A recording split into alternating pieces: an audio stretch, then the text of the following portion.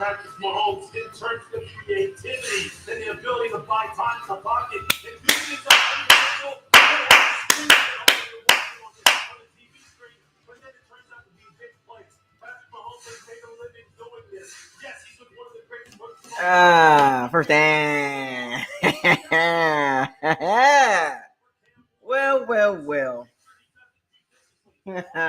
What's going on, everybody? Welcome to Buckles Locker. Subscribe to the channel, like the channel, share all the videos. Don't forget to hit the notification bell icon to notify you on all new videos that's posted on the channel. Shouts out to Pirates and Seabans. Long time no see. Long time no hear. You know what I'm talking about? You know, I've been busy, man. I don't really think about football, man. Off season is really off season for me. You know what I'm saying? But you know I wasn't gonna miss the draft. Did you really think I was gonna miss the draft, man? Like, you feel me? You know, you really like that. You thought I was gonna miss the draft, man. Come on, man. I wasn't gonna miss this. Y'all must have thought I was gone or something. I just been busy, not thinking about football. Come on in. I know a lot of people probably surprised that I'm here. Y'all probably thought I just like, nah, I ain't do no mock draft, prospects, none of that. You know what I'm talking about? But I'm here. Did you miss me? In my mask voice, Jim Carrey voice, right? Did you miss me? You know, I thought I was gonna let y'all down, did y'all?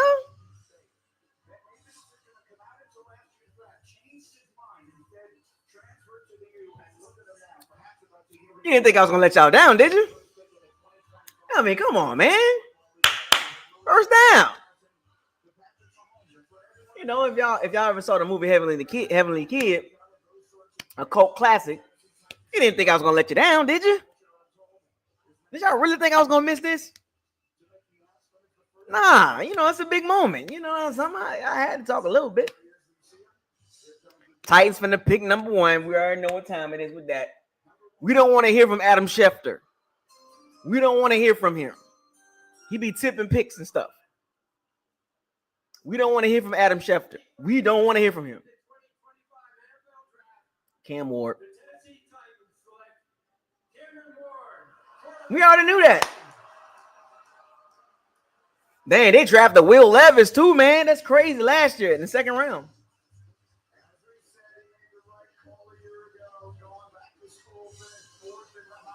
That's crazy. Will Levis got to be sick right now. You know what, though? Back in the day, the draft had a bunch of guys that showed up to the on draft day. Now, oh, Adam Schefter, here you go.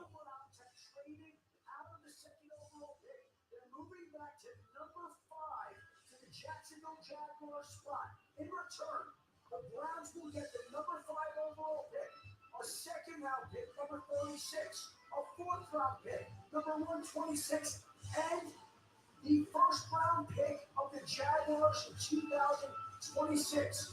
The Jaguars in turn get the number 2 pick, a fourth round pick, and a 6th round pick. The Jaguars are on the clock. The youngest general manager in the NFL, James Gladstone. They're gonna select. I don't know. The Jags might get Abdul Carter.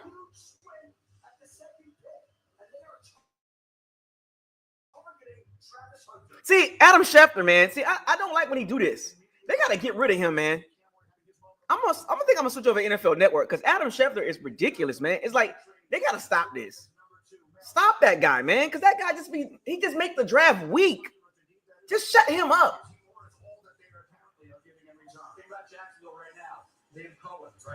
So you got Brian Thomas. If they select Travis Hunter, that's good.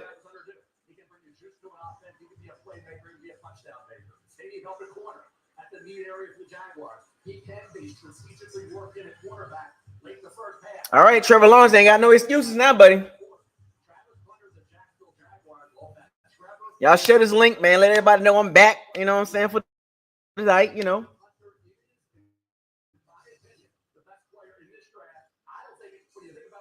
Man, Liam Cohen trying to get Travis Hunter? For real?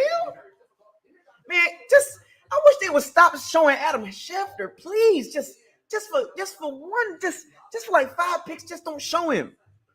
Just 5 picks. We don't want to hear nothing from Adam Schefter.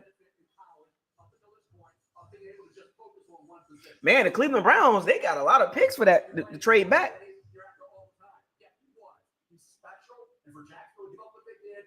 They believed he was the number 1 player in this draft. They needed him on both sides of the ball. And Grady, we're talking about a uniform, something we've never seen before. And for them to give this up, they believe he's that. And for all this talk about can he play both sides of the NFL, think about this. The NFL game is slower. College football is a lot faster, and he did it in college football. So how come he couldn't do it in the NFL when the game is slower? There are fewer plays. We're going to major you on offense, and we'll let you play certain coverages on defense. I think he can do it. And if Jacksonville is indeed taking Travis Hunter, Liam Cohen, an offensive guy, you can best believe he's going to use him on offense to the fullest extent. Sure, but I don't think you want to play him 120 snaps a game. And I don't think that's what I think it's going to be.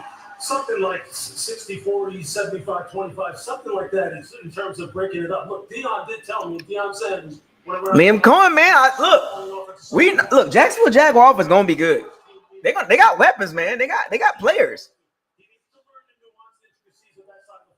He thinks he can step on the field immediately and contribute on defense. You hard pressed to find anybody up here to say anything different. So look, you are. I mean, I know a lot of y'all still mad at Liam Cohen, but the Jacksonville Jaguars got some pieces. They got Ryan Thomas. If they get Travis Hunter, and maybe he can coach up Trevor Lawrence. They got Travis Etienne, Tank Bigsby. They got a decent little tight end. The O-line is not terrible. Like, the offense going to be better.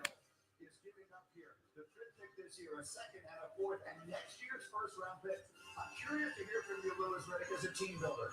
Andrew Bauer, the general manager of Cleveland, referred to Travis Hunter and compared him to Shohei Ohtani. Shohei Ohtani has revolutionized baseball as we know it. How do you feel about the Browns? Grizzlo, what's up? Let me get some shout outs. Grizzlo in the building. Bucket with your girl. You Wish. Haitian Boy. Daniel Berry Sports. Steven in the building. Austin in the building. Ryan in the building. Tony Lee in the building. Rudolph Williams in the building. What's up, man?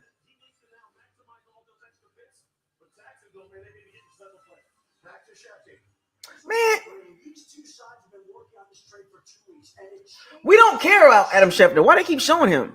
Cleveland's approach to quarterback because the Browns now have 2 second-round picks at the top of this draft, and they also have 2 ones next year that what's expected to be a more quarterback-rich draft. So they can opt for quarterback here tonight or tomorrow, or opt for 2026.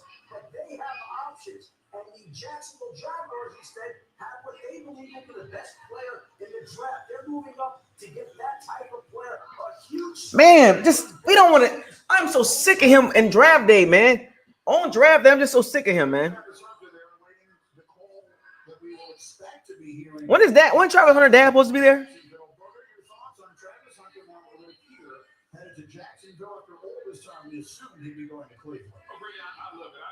He's the best weapon in this draft. He's a unicorn, something that we have not seen. Travis Hunter like the predator. You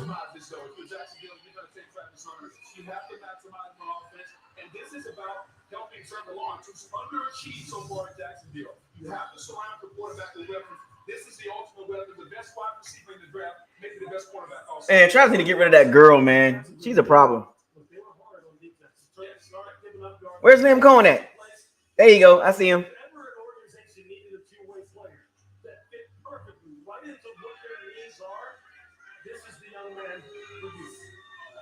Dada, what's up, man?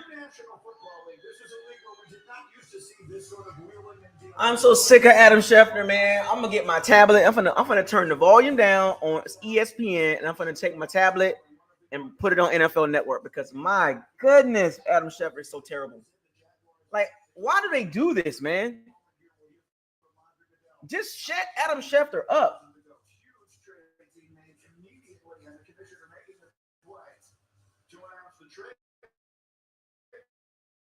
This crowd and the second pick in this year's draft. While we are here tonight to celebrate the 32 young men entering the NFL, I'm honored to take a moment to recognize a player who's made a profound impact on and off the field. The Walter Payton NFL Man of the Year Award, presented by Nationwide, recognizes one player each year who best represents greatness and compassion. Adam Schefter be tipping picks, man. Like he'll tell us the pick before the pick. Like we don't want to hear what's before the pick happens. We want to see when the pick happens in the moment. He be trying to tell us like 3 minutes before the pick happened.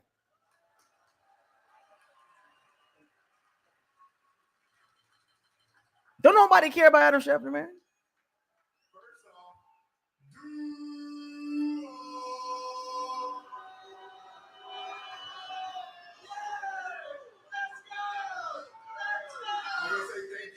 To the commissioner, thank you to the Duval nationwide, and also tonight I want to encourage each player embarking on their and then he over here tweeting and stuff, man. Passion close to their heart and act upon it. Use your platform to make your community, the league, and this world a better place. Gotta turn off my Twitter, man, because Adam Schefter's off the chain, man. Strive to leave a positive. Like, god dang, man, we just want to watch the draft in peace. All this extra stuff, man. Just let us have some anticipation. You're gonna talk all the time. Oh, no, man. The Cleveland Browns have traded the second pick to the Jacksonville Jaguars. And with the second pick in the 2025 NFL Draft, the Jacksonville Jaguars select Travis Hunter, wide receiver, defensive back. There goes his dad. Yay! Travis Hunter dad is there, man. Let's go.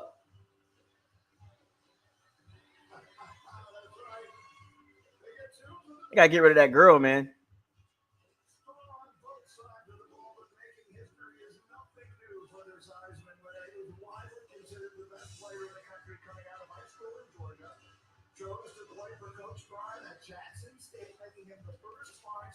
Get rid of that girl. He can do so much better, man.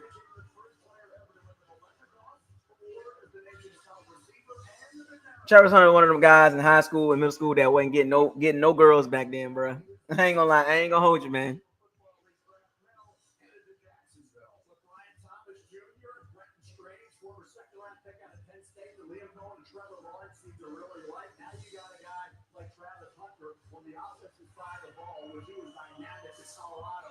You wouldn't get no girls back in high school, man. This dude, boy. I done seen guys like that, really good at football, basketball.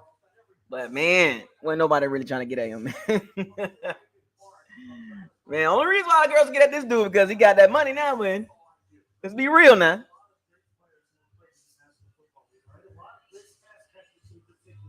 He gonna be solid. He gonna be a good player, man. He good at football, though. I'll tell you that much. I done seen a lot of dudes like that back in Tampa, man. They just raw as hell in football or basketball, man. A lot of the guys like that don't have the grades.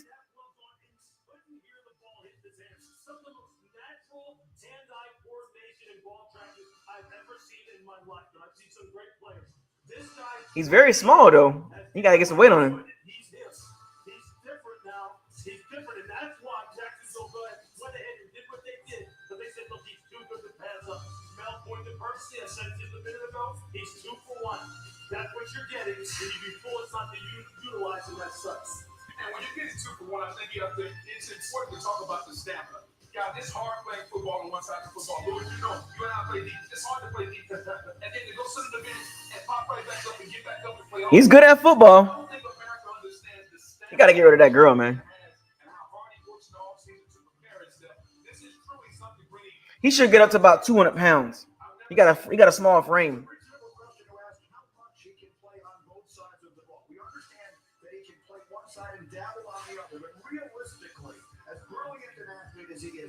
In short, and no regard. He's as good as we've seen in a long time. Can he realistically play full time on both sides of the ball? You're not going to play him 120 again. You're not going to play him 120, 130 snaps a game for 17 games and expect him to last a decade or longer. It's just not going to happen. You have to be judicious with it. That dude is, man. We here, man. He got the Deion swag though. He got more Deion swag than Shador. And it's on that he got more swag. Travis Hunter got a Deion swag.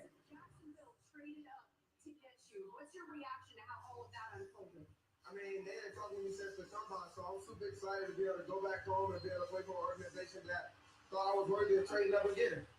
What kind of conversations? Smart kid too. Staff about where they see you playing for them. I mean, they told me they're gonna let me go out there and do what I do, so they took me on phone with both coordinators, so I'm gonna just go out there and just do what I can do. Travis Hunter, a history maker, the first player in the draft era to be announced at both positions, receiver and defensive back. Congratulations. Yes, ma'am. Thank you. Great. His dad there though. Let's go. That dude ugly hell though. That boy ugly hell, man. Travis Hunter ugly hell, man. That boy ugly. How you mean? That boy ugly hell.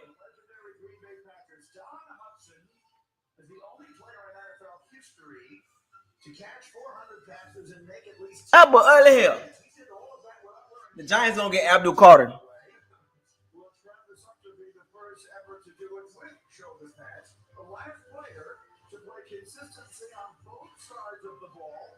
The Giants don't get Abdul Carter. Yeah, Travis Hunter's one of them dudes back in high school. He wasn't getting no girl, man. That boy was hair. That boy ugly hell. That boy ugly hell. That'd be real, man. I'm just joking, y'all.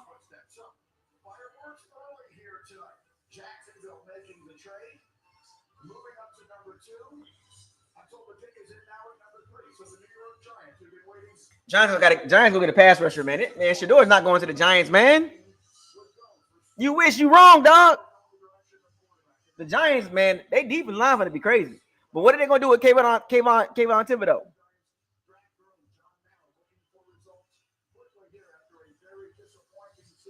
Shador about to drop. Yo, the Giants want Abdul Carter anyway.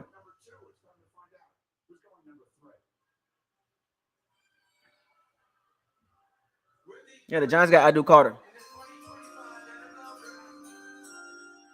Giants didn't waste no time.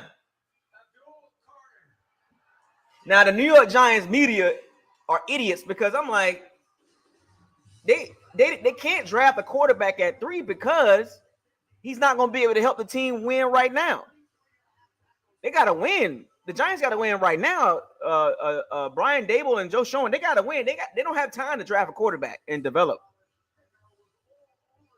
Here comes the fall of Shador Sanders. If the Saints pass up on him, he's going to really fall. Is he a Muslim? Is Abdul Carter a Muslim? I think he might be a Muslim.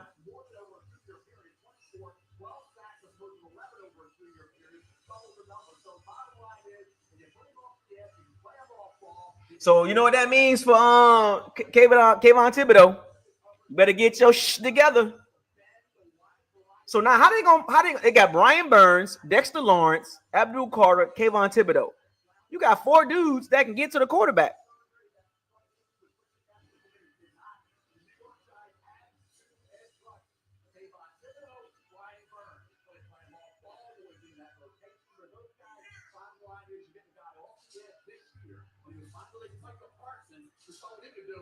He want to be Micah Parsons so bad.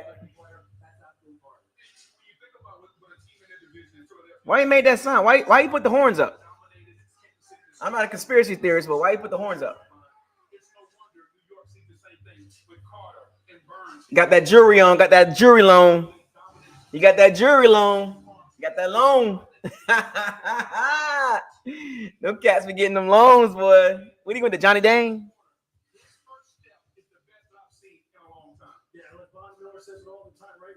He reminds me of Von Miller, not Micah Parsons.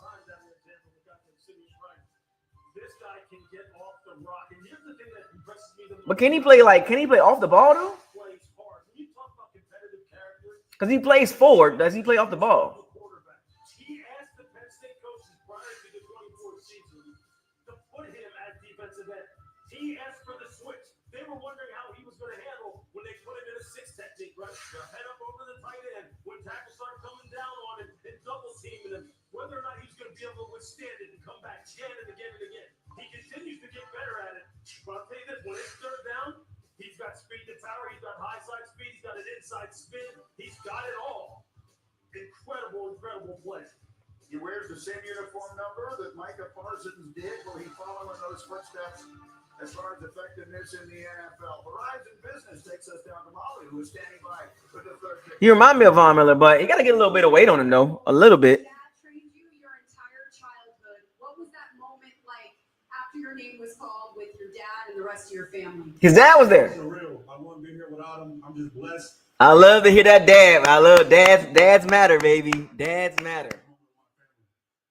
I like that. The pop's right there, baby. The lady, look at who's the girl right there with the thing on. Yeah, I'm all New York. New York getting everything from me. All that passion that I have, all the love that I have, all the excitement. On Thursday, I didn't get loud. I'm gonna get that big playmaker. My best pass rush with that biggest. Yeah, I thought he was Muslim. Congratulations, Abdul. Great.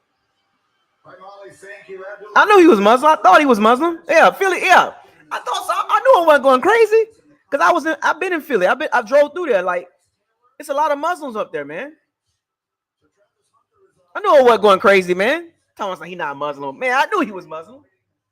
Can't tell me.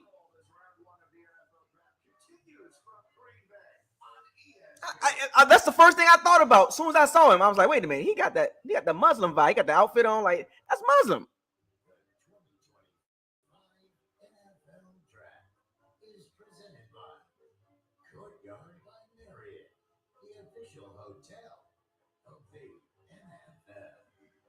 Mwah!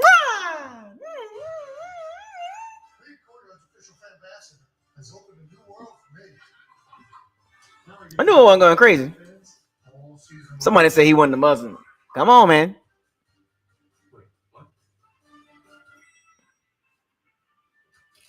I'm telling you, man. I know I wasn't going crazy.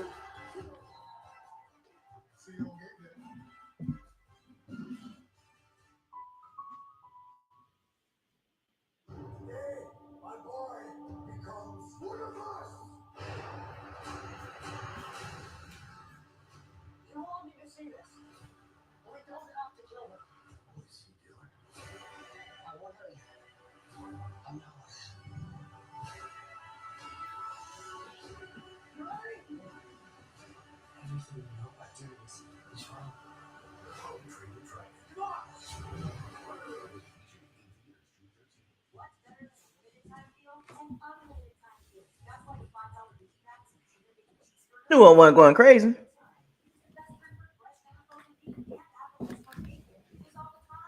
Now I'm putting together a 1,000-piece puzzle. Y'all know that?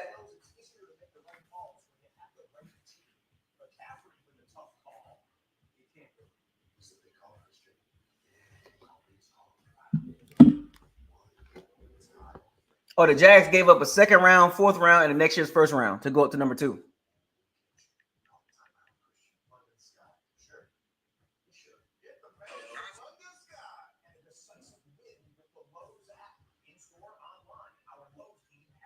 Fuck you talking about?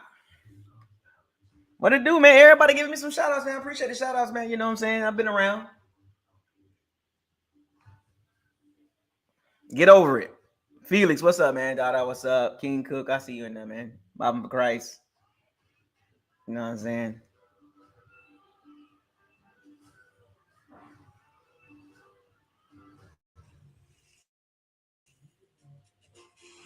This spring, we'll help you build something. The Patriots got their pick in. Don't get mad at me. Don't get mad at me. Help you spring. Turn the off season on again with the NFL app. I don't want to hear nothing. Y'all see my hashtag, man. Barrel still spinning. Stanley Ipkiss with the mask on it. Don't get mad at me. James Young, what's up, man? Hillsborough 813. We in there, big. What y'all jits in there doing, man? What the Patriots gonna do? O-line?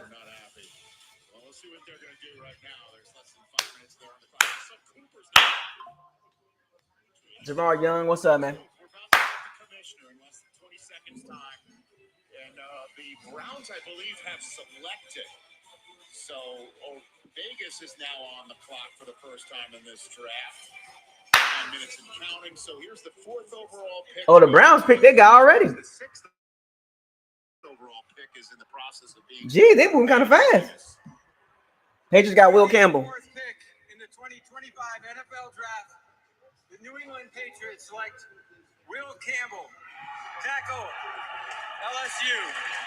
So the Patriots decide to go for protection up front for Got to protect the quarterback. diamond in the rough quarterback rather than anything else. Your thoughts, Daniel Jeremiah?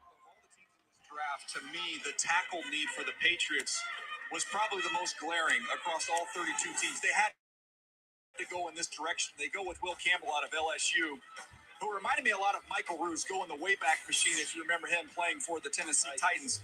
Very smooth. He's played a lot of football. He started as soon as he got on campus there at LSU.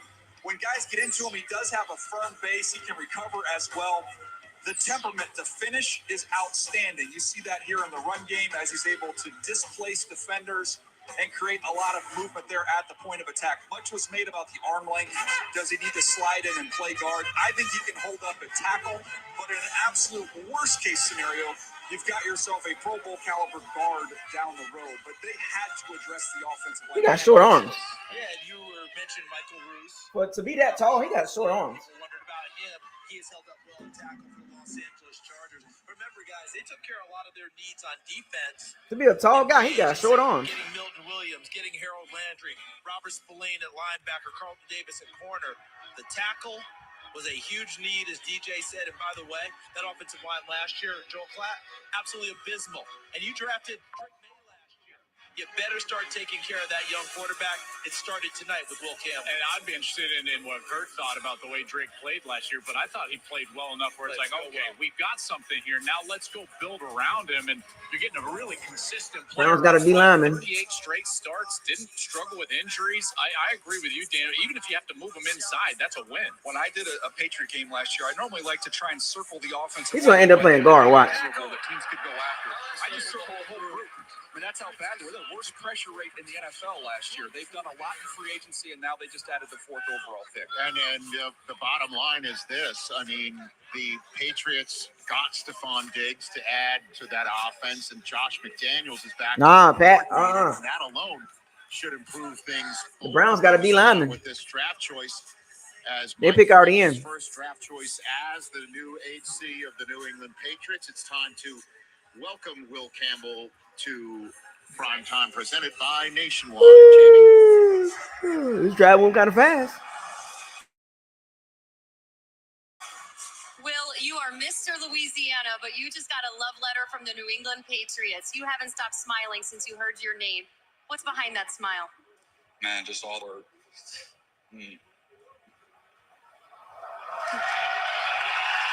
Congratulations. These guys, they start when they're kids, man.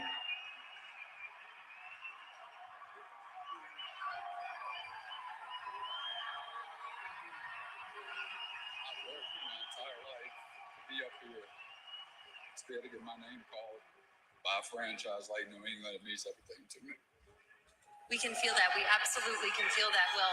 Why you ain't cheering for Travis Hunter? New England to protect Drake May. What kind What's going on with that? Y'all ain't cheering for Travis Hunter? I'm going to fight and die to protect them. Y'all ain't cheering for Cam Ward. What's going on with that? Congratulations, Will. You ain't cheering for Abdul Carter like that.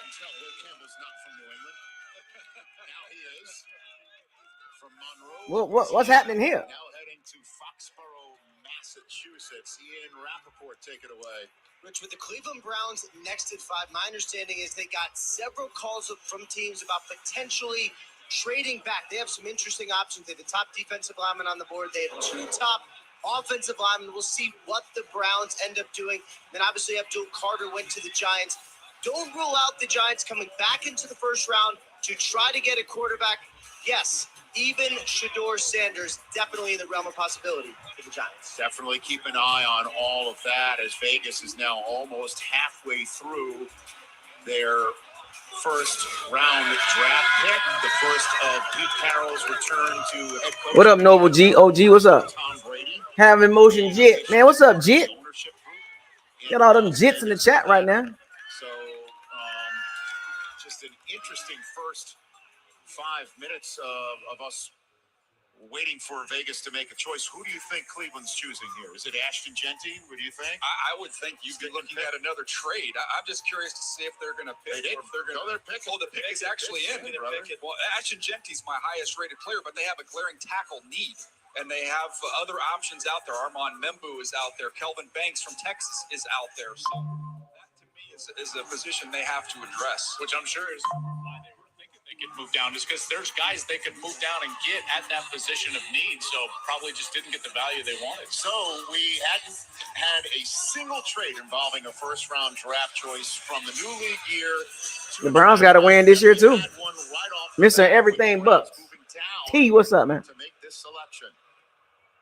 With the 5th pick in the 2025 NFL Draft, the Cleveland Browns select Mason Graham, defensive tackle, Michigan. He remind me of Brayton Frisk. Fans, welcome in a Wolverine to the mix. It's Mason Graham going to Cleveland. He remind me of Brayton Frisk. Travis Hunter, 2nd overall. They have 5th overall. It's Mason Graham, a terrific defensive lineman, to round out the top 5 as the new. Kind of got that. He kind of got that. Geno Atkins, Warren Sapp. You know, Brayton Frisk. Background who is unbelievable against the run. You cannot move him at the point of attack. He plays with incredible leverage.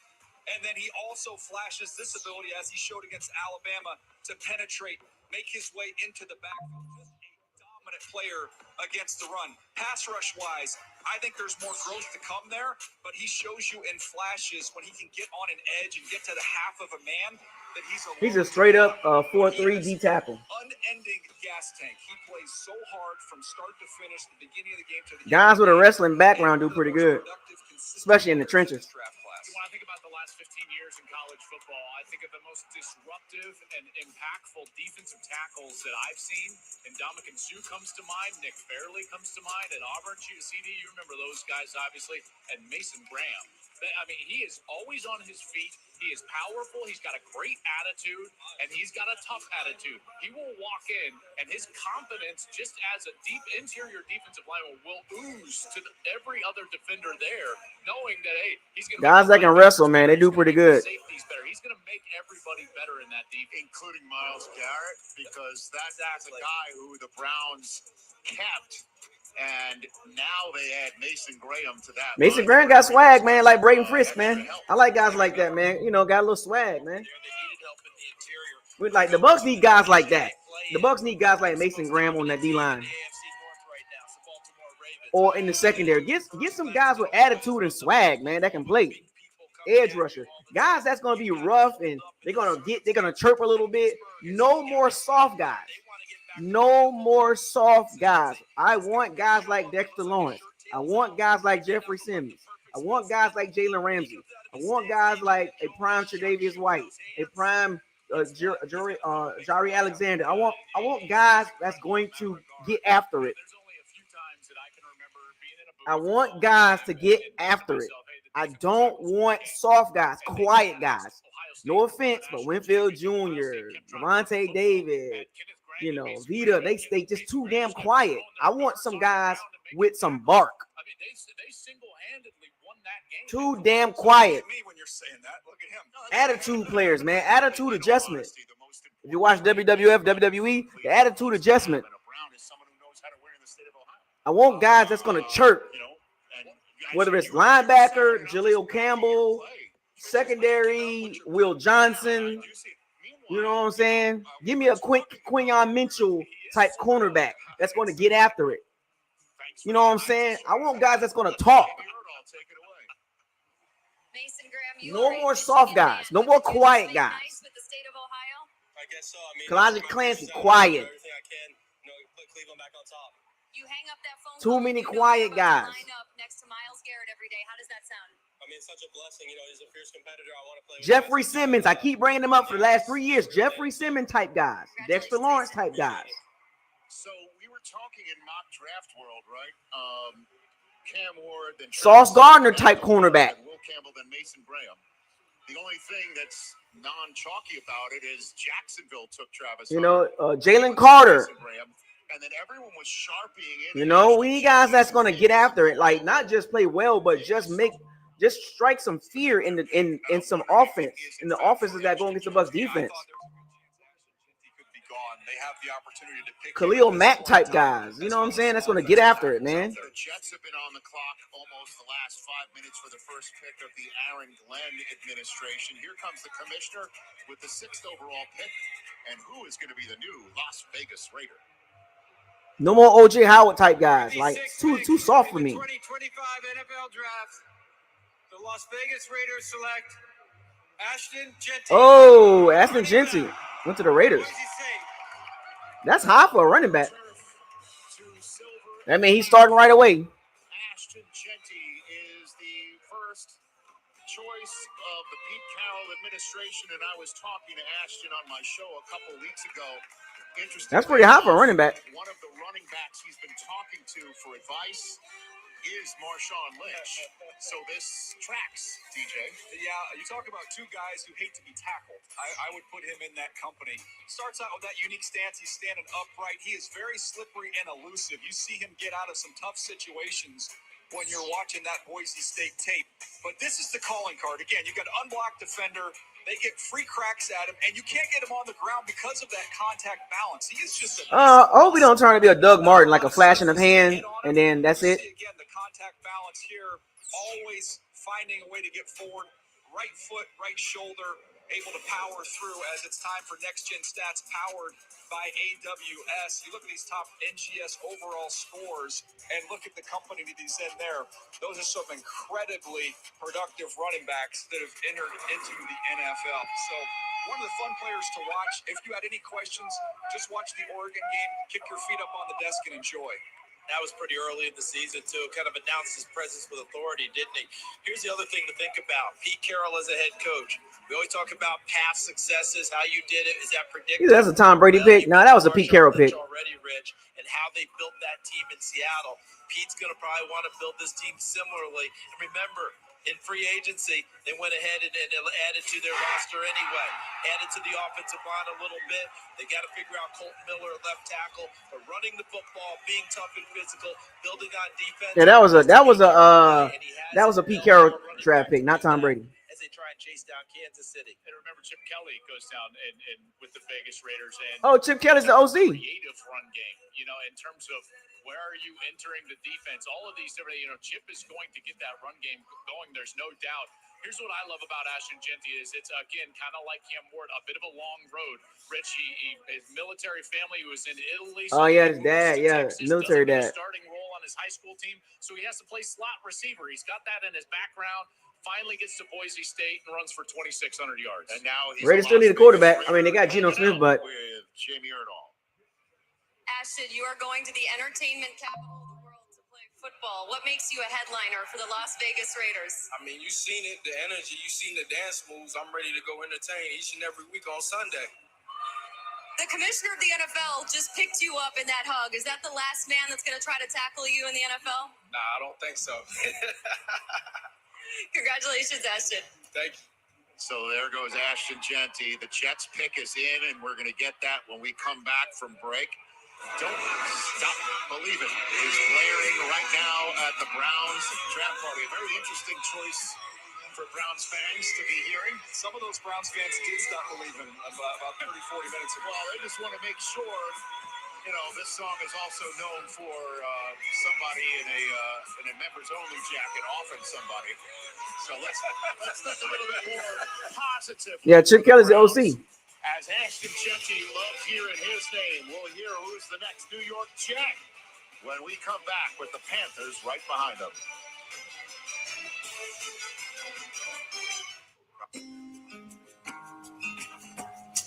A box of childhood treasures, or a box of we're turning your childhood bedroom into a home office.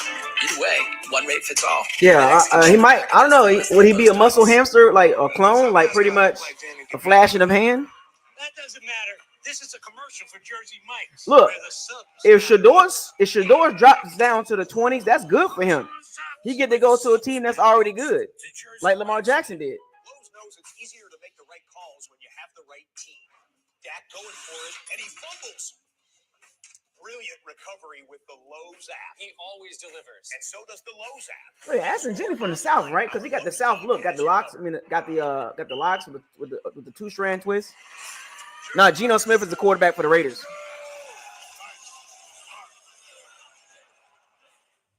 It's Geno Smith. It got that 3-year contract for like $75, $80 million. Your confidence is right. You know, they say look good, feel good. Oh, he's from Texas. Right. Okay. I truly have my smile exactly how I've always wanted it. Invisalign, trusted by the pros. Some people just know they Did y'all know the state of Florida got the most NFL players drafted? Did y'all know that? before meeting your girlfriend's family. 331 players from Florida First for a quote that could save you hundreds. in the NFL drafted. Talking about Florida's not the best state when it comes to football. You crazy as hell. Number 1 in the nation, baby. Do not hate on Florida athletes. That boy athlete. We got athletes in Florida. Talking about California. Talking about Texas. Pennsylvania. Louisiana. You crazy? We really like that in Florida, baby. Do not hate on us. Them clown boys out there in social media talking about Florida don't have the best football players. We got the most players in the NFL. It's the first step to becoming a writer, and your book is We got the most players in the NFL. Talent is here. Matter of fact, we can go one step down. Go to every single college football program. I bet you they got a Florida player on that roster. What are we doing? one step can take you everywhere you want to be. Grandpa earned it for my family.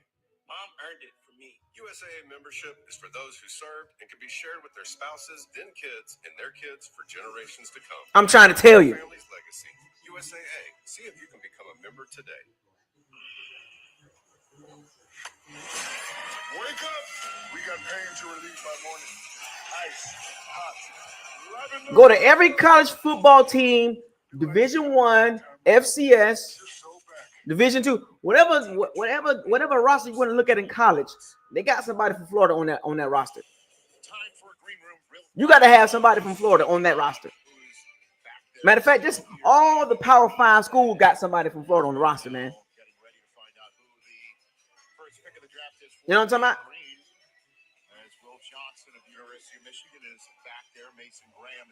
Do not hate on Florida's talent when it comes to football.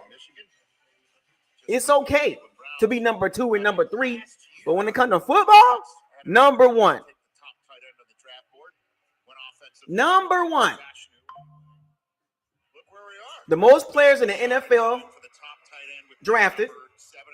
The most players in college football on a roster. The state of Florida.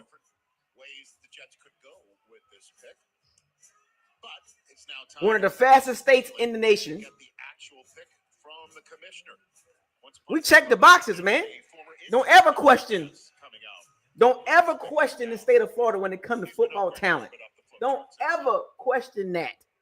With the 7th pick in the 2025 NFL Draft, the New York Jets select Armand Membu. Oh, they just got a tackle. So once again, no tight end. Instead, it is a member Membu. Jets went O-line.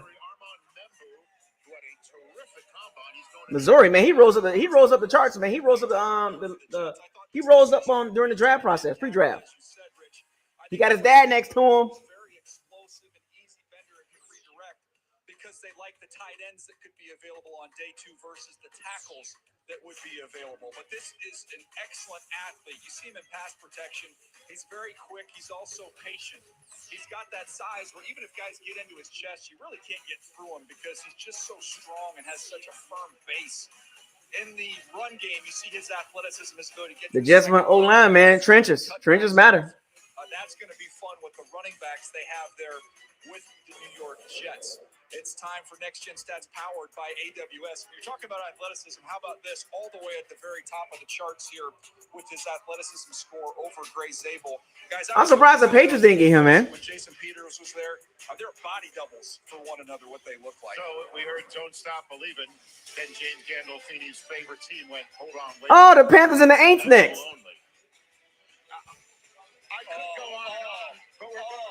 you so much. I will be here really well. Tip the waiter. I will. Panthers pick. Oh, the goofy Panthers and the New Orleans Aints. I told y'all 3 years ago. I told y'all when the Saints signed Derek Carr. I told the Saints fans, these New Orleans folks down here. I told them.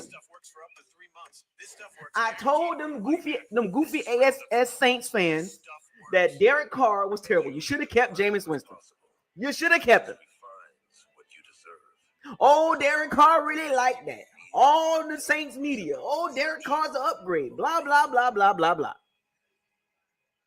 This is why I did not listen to much of the Saints media and a lot of the Saints fans when Derek Carr got signed. I tried to tell these knuckleheads that you should have kept Winston. Grandpa earned it. You would have got the same results or better results with Winston versus paying $150 million for a BS quarterback. Even the Raiders fans told them idiots do not believe in Derek Carr. And they still believe in him. And I'm not going to go into details on who was capping for Derek Carr. But I'm just going to say 95% of the Saints media was capping for Derek Carr. I'm not going to name any Saints channels or Saints media member names. I can easily do that. But you want to know, at the end of the day, the egg is in their face. I really want to call out the Saints media. I really do. Like individually. Talking about upgrade. And a lot of this how you know a lot of them don't know nothing about football or never played or never been tackled. They just be saying stuff. A lot of the Saints media are they terrible. Terrible. It was capping for Derek Carr. And then some of them didn't like Dennis Allen, but they really liked Derek Carr. They did. A box of childhood treasures, or a box of. And it backfired. Clueless Saints members Saints media members have no idea what they be talking about. This stuff works. This stuff kills weeds down to the root without killing your Goofy. I called this 3 years ago. It was a waste of money, and they swore up and down that Derek Carr was an upgrade. Dennis Allen convinced Mickey Loomis and Gail Benson that Derek Carr was the missing piece. And once again, Dennis Allen got fired because he latched on to Derek Carr. And once again, Dennis Allen get fired. Derek Carr is on his way out. Oh, no, Noble OG. I'm not even going to mention no names. I don't even want to do them like that. I can mention several mid-level, high-level Saints media members or channels or platforms that was capping for Derek Carr. But I'm not going to name any names. They know who they are. Goofballs. Just look at them. Goofies. I literally told them how Derek Carr was going to turn out. Told him. This is why I do not listen to a lot of media members, quote unquote. They call themselves media members. Nah. That's just politics. Because a lot of them don't even keep it real. Dennis Allen was a disaster as a head coach hire. He never fit the city of New Orleans or the culture. Derek Carr never fit the city. He never fit the locker room, the culture. Neither one of those guys were a fit for New Orleans. And then guess what? Mickey Loomis and Gail Benson, the idiots they are, still signed off on that. So to be honest with you, Mickey Loomis should be fired. And a lot of the Saints media should have their credentials taken away from them for 1 year. Goofies. Just look at them.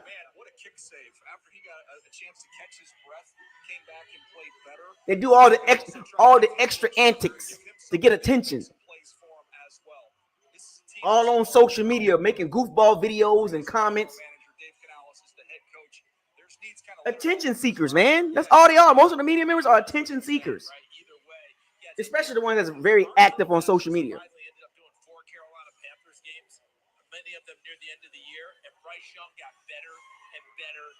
Because without social media, they're nobodies.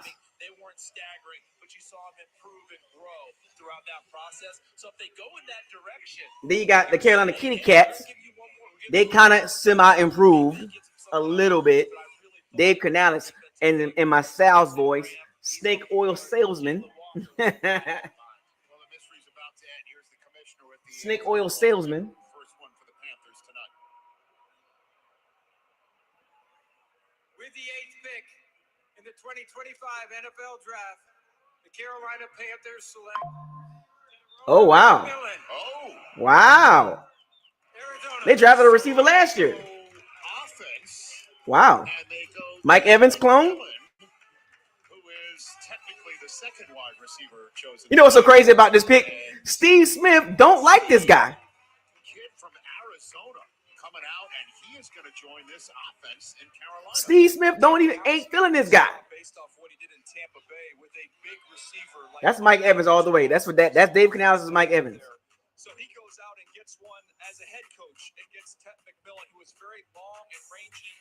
Kind of remind me a little bit of Drake London. Drake London, Mike Evans. Go up and get the ball. That length, he plays above the rim.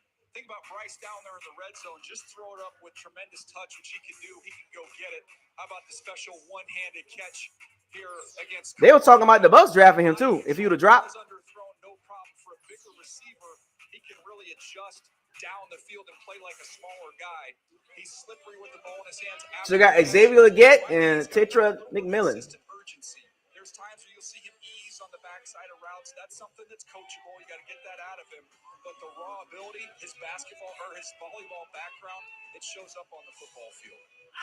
Huge production. I mean, huge production. He had That's Mike Evans clone. catches, 2,700 yards, and everybody in the building knew he was getting the ball. I mean, that's just the flat-out facts of it. And this is not an excuse, DJ, but I would just say there are some colleges and college offenses that will teach in their coaching room, in their individual rooms, the backside receiver, hey, take this play off. You know, and so I don't like it either when I see it on film, but I'm telling you, these guys, some of them are coached to do that in these offenses, and it's tough to scout when you're seeing that on film. But this he said he don't watch football film. But now of course that's gonna change. You're in the NFL, buddy. You gotta watch film, buddy. Now that's college. You got away with college because he's an athlete, he's talented, but you can't watch film in the NFL. I don't watch film. That ain't gonna fly in the NFL. So Bryce Young now has a 10 to go in this league yet. Kurt Warner taking He's a big guy. Mike Evans, Drake London. Receiver. What we mean by that is that solo guy on the backside, and nothing makes football easier for a young quarterback than to look out. He's a big target. I got one-on-one. I got my guy over there. I don't have to overthink this. I can go back. I like this pick for the young quarterback, Bryce Young. Thank you very much for those two. Drake London, Mike Evans clone. To primetime, presented by Nationwide. Jamie. I mean, but Steve Smith was like, he don't like his effort and not watching film. I know. I see Will Johnson falling. Why was this important to you? Oh man, Watch him tape, buddy. not only to glorify him, the man above, but to put on for my Polynesian people. So shout out to all my Polys, man. We did it. You see this? Is he from Hawaii? Is he from Arizona? Is he from New Mexico? Is he from New Zealand? Come on, man. They got a big face of Bryce Young back there. What kind of magic are you guys gonna make? Hey, I'm gonna tell you right now, the Cali connection will be something. He's from Cali. I promise.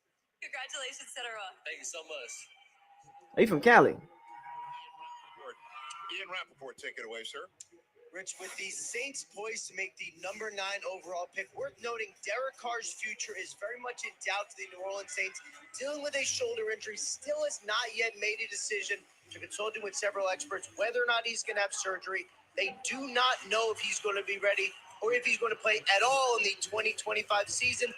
That brings us around to the quarterback. No, Archie, there has never been a successful Polynesian receiver ever. If Shedeur Sanders was the pick here, but several other quarterbacks they like in this round. Well, there's Shedeur at the crib, as Prime would call it, in Texas. Why, Ian, would you say you'd be surprised if it's Shedeur Sanders with this pick here? Rich, just based on my conversations, either it's the longest con of all time or the Saints liked Tyler Shook and Jackson Dart just a little higher just based on the overall package than Shedeur Sanders. Thank you very much, Ian. Your sense on this? Well, I talk to a lot of folks around this quarterback situation. I try and see who's doing the most work. Now, it's one thing with a Travis Hunter to maybe try and play coy and lay back and just meet with him at the combine. If you're going to take a quarterback and put your job in his hands, teams do a full-scale workup on them. And it just didn't seem to me like the Saints were doing that on these guys to take one this early. Oh, a lot of players falling, man. I thought they were yeah. Look at the goofy Saints front office. A little pale in there. I see. That's what I'm getting at. That was not the vibe they were getting. Last time I heard someone ignore a quarterback so publicly, where the quarterback was shocked that he was taken by the team, Jay Cutler. Yeah. When Mike Shanahan ordered his people to stay away, he did all the work up on his own, and then they took him as a surprise to everyone, including Cutler. Well, Bears are 4 and change into their allotted time for the 10th overall pick. Here's the commissioner with the Saints' choice.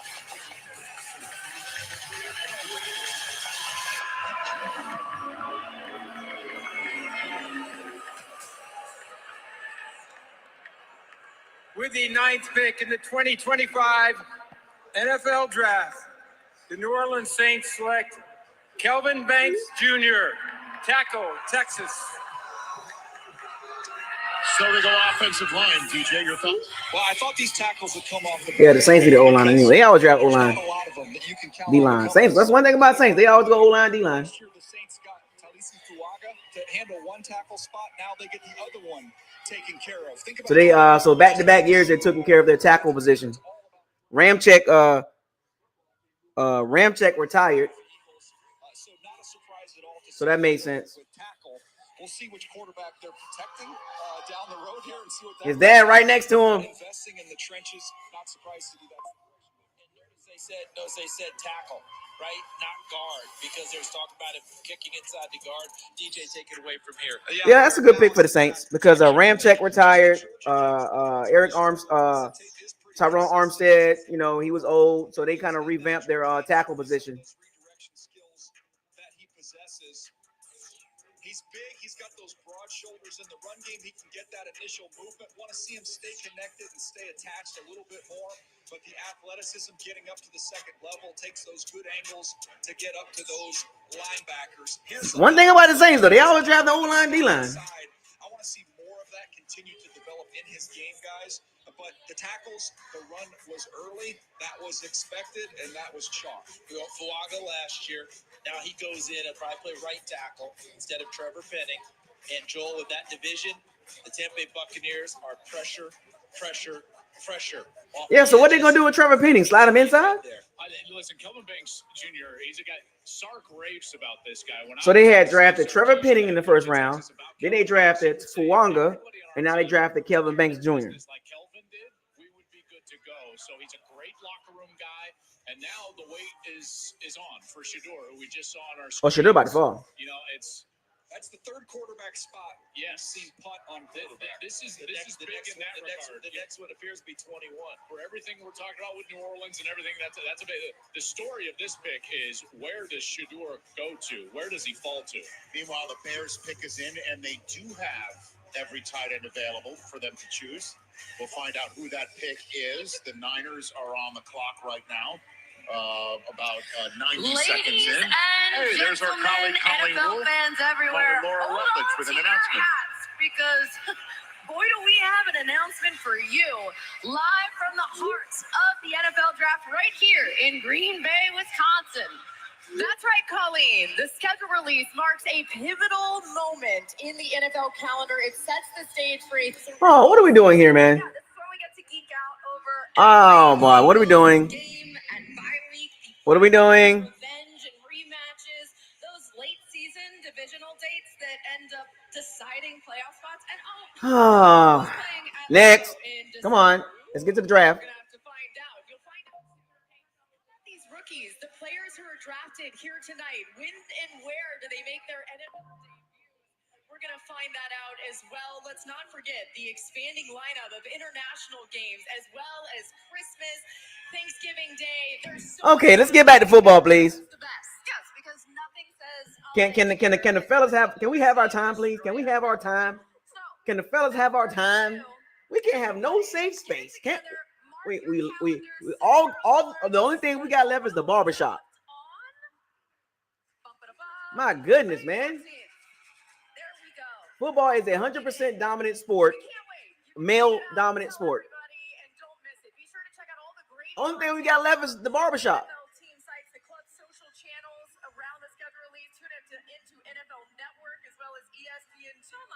Full coverage of the thrilling 2025 matchups. May 14th just around the corner. I know. It's basically. I'm just saying, boy. Like, the well, they can't come into the barbershop. That's our safe space, fellas. Barbershop. Yeah, video games and barbershop. That's what happens when the Bears are about to make their pick. Didn't even need Clay Matthews. Here at the first ever draft in the home of the Packers.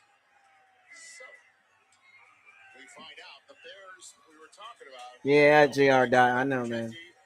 There's not a lot of them that do that though. A lot of them they don't do that. A lot of them don't do it. What do you think, Dan? Well, the tackles were gone.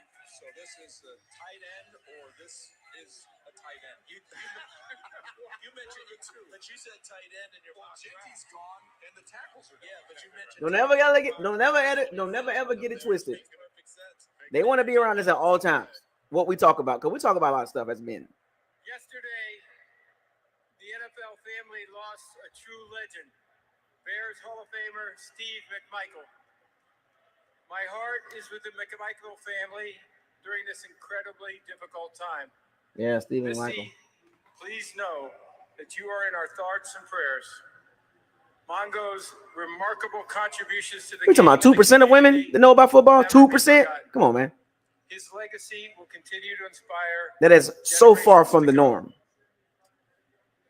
50 years ago, in the 1975 NFL draft, the Chicago No Bears pass. selected one of Steve McMichael's teammates and closest friends, Walter Payton, running back, Jackson State.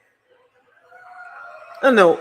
Much respect to the women that do know about football, but it's not a lot of them. Walter would go on to rush for nearly 17,000 yards and 110 touchdowns over. It's a very, very, very, very small group of women. Shout out to those women, but they don't represent the norm. As you heard earlier, the NFL Exceptions do not make the rule. not only for his performance and excellence, A handful of women that know about football do not make it to his community normal. with the Walter Payton NFL Man of the Year award. Women go to the games for the men. So with the They don't go to follow the game. Most women go for the men. That's what the men at. Men that got money, you know, the athletes, the jocks. Oh, Tyler Warren is falling. Colston Loveland went first. They had him connected to the Bucs.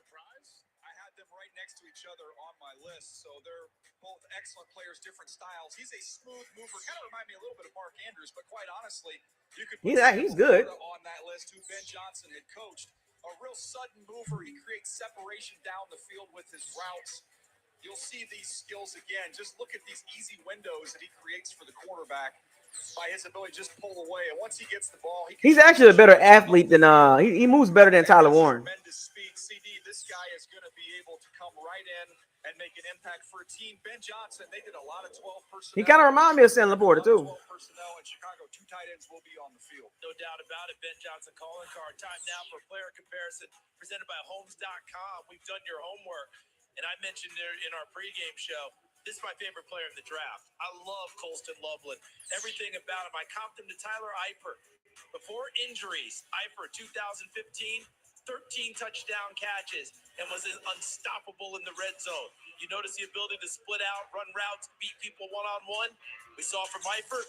We're seeing the same thing from Loveland. Look at him run this wheel route against Illinois in those old school red Grange uniforms in that big game. Look at him go up and catch the football there. Watch him get inside into suddenness and breaking away, Joel Klatt. You got to see this guy play. You called a lot of his games. Just think if he had consistent quarterbacking play this last year at Michigan, it would have been dynamite. He produced with substandard, not even like average. 56 catches this year, the most he had. He missed 4 games. He is a great player. He's unassuming. He works hard. He's terrific in the locker room. And one of the things I love about Colston Loveland is he can create his own space That's not always the case for tight ends. He runs very clean routes, and then you can put him anywhere on the field. Tyler Eifert. Well, he was big. He was nice. I remember him in college, man. He was a handful. When can the Bucs get a good tight end though? For real. Can the Bucs get a good tight end for once? Do exactly what they were able to do for Ben Johnson at Detroit. Caleb Williams has got some easy completions. So kudos to the Packers fans again, booing the Bears, then being quite A lot of good players is falling. Will Johnson, I'm trying to tell y'all, man. Hey, man, keep your eye out on Will Johnson, man. I know y'all talked about an East Carolina cornerback, but I'm just saying.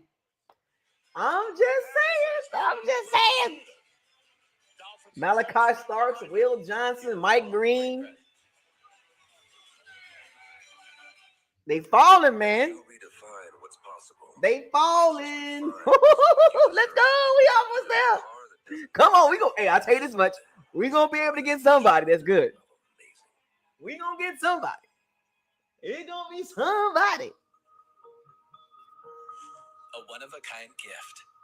We need to get bigger at safety, better at corner, faster at linebacker, more aggressive on the edge. One rate fits all. Another receiver, maybe like tomorrow or 4th round, maybe. This stuff works. This stuff kills weeds down to the root without killing your lawn. This stuff works on dandelions, crabgrass, clover. This stuff works for up to 3 months. This stuff works guaranteed or your money back. This is Roundup for lawns. This stuff. It's looking good. It's looking good, ladies and gentlemen. The draft is falling right in front. Do not draft Tyler Warren, Bucs. Come on, Jason Light. Do not touch Tyler Warren. And if you don't have the right auto coverage, the cost of this can hit you out of nowhere.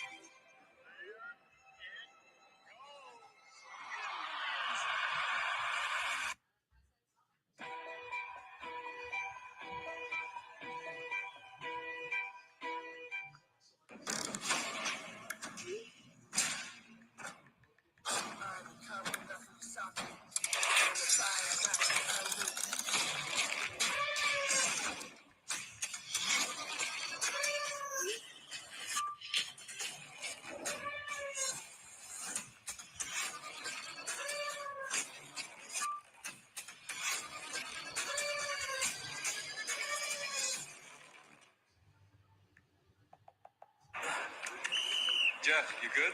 Yeah, 1 sec. Listen up. Jeff has a sore back, and it's the Rec League semifinal. Let's get our man back in the game. We got the ice, and we got the hot. Oh, he better not. Boy, he better not draft nobody that we could have gotten the 2nd or 3rd round. Whoever the Bucs draft at 19 got to be an impact player right away. It's moments. It's memories. It's once in a lifetime. It's the excitement. It's the journey. But most importantly, it's the destination. Book your iconic stay at Caesar's Palace. As we take a look at the green room. Shador Sanders really thought he was the best player in the draft, or the number 1 player. The Cowboys have 4 minutes left, and I'm going to be honest with you, you can't think the Niners are going to take Tyler Warren, obviously, with the great George Kittle sitting there getting ready to get paid. There's Matthew Golden in that green room right now. The Cowboys could have Tyler Warren drop to them at 12 if they so choose. Same thing with Golden, because he's sitting in the green room, and the Niners are clapping for, one would think, another player. There is the general manager, John Lynch, with Jet York behind him, celebrating the latest San Francisco 49er, 11th overall. Daniel, your thoughts? I'll tell you one thing. The Bucs will not draft nobody from Colgate University or Crest University or South Dakota State University in the 1st round. Let's send things to the stage. Or Ryan Steakhouse University. The main stage a special message. Or Walt Disney World University.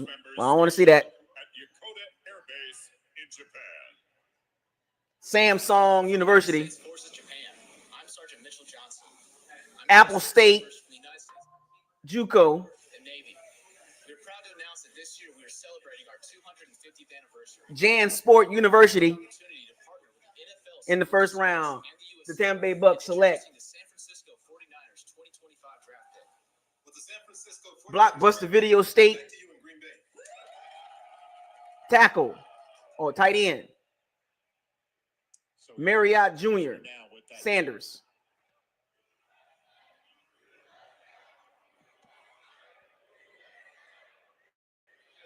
Chance of USA mixed in with the requisite booze for the Niners here. The University of Bennigan's. To our men and women who serve in the United States Safety. military for your sacrifices. John Smith. and our country's freedom.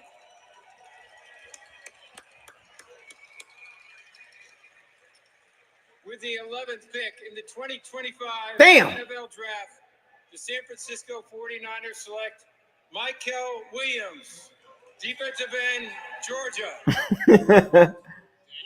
Yeah, Nick Bosa gets a running mate on the opposite side there. Leonard Floyd is gone. He departed in free agency. The 49ers all drafting D linemen too.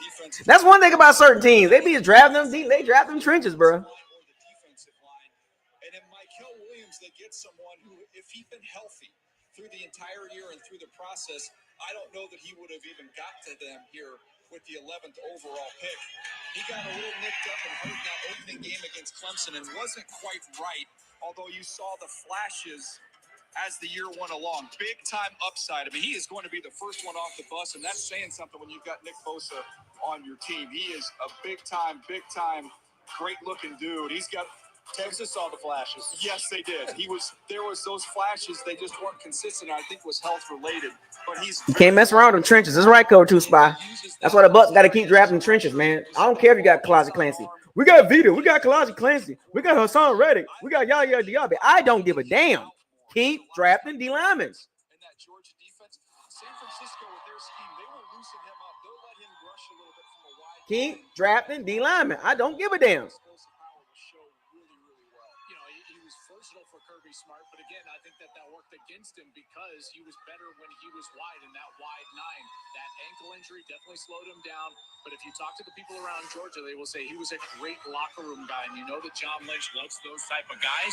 And listen, can you go wrong? I don't want to see no Remington State University running back on the Bucs roster. And you could see having lost Greenlaw and Ofunga to the Broncos in free agency, they add a piece up front. With the 2025 NFL Draft, with the 19th pick, the Bucs pick linebacker from Stringyard University, Tricerius Tops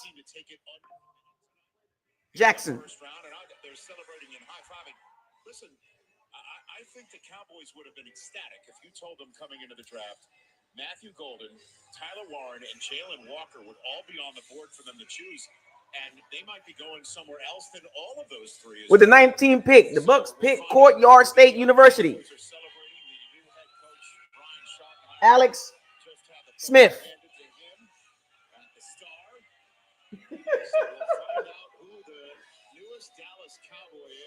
ICDC.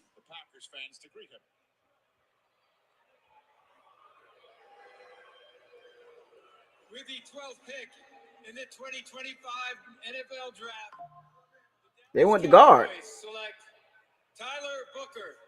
Hey, them trenches don't. Hey, you can't play around with them trenches, man.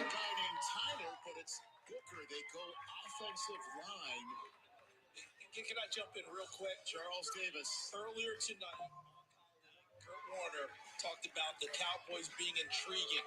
What's going to happen with their draft? And when did Kurt fall back on at the end? Will they do something bold, or will they do what they always do and draft an offensive line? DJ taking it. I feel bad for the offensive line coach. What does he do in the offensive line meeting when he says, "Hey, Tyler, and Tyler Guyton, Tyler Booker, and Tyler Smith"? You're going to have to be more specific than that. 3 Tylers on that offensive line. Don't fall, big dude. Golly, Goofy. Calm down. You all right? Relax a little bit, man. Don't sweat a little bit. Just an unbelievable leader. Zach Martin goes out. He goes in. someone with the high character. You see the size. He's a That's a big dude. Big man. I was asking, what would you tell the teams if they asked you about Tyler Booker? They said if he gets on the airplane after he gets picked, and they were to tell him, hey, they changed the schedule. We have a game tomorrow. We just emailed you the playbook. And when the plane landed, he'd have the entire playbook memorized, and he'd be able to start the next. Don't play around them trenches, man.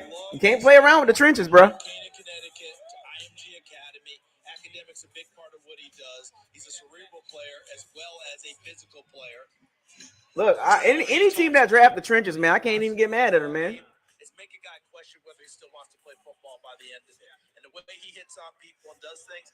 And DJ, when you're talking about all these Tylers on this offensive line, I'm just going to tell you guys, this feels like a back-to-the-future approach for Dallas. To get back to that time when they drafted Ezekiel Elliott number 4, Zach Martin moved in at guard, and they went away and just beat people up running the football.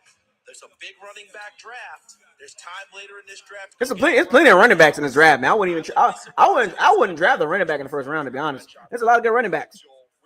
A lot of good running backs. Have a good workout. Had a very poor 10 time. And we actually put up a name on the screen said, "Don't panic." This guy named Travis Frederick had kind of a poor workout, and it worked out quite well for him. Ironically, with the Dallas Cowboys. Well, everything that you just said, about Alabama, when you talk to people around that program, they will say that he was the most natural leader that they had in their locker room. I sat with his family on the airplane out here. That was his younger brother, Mason, that you saw crying in the green room. Great family. And Mason, congratulations, your brother is Joel Klatt's invited to the barbecue. Tyler, we saw the bear hug for your college quarterback in Jalen Milroe. I'm not even mad at the teams that draft the trenches, man. Good Lord, that's deep out there at Green Bay, man. Jesus Christ. Y'all see what's out there in Green Bay at the draft, man? Good Lord, like the whole city out. I'm excited to follow suit with all that came before me. You did not allow a sack on your quarterback this last season. Did Dak Prescott just become your new best friend? Oh, yeah, I can't wait to get on the phone with Dak. Getting the protection means make sure he goes clean every single game. I'm just so excited to be a Cowboy. Congratulations. Thank you so much.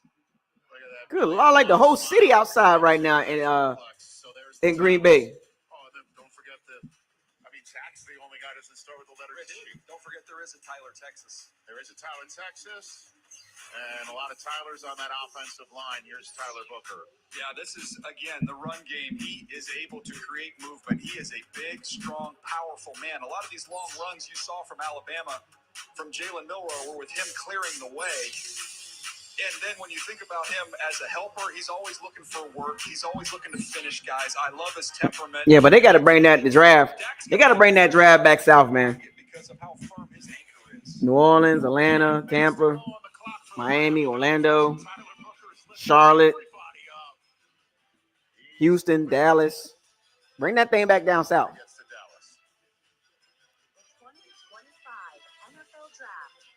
I'm not even mad at the teams drafting the trenches, man. Not even mad. James Pierce, he falling. This is Roundup for lawns. This stuff works. This stuff kills weeds. Is Jalen Milroe going first round? This stuff works on dandelions, crabgrass, clover. This stuff works for up to 3 months. This stuff works guaranteed or your money back. All them guys got chains, man. I would go into this.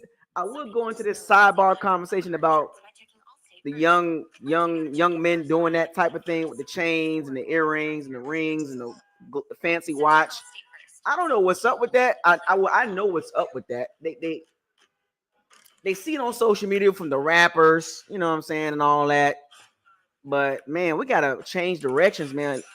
Young men gotta stop trying to portray that lifestyle. Back south, yeah, with the F.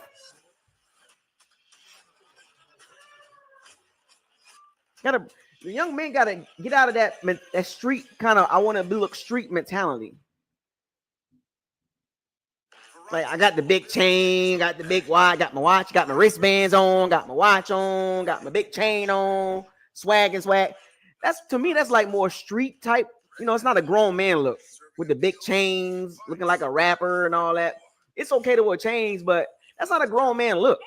With the flashy big chain, with the big emblem and the big round medallion and all that, the baguettes, the big thick chains and all that. That's to me, that's like trying to live that rapper life. NFL players choose to sleep over SmartBet because the higher my sleep IQ score, the better I play. But that's not the only reason. He likes his side firm. I like my side soft. Sleep Number does that. Effortless comfort all night. So sleeping on a smart bed is why you can play like this? Yeah, because I also like to sleep cool. And I like to sleep even cooler. And I really like it when we both get what we want. Sleep Number does that. Sleep Number Climate Cool Smart Bed. Sleep up to 15 degrees cooler on each side. Like we gotta it's like we gotta change the mentality of young men. You know, you can still look fashionable without all the flashy jewelry. You're a target to get robbed. Your pulse rises or stays steady. Amazing. You're walking as where I'm from. You're a walking lick. You know what I'm saying? You're a walking lick. Like them YNs, them young dudes, them jits. Where I'm from, we call them jits. They're gonna eat you alive. Keep the chain down to a minimum, a decent watch, smell good, nice little fitted suit, and keep it moving. You want to be flashy in these streets? These jits gonna get you.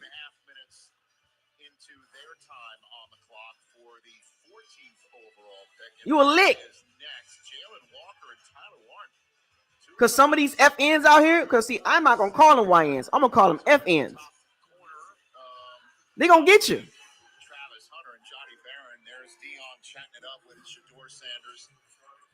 Because them dudes looking for a come up, and they looking at these NFL dudes and these college athletes, NIL guys, as a walking lick. Unless somebody trades in right now, the next team I don't call them YNs. See, where I'm from, we call them FNs. 21st overall. What do you think the Dolphins are going to do here, Daniel? Well, we look at the needs. You're looking at. I'm just keeping it real. Where I'm from, like I've been in the streets. I've been outside at 13, 14 years old, late at night, coming home at 11:30, 12 o'clock, 1 o'clock in the morning. Ain't nothing out there, man. All right, here comes the commissioner with Type shit. All that Florida lingo, man. Like that's what we talk about down there. That's how we roll down there. I'm talking about. I'm saying one word.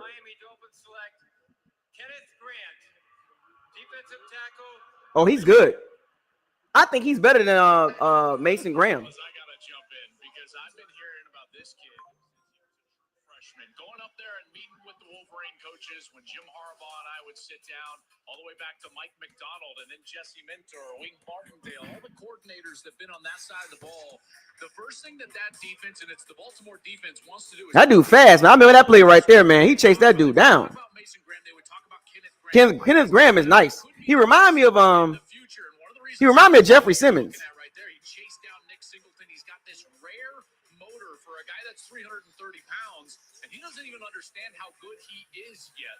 I think his best football is ahead of him. He's a block disruptor. Now Kenneth Graham he's disruptive. He actually flashed more than Mason Graham. In the National Football League in the coming years. and certainly Christian Wilkins walked to Vegas. Yep, Christian Wilkins, Kenneth Grant. He got that type of play style. He's mean. He aggressive. Jalen Carter. Kenneth Grant's nice. Coordinator who played for the Baltimore Ravens with Haloti-Ngata. He's got his Haloti-Ngata, and that's one of the guys Wink would talk about him being similar to. Just a very athletic big guy. It's hard to find guys that weigh this much, that big, that can run. As you see him hawk down the Penn State running back. As a rusher, there's not a lot of imagination. Just buckle up. He's going right through your chest. And when you have those edge rushers, You notice that Mason Graham didn't have no big chain on. he's going to take away the escape. Will Campbell, no big chain. Pocket and allow those guys time to win on the edges. And Rich is right. It obviously fills a need. Colson Loveland, no big chain on. Not flashy. They ready to play football. So if you're going to want to go toe-to-toe and chest-to-chest and battle, you got some people in there. As you mentioned, Rich, Wilkins no longer Oh, there. Kenneth Grant, no big chain on. Kenneth Grant, good job, Kenneth Grant. No big chain, flashy watch. Just put a suit on and just look good. Shout out to Kenneth Grant, man, and his family. Raised them right. No more antics for the fame. Excuse me, sir. Do you happen to know the Rosses in Michigan? Maybe does. Do you happen to imagine him walking in and saying that to him? He's probably heard the name before. That's a big dude, man. The Colts, as you can see, have made a selection. The Falcons are a minute and change going in. And listen, we were putting Colston Loveland's name in a lot of mock drafts here. We thought Tyler Warren was gone. Tyler Warren's sitting there. The Colts won't get him. Feels almost like person fit go. This one and value. He's the best player. He's a terrific player, and Anthony Richardson or Daniel Jones, they need this pass-catching tight end. I believe it was the A team or the line. I love it when a plan comes together. This is need and was that Hannibal or was that face? With the 14th pick in the 2025 NFL Draft, the Indianapolis Colts select Tyler Warren. Yep. Tight end. That made sense. Tight end. Dallas Clark, Tyler Warren. So Dallas Clark let him wear the number? Yeah, I know, right? Here comes Dallas Clark, Tyler Warren.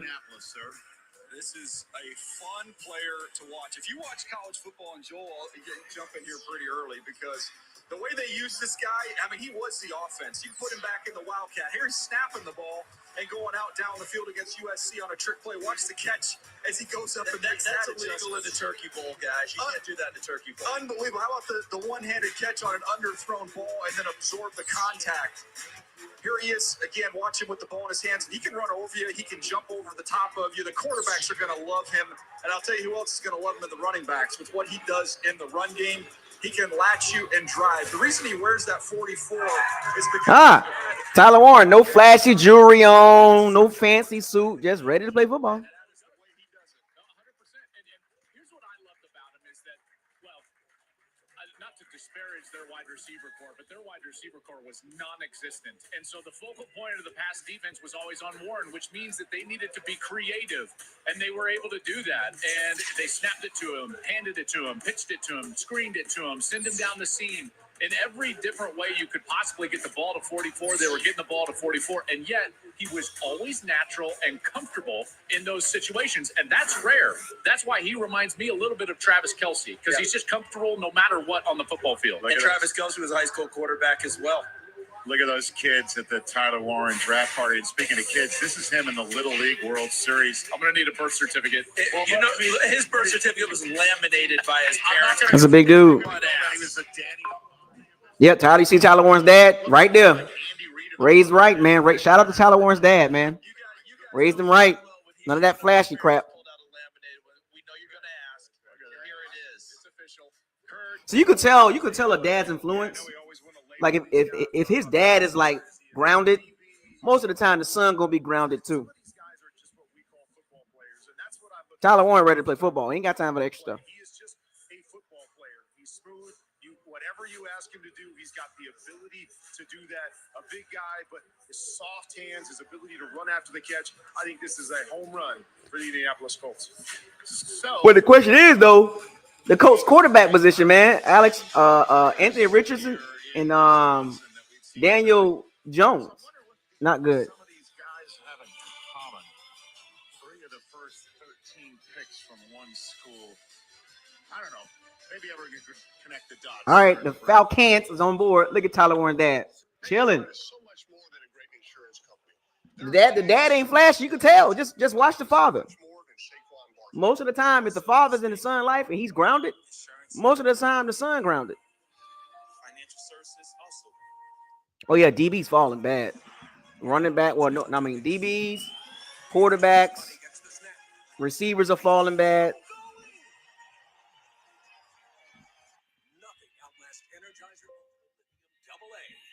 I don't really like committing to things. I'm scared. But when Verizon announced that I could lock in a low price for 3 years, I mean, yeah, that's what I'm talking about. You gotta think about it. Being a football player is not a hobby anymore. It's a job. Why do NFL players choose to sleep over smart bed? I like to sleep cool. And I like to sleep even cooler. And I really like it when we both get what we want. Meet the Sleep Number Climate Cool Smart Bed. Sleep up to 15 degrees cooler on each side. Visit a Sleep Number store near you. You've always been ahead of the game. Excellence is your default, and Lexus knows that feeling is unmatched. Their standard isn't for the average, it's for those who set the bar and elevate it. So as you redefine what's possible, Lexus refines what you deserve.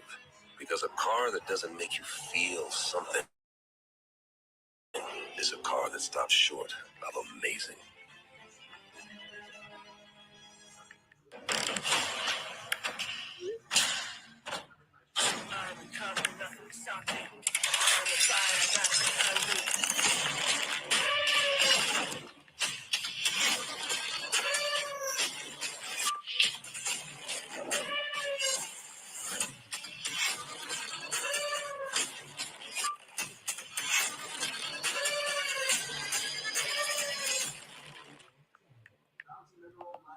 This is Roundup for lawns. This stuff works. This stuff kills weeds down to the root without killing your lawn. This stuff works on dandelions, crackers, clover. This stuff works for up to 3 months. This stuff works guaranteed for your money back.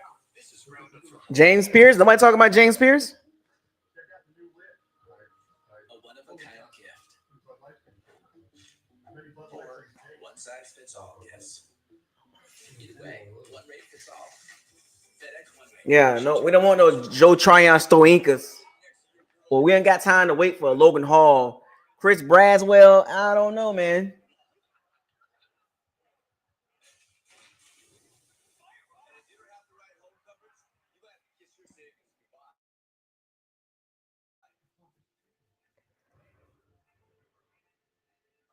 Oh, Derek Harmon, nice. Walter Nolan's on board too. Walter Nolan.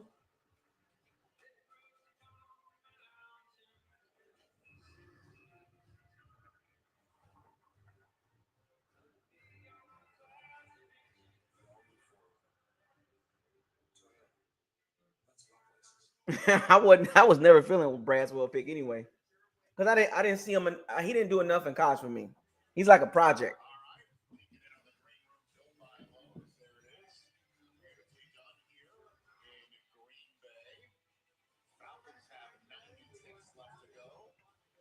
Yep, that's right. You wish four D linemen, 2 edge, 2 D tackles. That's it. Kenneth Graham, Mason Graham, Carter, and Mikael Williams. Only four D linemen been picked. It's been about the O linemen. It's been about the trenches, man. Offensive linemen. 4 D linemen and what? How many tackles? 6. How many O linemen? 6, 7 O linemen. The Falcons gonna pick Shedeur Sanders.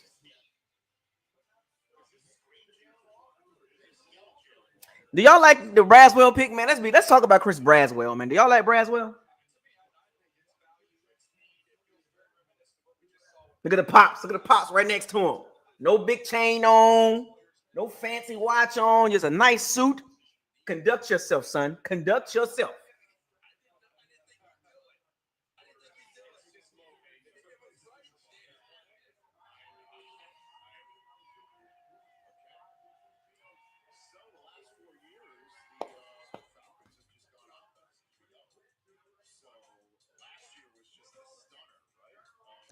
Bucky, what your girl say? I forgot we drafted him.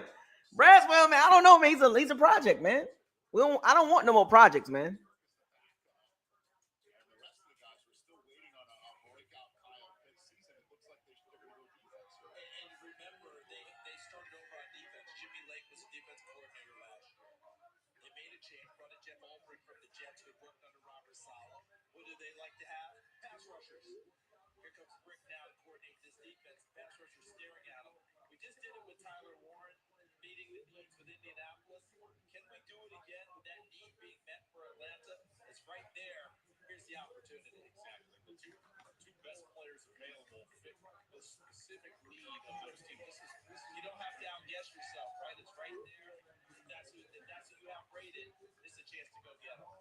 Coach to owner conversation happening right now.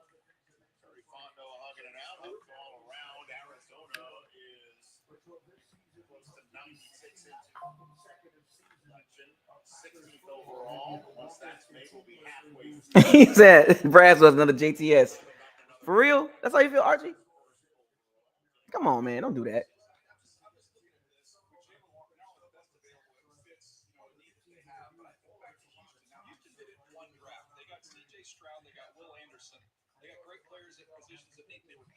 Side of the ball. This to me, you get Penix last year. If you come back with Walker this year, let these young guys think offensive, defensively. Remember, those guys were named captains right out of the game. Like, I go back to last year. It doesn't make any sense. Gotta move on. I know. Here's the latest Falcons first rounder. With the 15th pick in the 2025 NFL Draft, the Atlanta Falcons select Jalen Walker. Oh, he get to stay in Atlanta. That's a good pick. That's a good pick. He actually, I thought he was gonna go higher. So I mean, I thought there was a chance he could drift a little bit, and he fell right to the Atlanta Falcons. What a dream scenario we've seen with these last two picks. Tyler Warren to the Colts, Jalen Walker here to the Atlanta Falcons. He go from Athens to Atlanta.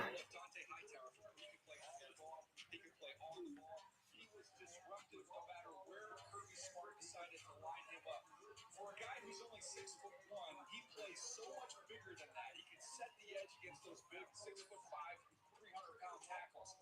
You want to rush him off the edge? He's actually an all-around player. He's good. When he's healthy, 4.4 speed coming off the edge. He's good. Impact player.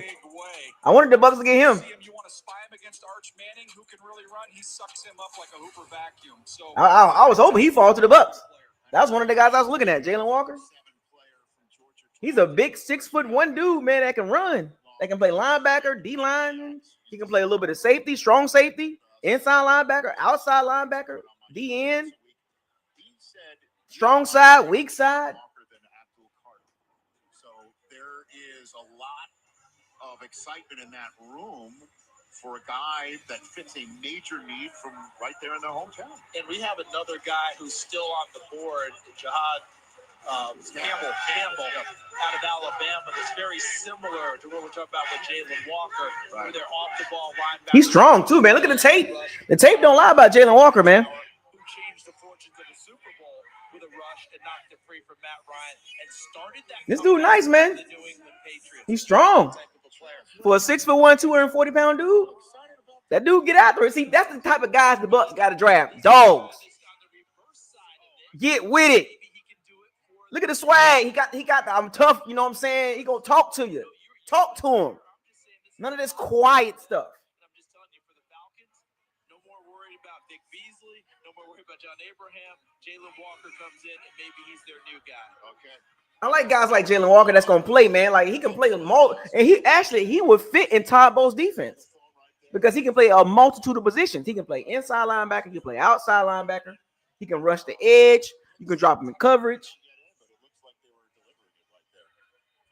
Come on, the Bucs coming up, folks. The Bucs is coming up. Free agency on the defensive side, in particular up front. I'm looking at I think they need offensive line, but I don't. Guys like Jalen Walker would have been perfect for the Bucs defense. I think wide receiver is interesting, and you know you've got Golden sitting there, you've got Ibuka, and I think teams are you know, again, there's not a consensus about who's better than the other. Who did Ibuka play with? So let's get back to Braswell. Y'all feeling Braswell? Is Braswell more of a Yaya Diaby, or is he going to be more of a Joe Tryon-Stoinka? I want to talk about Braswell. He was a second-round pick, man.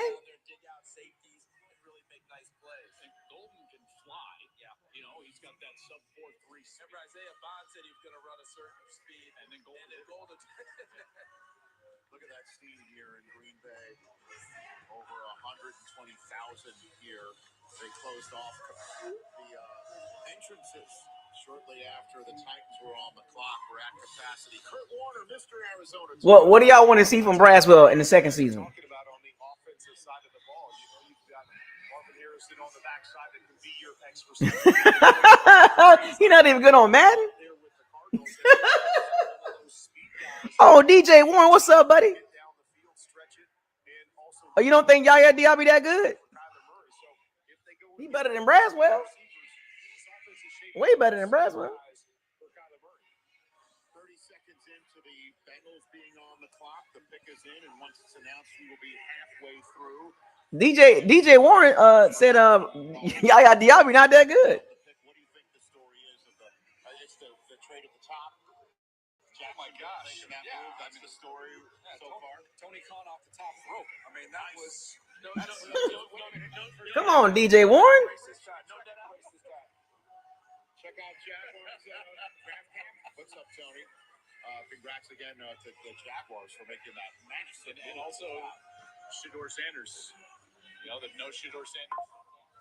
Kind of what we started hearing as the draft began is that not only is it going to fall to 21 in Pittsburgh, but there's no backstop after 21. And unless someone moves back in. Maybe New York moves back in. Maybe Cleveland to move back. So Yaya Diaby got to make more plays. What you mean he got to make he got to get more sacks. I mean, getting pressure is cool, but you got to get to the quarterback. And I just think if Cleveland and the Giants both like the same quarterback, it'll be fascinating in the game of chicken to see who decides to make the move and go get him. Well, as for the Arizona Cardinals, you mentioned Maserati Marv is your partner with Call M. Joe Platt got selected by the Cardinals last year. And now here is the latest pick of the Cardinals. Could be another receiver. With the 16th pick in the 2025 NFL Draft, the Arizona Cardinals select. I had him going to the Bucs, man. I had him linked to the Bucs. That's a good pick. I like that. Oh, he got the big chain on. Oh, he like his mom for real. He like his mama. Where your daddy at? Where your daddy at, buddy? Where your daddy at? Where you at? Trenches here, big time upfield burst. I'm hoping he can develop. The ultimate upside would be Matt. He got the rapper look. The big old chain on, the ring. When you see him get off the ball, you'll see him knock guys back. In his hands. We saw that I like that pick. At the Reese's Senior Bowl as well. Again, someone who likes to penetrate and play up the field. That is his 100% go-to is to get on an edge and get up the field. He got the rapper look though. Can learn beside the Walter Payton Man of the Year. All right, come on, Tim. Don't mess this up. You got some good players on board, man. Will Johnson. I'm just saying. Oh yeah, he a mama's boy. Yeah, definitely a mama's boy. Hyper emotional.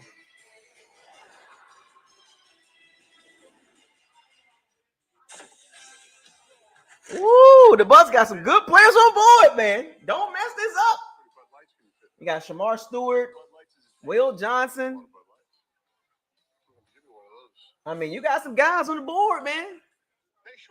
Walter Nolan would have been nice, man, for the Bucs. I'm also Stay Calm Barter. Insurance and financial services also. Lowe's knows it's easier to make the right calls when you have the right team. Dak going for it, and he fumbles. Brilliant recovery with the Lowe's app. He always delivers. Come on, man. Lowe's app. In-store, online, our Lowe's team has you covered. Almost making the sack don't count. Yeah, almost making the sack don't count. I lead the nation in almost getting sacks. Come on, Yaya Diaby. I need you to get sacks. It's year number 3, bro. I'm gonna need you to get the 10, man. Our experts closer than you think. Oh, he a mama's boy. Where your daddy at? Nice surprise, huh? Y'all know I'm pro fatherhood. Serving up deals. He look like a daddy. Look like a mama's boy. Mike Green on board too. Making sure all your tech. Let's take a look. Is good to go. April 21st to 27th. Don't wait. Get started today. You never can have enough D lineman, Archie boy. Come on, man. Did you not watch the Eagles, man? You got to be able to line up about 7, 8 of them dudes, man. But if you got endurance, you could never pay out of pocket for a car repair again. You never can have enough D lineman, Archie boy. How many times I got to keep telling y'all, trenches matter, man. How many Bucs fans will be nice and happy that we can rotate 7, 8 guys on the D line and get pressure? A lot of y'all will be jumping up and down, high-fiving me. Oh, Buck Ozlaga, you was right, man. You was right about that trenches, man. I mean, yeah, we had guys already, but man, I'm glad we drafted Walter Nolan or Mikael Williams or Jalen Walker, man. We needed more D linemen. That was a good pick, man. You never can have enough pass rushers, man. You need a minimum of 7 guys that you can rotate, minimum. And every time a new line go in there, like a rotation, your backups are good too, or they can cause problems. How many times we've seen teams do that? I be looking at. How many times I watch the games? I'm like, man, who and that guy getting in there? Talking about some man. I'll be surprised to draft a D lineman. Man, I would not be surprised. We need more pressure. Our offense is good, man. Elite offense. The defense need to catch up. The defense is so far behind. The defense too far behind for us to be Super Bowl contenders. But guess what? Super Bowl bust. Because, top 5 quarterback, top 5 run game, top 5 O-line, top 5 receiver, top 10 tight end, top 10 coach. So that means Super Bowl bust. I'm sticking with that. I'm sticking with Super Bowl bust. Because we got top 5 everything, right? On offense.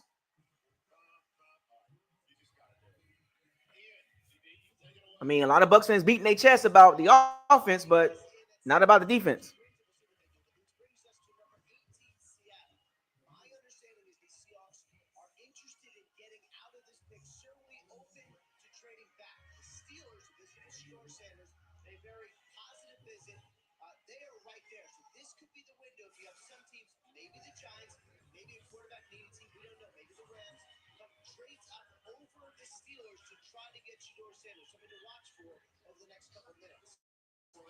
Also with your mock draft, DJ, last night your call was that the Giants would trade back into 18 with Seattle.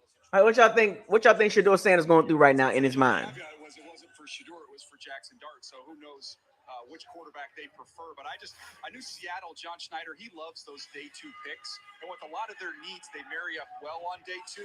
So he already has 2 2s and 2 3s. He could add to that stockpile if he wanted to go all the way out for a team like the Giants coming up. I just thought that could make a lot of sense for both parties. I think that there's a lot of starters on day 2 as well. There's starters in this draft and in round 3. So stockpiling in those rounds is not a bad idea, I don't think. And the reason why Seattle has a second round pick is because that's what the Steelers coughed up for DK Metcalf. And that's just, again, on our radar screen with Seattle. Oh, another D lineman gone. I mentioned him. Shamar Stewart. Overall pick. We're now in the second half of the first round here in Green Bay. I guess they're away. Another D lineman gone. Sweet Carolina finally peter out. Out of respect to Neil. The Bengals need a D lineman. Pass rush matters, man. We just watched the Eagles win the Super Bowl with a dominant front. In the 2025 NFL Draft, the Cincinnati Bengals select Shamar Stewart. There you go. Defensive end, Texas A&M. Good pick. I'm never gonna really be mad at the trenches, man. Any team that picked the trenches, I really can't. I'm not gonna bash them. Points per game, tied for 25th in sacks. You think about Al Golden coming in to try and fix this defense. They had 5 games last year, City, where they scored over 30 points and lost. The offense is in great shape. They took care of re-signing those guys. We'll see what happens with Trey Hendrickson, but you got a little insurance here or a playing partner here with Shamar Stewart off the edge. Rashawn Gary is the comparison. This is a classic traits, disruption versus production because he's got elite height, weight, speed, and he is very disruptive. Side here with his ability to really close. He can convert that speed to power. You see that? Just the sacks, they didn't come. 4.5 career sacks over these 3 years. But the thing I love about him, those traits first of all, but then the effort, man. He plays with unrelenting energy and effort, and someone who is very beloved in that program. They love this kid. I think he got Yeah, SEC trenches. Well, Braswell from the SEC, we don't like that pick, or some of us don't like the pick. Braswell from the SEC, Alabama. Hey, don't knock him over. Hyper emotional. Emotional damage. And by the way, that's when they were going to conference title games, going to Super Bowl. They weren't a dominant defense. They were good. Yeah, we here, boy. Hey, drum roll. Hey, look, Jason Light, you see my hashtag. Don't mess this up, buddy. Defense need help. It's a different style of game than the pocket passing game in the National Football League. That's why you see right now throughout the league guys that didn't have a lot of college. Don't mess this up, Jason Light. We're right there. We got Will Johnson sitting right there. Cornerback right there. Cornerback sitting right there. Alpha cornerback, too. But I think the production is in the future. Trayvon Walker's double digits last 2 years. And you want to hear it start at Georgia. And talking about respectable neighborhoods, Shamar Stewart is the 3rd Texas A&M defender to be drafted in the first round this century. The other two are named Von Miller and Myles Garrett. Ironically, the guy picked right before Walter Nolan was his teammate before he transferred from Texas A&M to Ole Miss. Well, there you go. So he's going to Cincinnati. I'm just saying. Man, all they had to Don't mess this up, Jason Light, Todd Bowles, Mike Greenberg. That was the one team. Get it right. Immediate starter. Did not want to deal with. That's what we're saying. They don't have to make a leap into the top 10. They just need to get themselves back to average. If you get back to average, that's 3-4 more wins last year. This is their first. Oh, the Bucs on the clock, folks. Oh man, Malachi Stark's there. Oh, you know what I'm saying? Like everything's there. Mike Green is there. Like everything that the Bucs need is right there. Well, Tampa's on the clock. Seattle may have wanted to trade out, but they didn't. Their pick is in. We're going to get Everything the Bucs need and want is right there. Campbell's right there. Will Johnson's there.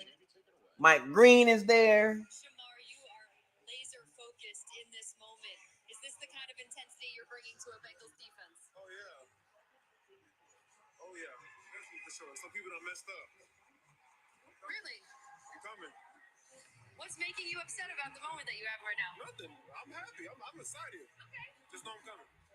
You are in the division now with Lamar Jackson. Well, you hyper emotional. Calm down, dude. You got drafted in the first round. Hey, man, it's an honor, man. You know, it's South Florida versus South Florida. He's one of the best. Why would I not want to say one of the best? Congratulations. Thank you. Oh, he's from Florida, by the way. But I'm just saying, everything the Bucs need is right there at 19. They can go either direction. Cornerback, safety, linebacker, edge. It's right there. Any defensive player that they want is sitting right there. No excuses. How about real quick? The commissioner last year played hurt. You remember? Yeah, right. Had a bad back coming in. Some of those guys that's available right now, they're top 15 picks. Everything coming at him this year. Like he is standing strong and firm, and he's giving back as good as he's coming in. Good year.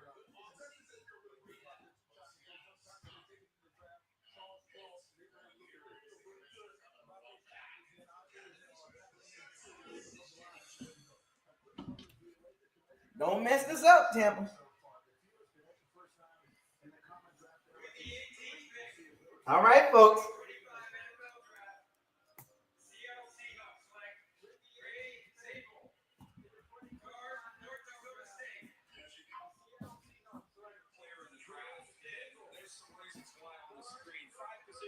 He's played tackle. He proved at the Senior Bowl where he dominated that he could kick inside. I watched him at the Senior Bowl. Think about how quickly he transitioned when he got to the next level with the Tampa Bay Bucs and how well he played. Here he is at left tackle. You can see his movement and his commitment to finishing.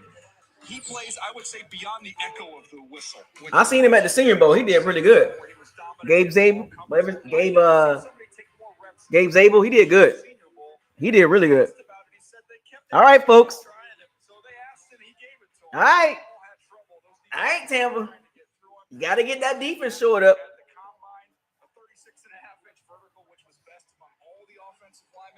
I don't want to hear it. No excuses. Y'all know what it is. Safety, corner, linebacker, edge, D tackle. Pick one, Jason. They all on the board. They are on the board, Jason Light. They are on the board. Everybody is on the board. Everybody, every position on the D line, every position on the defense. There's a player on the board that the Bucs can pick.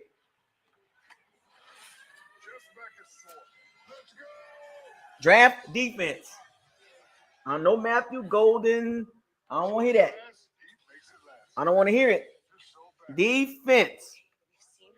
Every position in need, there's a guy at 19 that they can pick that can come in and start right away. This pick is a starter. I don't want to hear it. If it's a cornerback, he's a starter. If it's a linebacker, he's a starter. If he's an edge, he's a starter. Or he's going to play a lot. I don't want to hear it. You're drafting a starter. Stress. I'll never remember all this. Relax, Rook. When things get intense, we get incense. What a nice cleansing surprise. insurance and financial needs, Nationwide is on your side. There's no such thing as kind of amazing. It either is or it isn't. Your pulse rises or stays steady. Amazing. You know it when you feel it. Because a car that doesn't make you feel something is a car that stops short of amazing.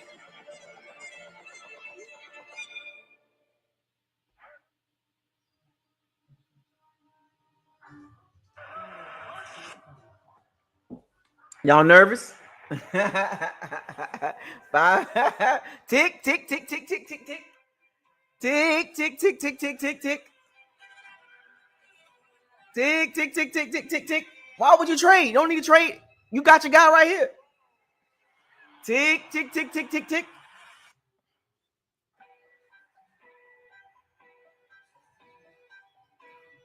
Y'all nervous? The pick is in, folks. Yeah, let me turn this down. Yeah,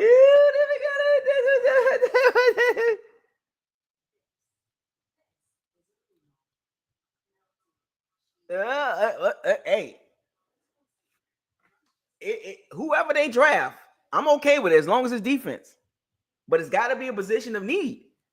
Corner, linebacker, edge.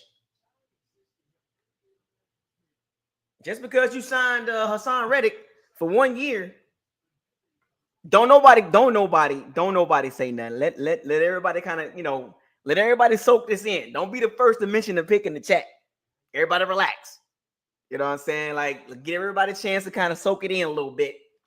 Don't be an Adam Schefter. Yeah, that's right. Every time we on board, we go. They don't like the Bucs, man. Yeah. Every time we pick, they go to commercial break. Right before we pick, they on commercial break. They still don't like us, man. We get no respect.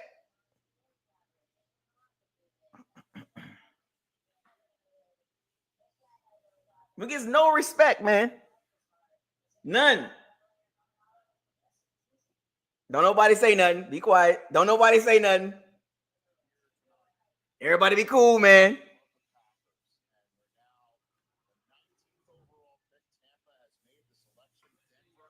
Campbell.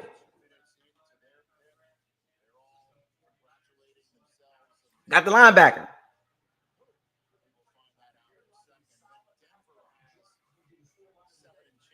Everybody be cool. Everybody be cool, man. Oh, man.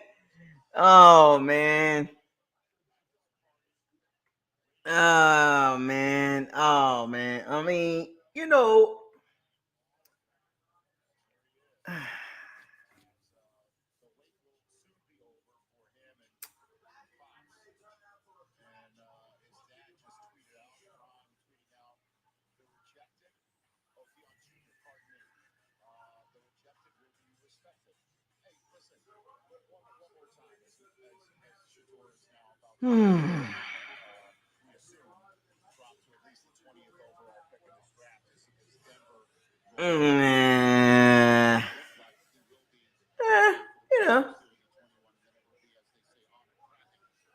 Y'all ready to talk about it?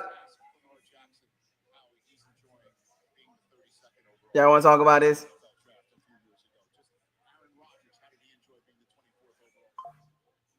Yeah, I don't like how the NFL Network and ESPN disrespecting the Bucs. They're talking about everybody else but our team. Y'all notice that? They talking about Sanders. They talking about this. They talking about that. But yeah, we on the clock. The pick is in. The disrespect, man. Our pick.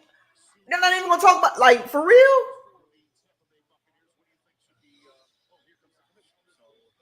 Y'all ready to talk about it, man?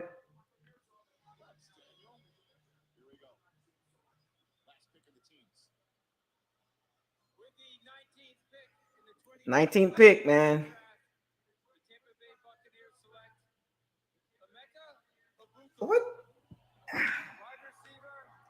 What are we doing?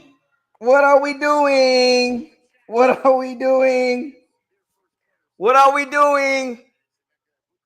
What are we doing? What are we doing here?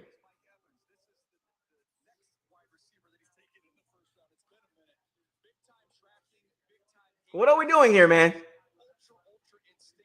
I mean, like, did we not watch the defense last year? Did we just not watch the defense? You just paid Chris Godwin. You paid Mike Evans the year before. I mean, what are we doing here? I saw the Bucs live, as you I know did as well, CD. That's one of the more physical teams in the NFL. He's going to fit right in. So see this lineage right here: Olave, Wilson, Smith and Jigba, Harrison. But Jr. we didn't. That wasn't not a position of need. We didn't need that. We didn't need that guy. We needed defense. I guess we're just gonna have to outscore people. I mean, he's not a bad player, but why? We didn't need that pick at 19. We needed defense.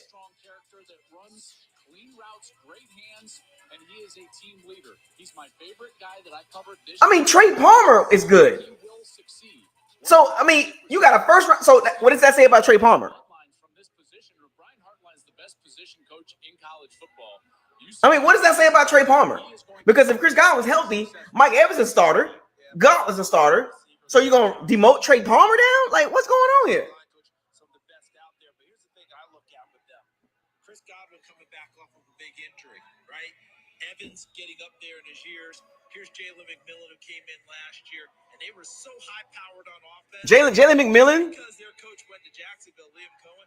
They don't want to get off the gas. Josh Grisard's a new offensive coordinator. They want to stay on it. And adding Ibuka allows him to do that, and he is Jackson Smith and Jigba. Deuce. Congratulations to this Buckeye. So what are they going to do with Jalen McMillan?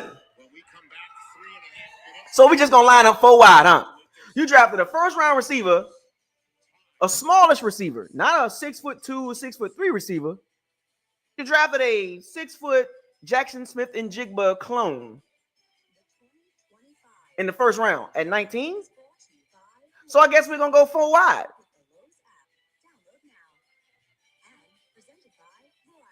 I guess we're going to go 4 wide. McMillan and then Jigba and then Godwin and Evans. That's 4 wide. Good luck stopping us on offense, but that wasn't it, man. I'm just gonna keep it real. I'm not Jackson. You know, I'm not knocking Emeka Igba. Good player, but not the position that we needed at 19. We watched the defense last year. They were not good rushing the passer. They are not good at linebacker outside of Levante David. Savasier Dennis? No, man. Campbell right there. Just because you drafted signed Hassan Reddick, you signed him to a 1-year deal. You needed that young edge behind him. You keep drafting the trenches. This is why this is the problem, man. This is a problem, man. And I'm not knocking the player. Keep in mind, folks, I am not knocking the player. I'm just talking about the position of need. That was not a need. That was not the number 1 need. You mean to tell me at 19 he was the best? He was the BPA for the Bucs. Serving up deals, advice, wherever you are, even on the job. Hey, I'm not. He's a good receiver. That's not the problem. Don't wait. Get started today. That's not the problem. The problem that I have with this pick is, you mean to tell me the Bucs had him at the time at 19, the best player available at 19? You could have traded back and got him. You're supposed to get the best defensive player available. This is a luxury pick. Jalen McMillan, 3rd round pick.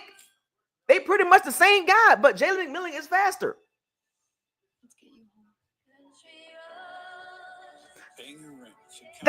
That pick at 19, that's a slot receiver. Chris Godwin plays the slot, and we just re-signed him. We just extended him, or we just gave him a new contract. And he's definitely not a Mike Evans type receiver.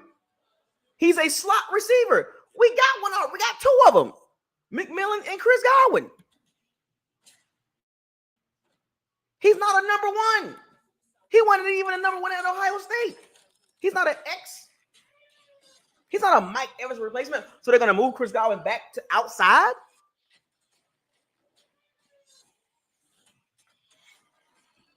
Man, I'm not knocking the player. It's just a position of need. We, as Bucs fans, watched this defense rush the passer. Could not get there so many times. Not being able to cover correctly. Slow at linebacker. Like, come on, man. We needed a safety. The offense was not the problem. That's the thing about it. The offense was not the problem.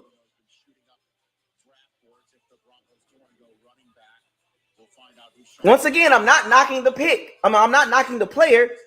The offense was not the problem. Don't y'all understand what I'm? Do y'all understand what I'm saying? Do y'all hear what I'm saying? Offense was not the problem. It was not the position of need at 19. We know he had a good visit. We know he is now available. We do not know if the Steelers are going to pick him. My understanding is, as of yesterday, they were going back and forth. Is the value worth it? Split in the room. We will see what decision they make. Split in the room. Well, the draft room is about to get the 20th overall selection. The Steelers are 90 ticks in now into their clock time for the 21st overall pick. Again, they don't have a second round selection. That went to Seattle for DK Metcalf. They're waiting on it. I mean, what is the big difference between McMillan and what's the big difference?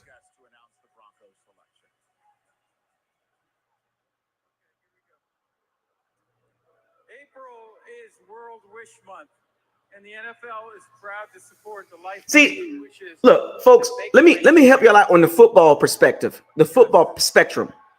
Let me ask y'all this question.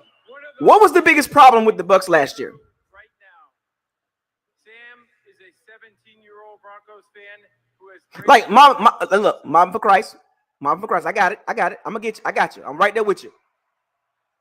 What is the first thing that we talked about that the Bucs needed to do when the season was over with? So for those of you that's trying to put butter and honey over this pick, what did we talk about as a community? As a Bucs fan base, what did we talk about that the Bucs need to get better at? Do not run around the question. Answer the question.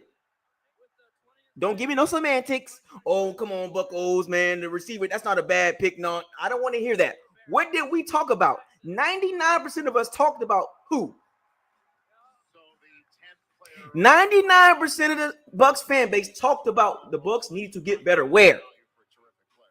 So don't give me this, oh man, you know what I'm saying? That's a good pick. I'm not worried about I'm not talking about the player. I'm talking about where we picked him at 19 when the defense was the biggest issue. His ability to trust his eyes, see it, plant, and drive on the ball. Again, in the slot. Stop playing with me, man. Stop playing with me. And then if you want to be a force player, which you have to be at that position in the NFL, this guy simply doesn't miss tackles. Stop playing with me. I do this. I've been watching the Bucs for several years, just like everybody else. And the one thing that the Bucs could not get right is rush the passer and cover better. And we got Levante David with 1 year left. You mean to tell me we can't get no? Man, stop playing with me. Stop playing with me. Stop playing with me, man. Do not try to, because I'm telling you, if I see anybody here trying to switch it up, talking about, oh, we good on defense, you capping. Now, forget the word capping. You on that Bo Ricker. If you can sit here and look in the mirror, look yourself in the mirror talking about, that's a good pick. At the time, at the position the Bucs drafted, if you can look in the mirror and convince yourself that was the right pick, you are tripped. You on that Bo Ricker. You on some rigmarole. That means you do the switcheroo. That means you want some narrative BS. You want some narrative. Remember, it's not about the player. It's about the position of need. We didn't need a receiver at 19. That's the point I'm trying to make, not the player. Because if we needed a receiver, trust me, I'll be jumping up and down for it. Am I mad at the pick? Yes. Am I upset at the player? No. He's a good player. Don't get it twisted. I watched him in Ohio State. He's a good player. But at the time of the pick and what we needed was on the board.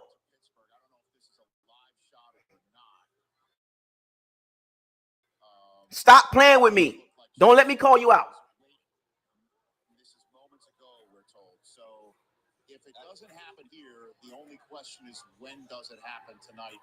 Why is Gilly the kid with Shedeur Sanders? I know they were really eyeing defensive line. And we're looking at defense. Why is Gilly the kid with Shedeur Sanders at his crib?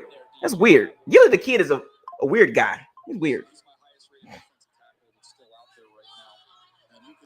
The position of need was not receiver.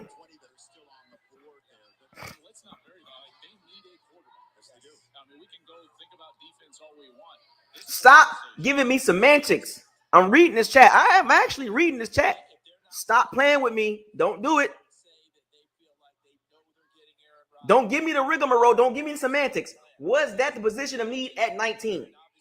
After what we discussed, after what we saw against the Commanders in the playoffs, couldn't stop Jalen Daniels. It's not the point. See, okay, let me break this down in 1 + 1 terms. Or let me break this down in 2 + 2 or 1 + 1 or Lego terminology or ABC terminology. We didn't need a receiver at 19. With the 21st pick in the 2025 NFL Draft, the Pittsburgh Steelers select We didn't need a receiver at 19. That's the point. And you know this. Quit trying to cap for the receiver at 19. It's not about the player. Because if we would have got a receiver in the second round, third round, I wouldn't be like, oh man, but a receiver in the first round, that was not a position of need. Y'all know exactly what we need. Stop playing with me. Stop playing with me. He identified Oregon as not only the school, but the scheme that he wanted to play in because they would let him get up the field and attack. And that's what So now every player on the defense that's drafted after Enigma, Emeka, every guy on defense that's drafted after Emeka, I'm going to be looking at. I'm going to be looking at thoroughly because the receiver was not the position of need at 19.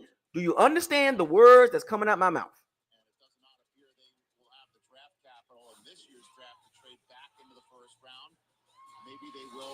Do you understand what I'm saying? Receiver at 19 was not the position of need. That was not a position of need. That was not rated higher than corner, linebacker, and edge. You mean to tell me after all this time, when the season was over, do I got to pull up the Commanders game again? Let me revert back to 10 minutes ago what I said. I guess we're going to line up and outscore people. I guess, look, if we go 4 wide and just ragdoll defenses all 17 games, I'm fine with that. We putting up 29 points, 32 points, but don't become the Bengals.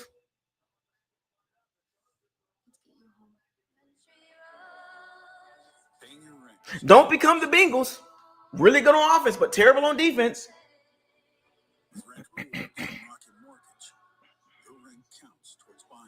Because that means Jalen McMillan, he's not a starter no more.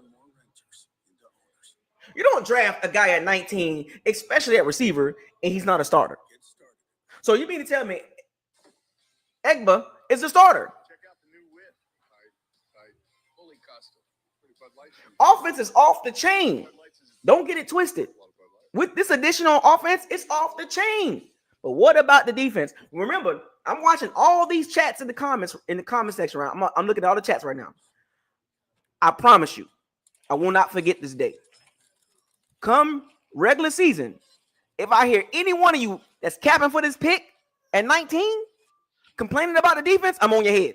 I'm on you. Because I'm watching the names, trying to give me semantics and all this. Oh, the offenses, all that. No. Because if you start complaining about the defense in September, October, November, I'm going to go back and I'm going to call you out. I promise you. And I promise you, I'm going to get you. Be careful what you say in this chat today. Because if the defense is not looking good, and the guys that's drafted after him on defensively doing good, that could have helped the Bucs out, I'm on your head.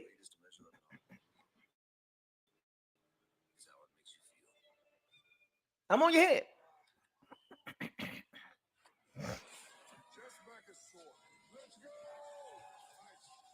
Because the only way this pick makes the best sense if the Bucs use him right away as a starter. You can't draft this guy and not play him. He's got to play a minimum of 50% of the snaps. At least 50% of the snaps. At least 50%. There's no way you can draft a guy at receiver at 19 and say, oh, we're going to start you out just chilling. Because if he turns out to be a really good player, that's not the issue. The issue is the defense. How many times I got to keep reflecting on this? We saw it. I mean, come on, man. You mean to tell me you guys didn't see what I saw last year? We literally watched the defense look terrible in multiple games. And I'm not talking about looking good against the Giants offense or looking good against terrible offenses. I'm talking about when the Bucs played an offense with a pulse. They didn't look good. I hope the Bucs media ask Jason Light the real questions and stop tap dancing because you got media credentials. Stop playing with me. Bucs media, I'm calling you out. Do your jobs. I need to understand why that pick at 19. I want to know why that pick at 19. Because if we would have picked the receiver in the third round, second round, third round, fourth round, I'd be like, all right, whatever, you know. But in the first round, when the defense didn't look good against an offense with a pulse, and you mean to tell me some of you can sit up here talking about, man, that's a good pick at 19? At 19. That's a good pick at 19. Knowing that Jamel Dean stay hurt. Knowing that our linebacker core is not good. Knowing that our edge rush is not, our pass rush win rate is not good. Safety next to Winfield Jr. is not good. Stop playing with me. I'll roast you. I do this. I'm telling you, I've been doing this for over, 8 years now? I've been watching the Bucs defense for the last 8 years closely. And we've always struggled with pass defense and getting to the pass rush, getting to the quarterback.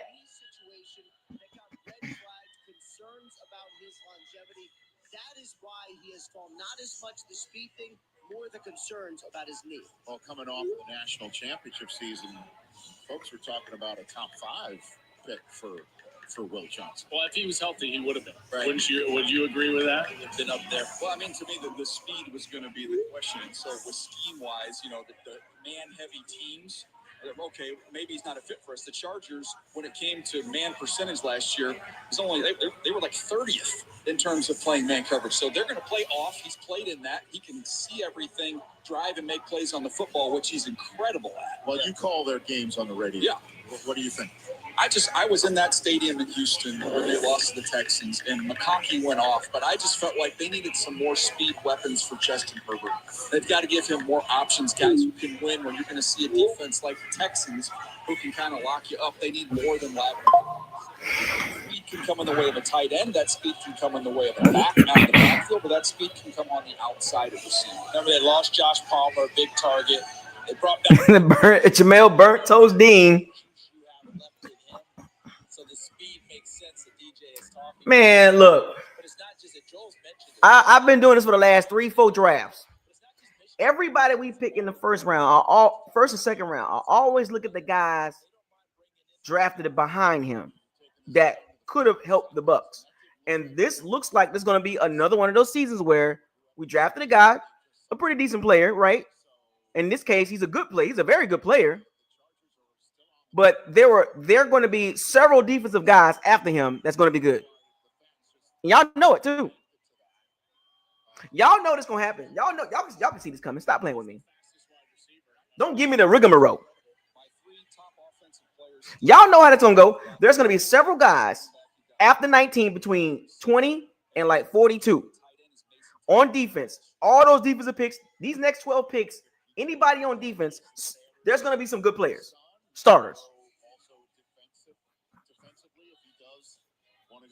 Y'all know this. You know how this works. I promise you, there's going to be day one defensive linemen, linebackers drafted after Egba.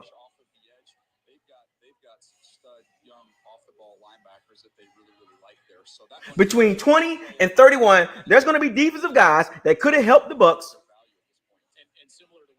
but instead we go receiver.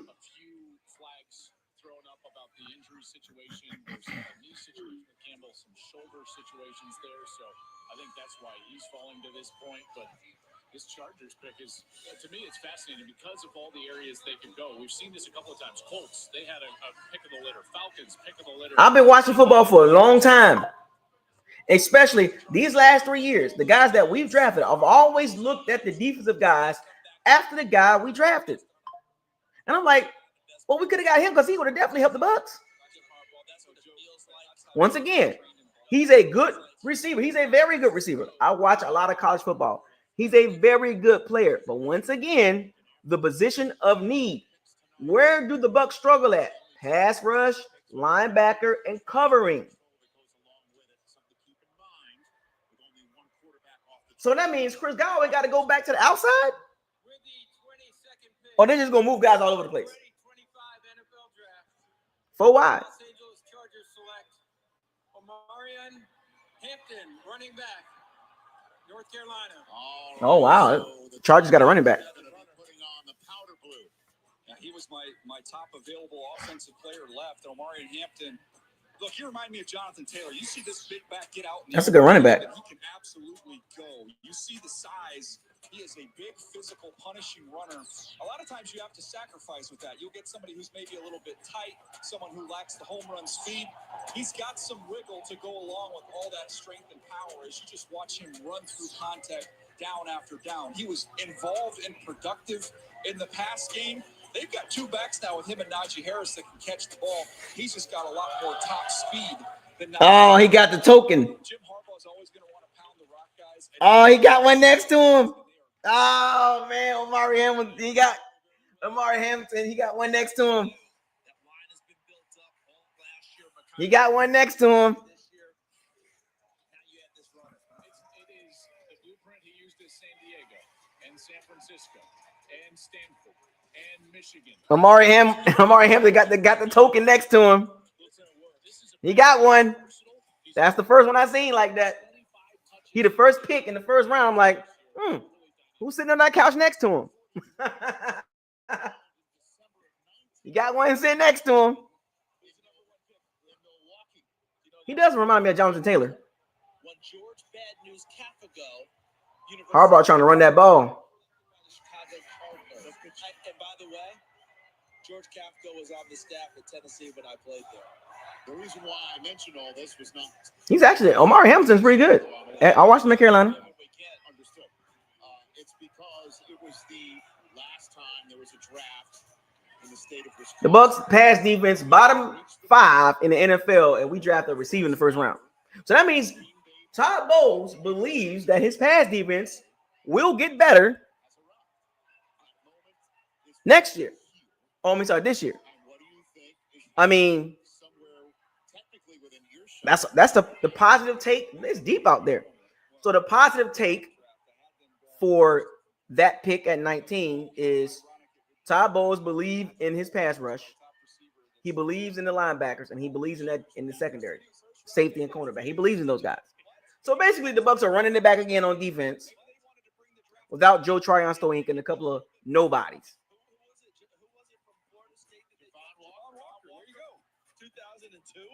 Yeah, who Brett Favre famously basically told him to stop holding out. Remember that? That was a big moment when Javon Walker did hold out.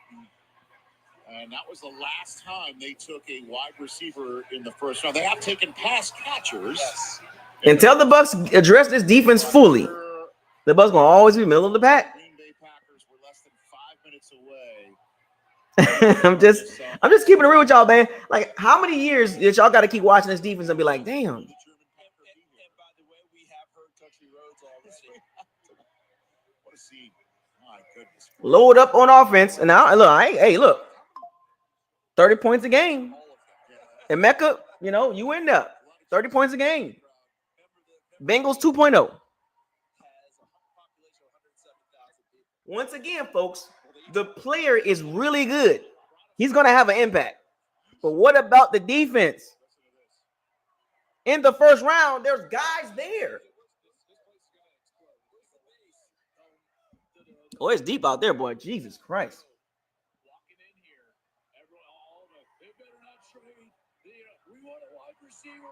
Ain't got no strings in me.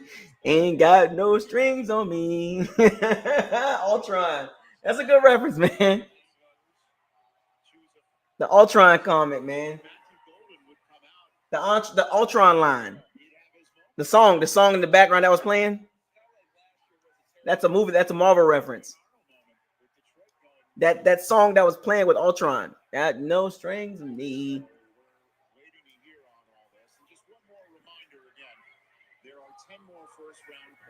Which means there are 10 more picks that have a fifth year of contractual control associated with it. And that's important to know because that's usually why it's deep out there, boy. Woo-wee. It's deep out there at Green Bay. Jesus Christ. They say over 120,000.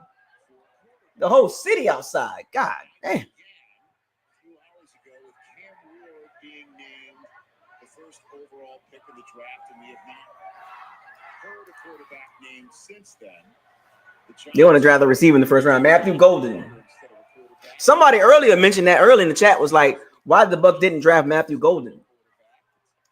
Texas tackle, and then moments ago, the Steelers went defensive tackle Derek Harmon out of Oregon instead of a quarterback as well. Big Hero C, what's up, buddy? What the hell you been at?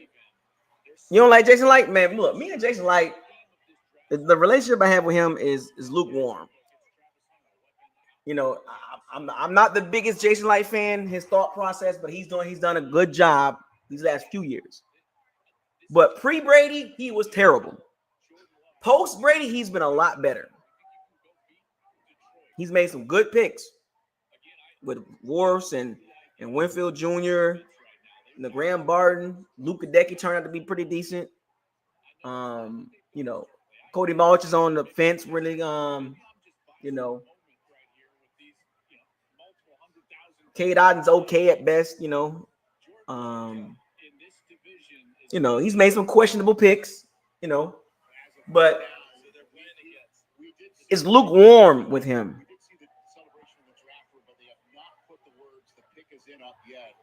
And we imagine when that happens, there will be a massive ovation. But the pick is, in fact, been made.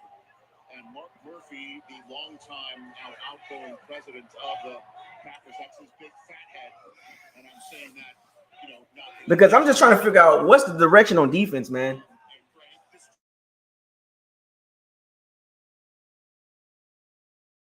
It has to improve.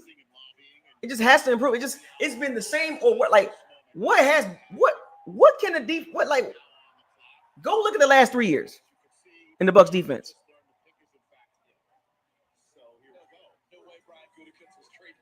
Like, go look at the defense these last couple of years. Matter of fact, since Todd Bowles took over as the head coach, just look at the defense. It's the same to me.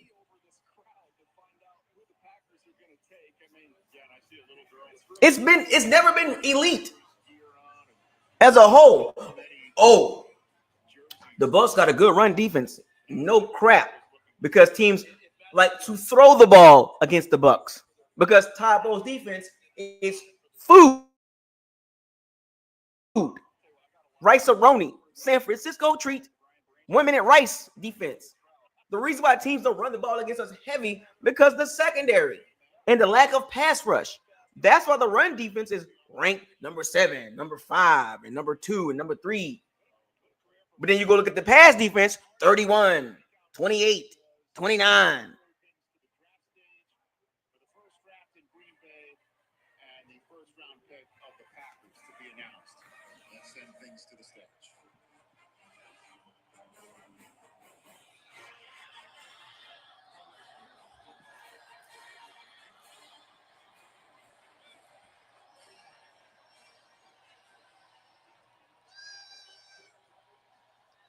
Yeah, that's got to be by Chris Godwin. This has got to be by Chris Godwin to make that pick, because if they didn't re-sign Chris Godwin, this pick would have made total sense. Two-time Super Bowl champion and Packers president and CEO Mark Murphy. Man, I need to buy into some Packers shares, man. That team is owned by the fans. Why can't the Bucs do that? Why can't the Bucs just make the team public? No more ownership. Let the fans own the team.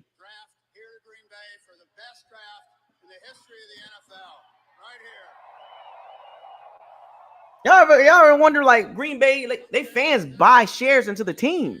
Why can't the Bucs do that? It is my pleasure to welcome you all to the NFL Draft at Lambeau Field. It is our honor and privilege to host this wonderful event in our community, particularly since we are the only community-owned team in the NFL. Why can't the Bucs be community-owned? Just out of curiosity, how many of you are owners? Yes. God dang it, I want to own a piece of the Bucs, man. I want to own a piece of the Bucs. Who's with me?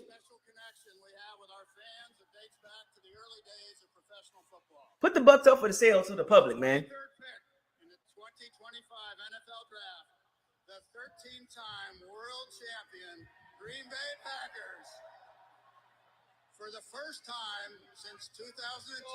Oh, they got a receiver. They got a receiver. Yep. All right. Good pick. Now that pick made sense.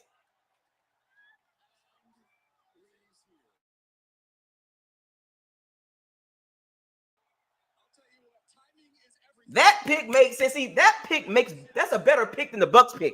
See, that was a position of need. They needed another receiver.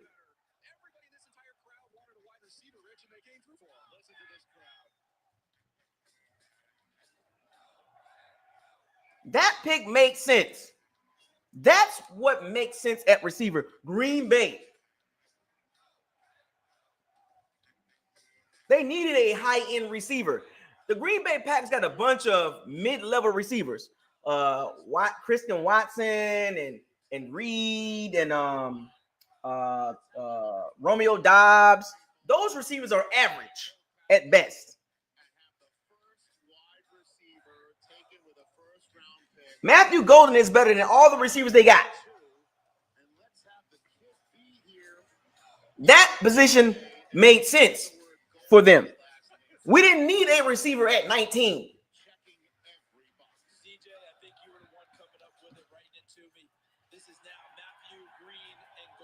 Well, Green Bay did it, so nobody's getting mad because it was a position of need for them. Green Bay don't have no elite receivers. That's why they picked Matthew Golden. We got Chris Godwin and Mike Evans still playing at a high level, and we got Jalen McMillan, and we still draft a receiver. See the difference? You see the difference? Well, Green Bay did it. They got a receiver, and they didn't need a receiver. Yes, they did. They don't have no elite receivers. They got injury-prone receivers, lack of production receivers, average at best receivers. They have no high-end talent at receiver. Bucs receiving core, Green Bay receiving core. Bucs receiving core wins all day before our pick at Emeka. Nobody was going to put the Green Bay Packers receiving core over the Bucs receiving core.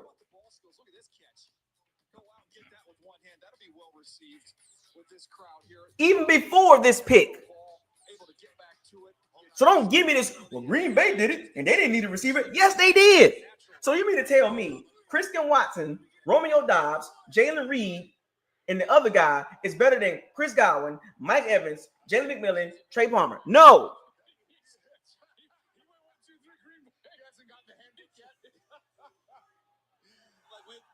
Stop playing with me.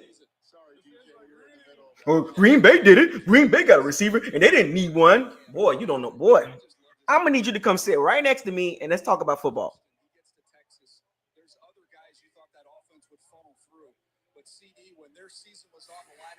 I'm going to need you to come sit right next to me and talk about football, because I got to understand your thought process when it comes to position of need.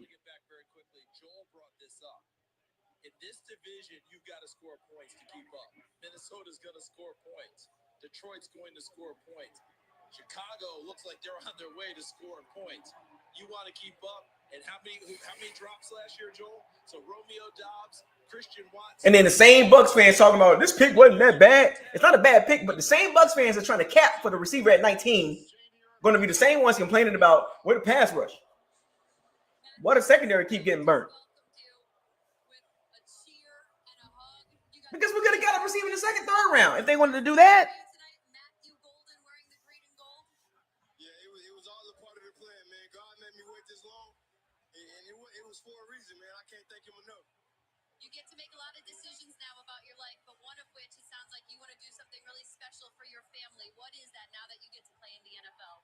Man, I want to get back to my grandma. You know, we lost our property a couple years ago. You know, I just want to get back to my family, man. And, you know, they did so much for me. That's a really good pick for Green Bay. Oh, Green Bay didn't need no receivers. Come sit next to me and let's talk about football. Just come back and let's sit next to me and let's watch Green Bay football games all last year and how much everyone kept saying they need another receiver. They need a receiver at elite level. They hugged each other like they had. It wasn't their first time meeting. Jalen McMillan has 7 touchdowns. Chris Godwin, still really good. Mike Evans, still really good. Oh yeah, let's drop another receiver on top of that. What? I thought we was trying to win. I thought we was trying to win Super Bowl.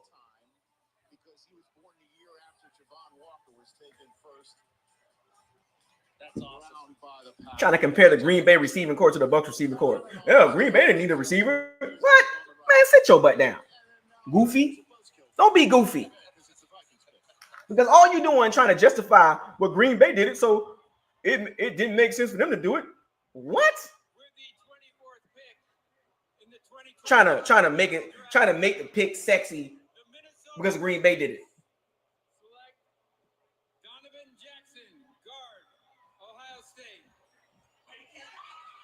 All right, so Donovan Jackson is going to Minnesota.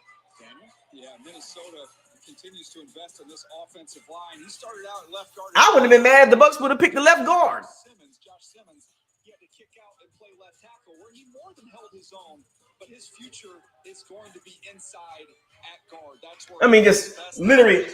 People act like it's almost like people got people got selective memory. You're only going to remember what you want to believe, what you want to convince yourself to believe, which is weird. Remember the stretch that the Bucs lost Godwin and Evans, but the offense was still producing? There was a period of time that the Bucs didn't have Evans or Godwin, but they were still moving the ball. Liam Cohen was calling a great game. The reason why we was losing those games was because of the defense. Like, people got selective memory. The offense was still productive without Chris Godwin, without Mike Evans, Did y'all not know that? Like people got select, like they just completely forget about that part. Well, Godwin got hurt and Mike Evans got hurt. And was the offense really bad or was the defense was bad? Just 49 keys inside a metal. Like you're just gonna skip over the fact that we were still moving the ball. Liam Cohen was calling great plays. And that stretch that we was 1-6, go look at the defense. Go look at the defense. The offense did enough to win the game. And we still lost because of the defense. The 49ers game, Ravens game, Chiefs game. Come on, man. Like, it's too easy. You're not going to win this. Selective memory never works over here. You cannot select what you want to remember to push your narrative. Remember, anytime you talk about something, make sure you cover all the areas.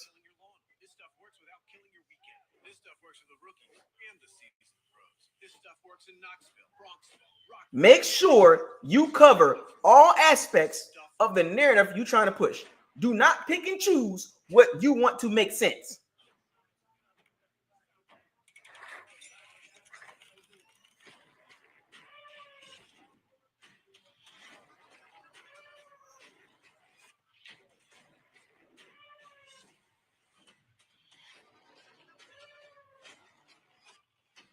Oh, the Bucs. Chris Godwin got hurt, and the Bucs offense was sunk. No, it didn't.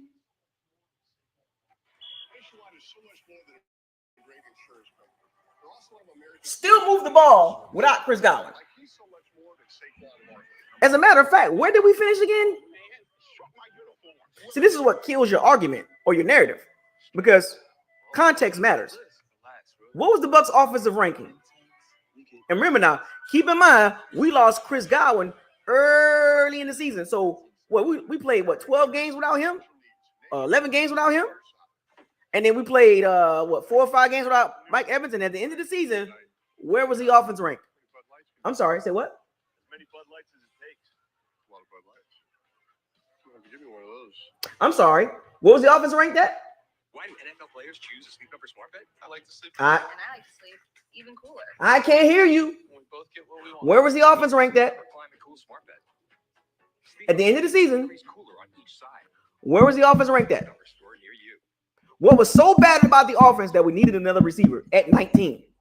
Not in the second round, not in the third round, but in the first round. We needed a receiver in the first round.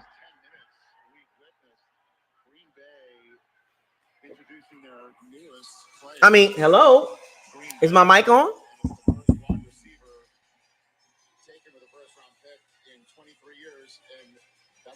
Hello? Where did the Bucs offense rank at the end of the season? Passing and running. Overall offense. Where did they rank at? Was it top 5? Top 5 rank game? Top 5 total offense? Top 10 pass offense? But yet, let's pick a receiver in the first round. Yeah, it makes sense. Not a receiver in the second round or the third round. Now let's pick a receiver in the first round because we really need that right now. But you're trying to win right now, and your defense needs help. We all saw that. No matter how much you try to spin this receiver pick in the first round, the defense still would trump that. But do not complain. You know what's so crazy? Don't complain to me about the defense. How about that? I don't want to hear anything from anybody about the Bucs defense when it looks like crap.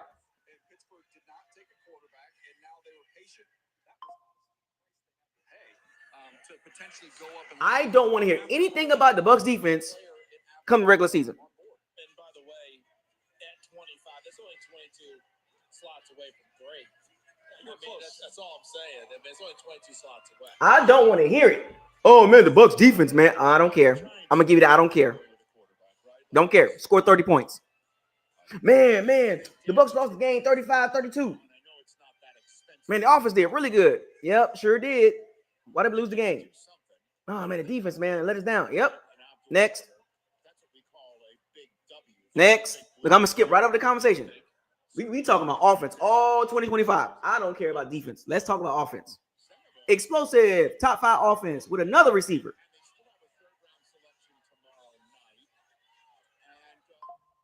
Man, the offense is explosive, man. Yep, 9-8, 10-7, 8-9, bounce in the first round. Man, we got to get better on defense. I don't care about defense. Don't care. Because you didn't care in April. You didn't care in April.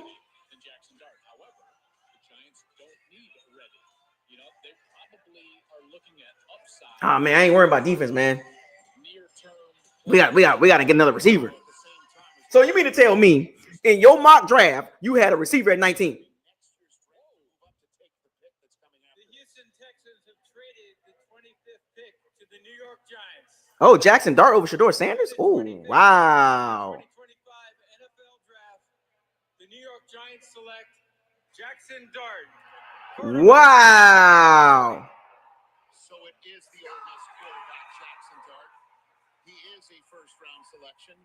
He is going to the division with Dak and Jalen Hurts and Jaden Daniels. He is going to be a guy who has every shot in the world. Quarterback of the Giants, one would think if not this year, then certainly in future years. What a moment for this kid sitting in Utah right now, going to Broadway to be the Giants quarterback at some point. So now here's the thing about the Giants. Is Brian Dable and Joe Schoen going to be around next year?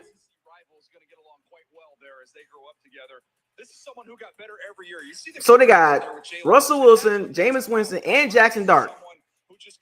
They're gonna have to get rid of one of them quarterbacks. You can't keep all three of them. You can't do that. It doesn't make sense to draft a quarterback in the first round and Winston and Russell Wilson and Tommy DeVito. Now I watched Jackson Dart.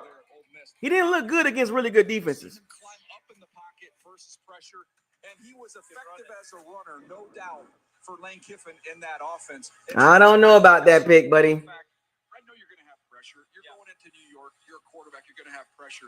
He's going to be the second one to speak at the press conference. At least you've got Abdul Carter there. It's different than if he would have been the. I don't think Brian Dable's going to be around next year. I don't think the Giants are going to win a lot of games. He's going to get fired. You know, it's not there. But here's the other part. We're going to do all the connecting of the dots, Joel. The Ole Miss connection. Eli Manning came out of Ole Miss. Now we got. Yeah, they're gonna have to get rid of one of them quarterbacks. Yeah, they're gonna have to probably get rid of Winston or Russell Wilson. They can't keep both. Jackson Dart. This kid is schooled in it, understands it. He's got to deal with it going to New York. I think he's in a great situation where he doesn't have to start right away, as you said, Joel. Yeah, Kurt, I know that you like Jackson Dart. I'd be interested to hear your thoughts on his game. Well, I tell you what, guys, I think this is so much about style. Now, he's not Josh Allen, but we think about what Brian Daboll did with Josh Allen, and that he wants a quarterback that can move, the design runs, the movement scheme that he likes to have.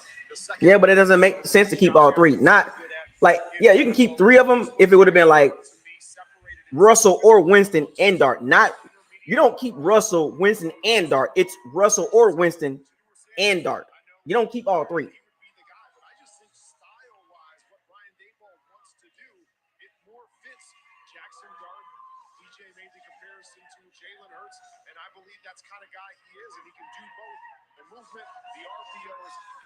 Yeah, it won't make sense to keep all three.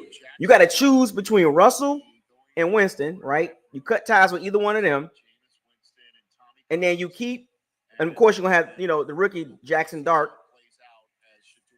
but you don't keep all three. Waiting to hear his name, we assuming Atlanta's definitely not traded back into the first round to select him. So let's just place that aside for the moment and let you know the details of this trade.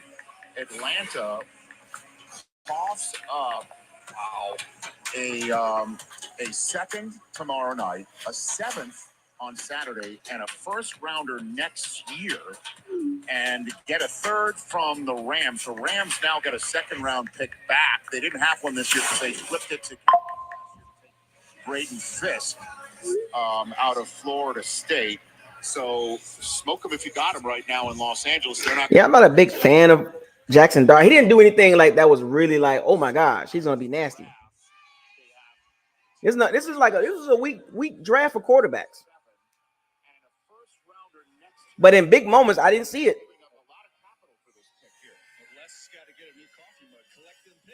but here's the other part with Atlanta. It's a division they think they can still go get someone, even though Tampa's won it 4 straight years. They haven't run away with the division. Atlanta feels like they can go do it. Los Angeles Rams have traded the 26th pick to the Atlanta Falcons. With the 26th pick in the 2025 NFL Draft, the Atlanta Falcons select James Pierce Jr. Oh, wow. Defensive end. The Falcons got James Pierce and Mikael Williams. Defense. They're trying to get to the quarterback.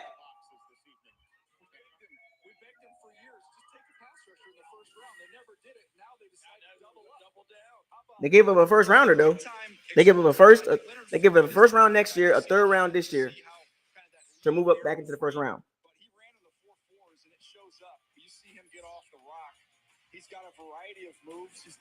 They try. See, the Falcons. They recognize that they got to get better guys on defense. At least the Falcons, they understand the weakness. He can set the edge. You see it here as a pass rusher, can also do it in the run game. I knew they spent a lot of time on him, and there was talk, CD, they could take him with the 15th pick.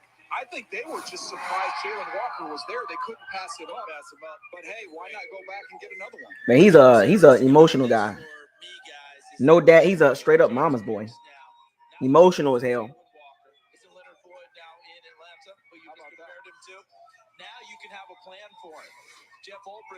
Oh, they do got Leonard Floyd. Leonard Floyd. They got James Pierce and Mikael Williams. I mean, Jalen Carter. I mean, Mikael Williams.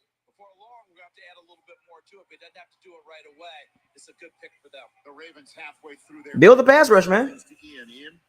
Rich, DJ is right. The Falcons came this close to picking James Pierce at number 15 overall. They have, in fact, done extensive homework on his character, trying to understand the immaturity. They've talked to basically everyone he knows. They met with him and his mom yesterday, doing late homework on Pierce, believe in the culture that Raheem Morris has created.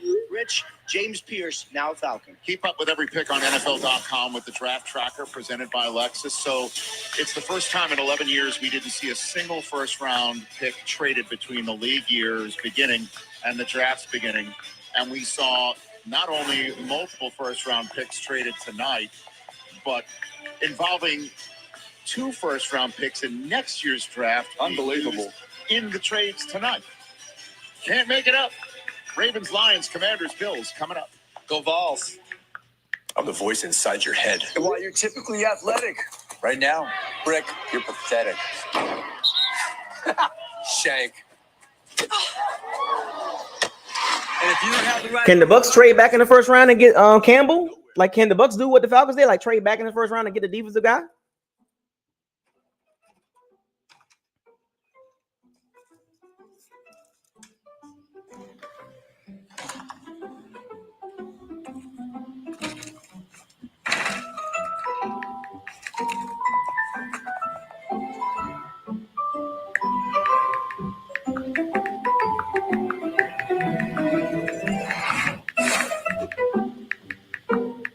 You've got a subscription for streaming movies and music, maybe even one for food. Plan from HomeServe is like a subscription for peace of mind. When a covered system breaks, we'll send a qualified contractor and pay for the repair. Plans from HomeServe start at just $4.99 a month.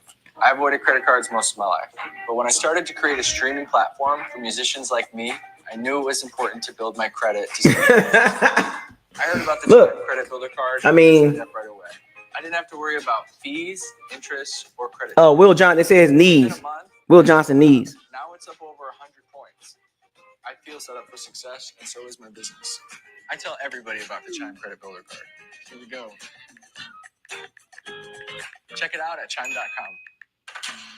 This is healthcare as it should be. Affordable, convenient, and customized to you. Through HIMS, you can get access to doctor-trusted treatments for hair loss, ED, and weight loss. The prices that work for you, with no insurance and no referrals required. Skip long waits and get streamlined care with a simple 100% online process from start to shipment. Find high-quality healthcare at an affordable price. Start today at hims.com. With Udemy, there's a world of possibility at your fingertips. With one click, you're in the leading online marketplace for learning and skills. Want to become an AI expert? This is learning from real-world experts around the globe. What Jason Light said? Jason Light said he likes the depth of our pass rushers. Oh my gosh. Did he really say that? Did he really say that? Wait a minute. Did Jason Light really say he likes the depth of our pass rushers? If your check engine light comes on tomorrow, Oh my gosh, man. He is not reading the room, man. He's not. He don't get it, man. Like, oh my gosh, bro. Jason Light struggles, man. He struggles in certain areas, man. He's just not good in certain areas, man. It's just trying to keep it real, man. Like, oh my gosh, like people just think this is like people really think where we at right now. It's enough like they just think it's enough. We're good on defense. Like it's enough. We don't need no defensive players. We just gotta get offense. Like, oh my gosh, bro. Like, you gotta be kidding me, man. You can convince yourself that the defense is fine. Boy. What did I just tell you, knuckleheads? You need about 7 to 8 pass rushers. Rotation. You think our backups are good? Oh my gosh, man. Y'all saw this last year. What's wrong with y'all, man? Y'all doing a lot of capping, bro. I'm so shocked tonight. A lot of y'all should be banging the damn table about defense. And y'all sitting up here arguing and trying to justify a receiver at 19. What has happened with you guys? Maybe I need to do more videos because I want to see some of y'all mock drafts. Because if your mock draft had Emeka at 19 for the Bucs, congratulations. But I want to know how many of y'all had a receiver at 19 in your mock draft. Stop the cap. Stop the Bo Ricker.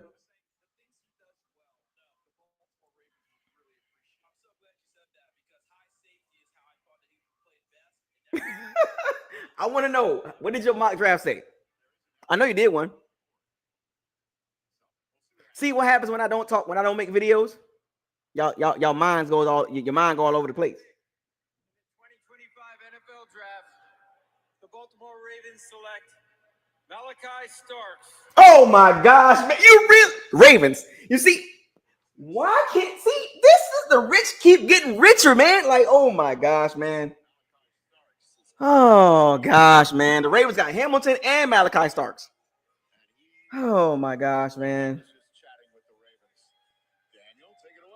Yeah, this is someone who can play in the nickel. Man. I think with the Ravens, that's where he's going to be. He's going to be that on top of the Ravens just keep getting rich. Someone who's very smooth, fluid. You talk to the folks. He can play safety. He's bigger than Tyke Smith. Bigger and faster. He can play safety and nickel, just like Tyke Smith, but bigger and faster. And more talented. Now they got Hamilton and Malachi Starks, so you know he's going to be good back there.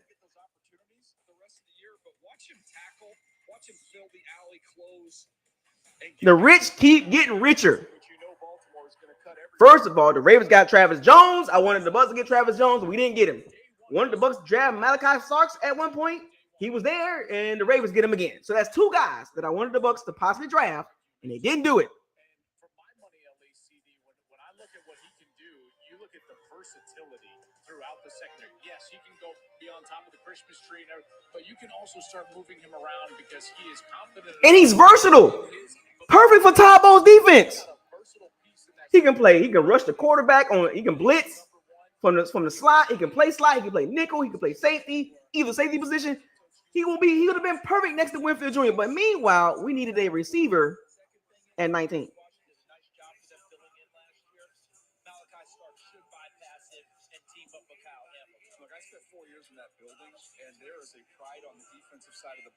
God dang it, man! Why can't we just make the?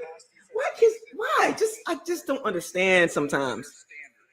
Let's just get the guy that's supposed to be there. Like, we all knew this. The defense need help. There you go. So that is the celebration. You had one job in the first round. I didn't have the Bucs drafting a receiver in the first 3 rounds at all. And so the Lions pick is now in. Let's be real, folks. Did any one of you had the Bucs drafting a receiver in the first 3 rounds in your mock draft? I see the super chats. I'll get to the super chats in a second. At the end, I want to talk about the draft. Cleveland Browns lurking at the top of the draft tomorrow night. One has to wonder, if you want yourself some Shedeur Sanders, you might have to get in over the next half hour of this draft. Because right now, Cleveland can sit. They don't have to make that move. They don't have to move. Because based off of what's left on the board, that no one on the board is a quarterback team left.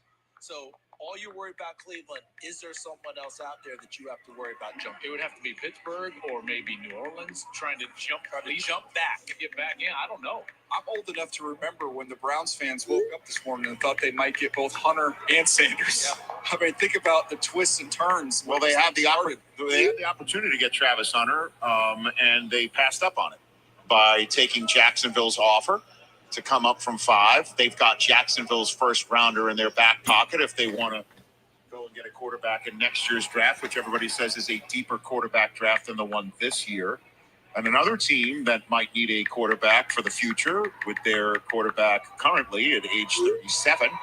And the Rams, they now have a second first rounder in next year's draft for that as well. But that's looking deep over the season. Did anybody have a receiver going in the first 3 rounds for the Bucs? Starts the stage with Jamie Erdahl. I just got my first hug of the night from one of the draft prospects. You just hugged Roger Goodell for the longest time. What was the meaning behind such a long embrace with him? It's been a long week. And just kind of be able to watch him as a kid since I was a kid and be up here with him. And, I've been waiting for a long time in that room back there, and I'm ready to go to work. You got some time with your family while you waited. What has your family done for you to get you to this moment? Man, I couldn't thank them enough. All the sacrifices that they made for me. My mom, my dad, I told him I wouldn't cry. My sister, I know she at home watching this. My fiance back there.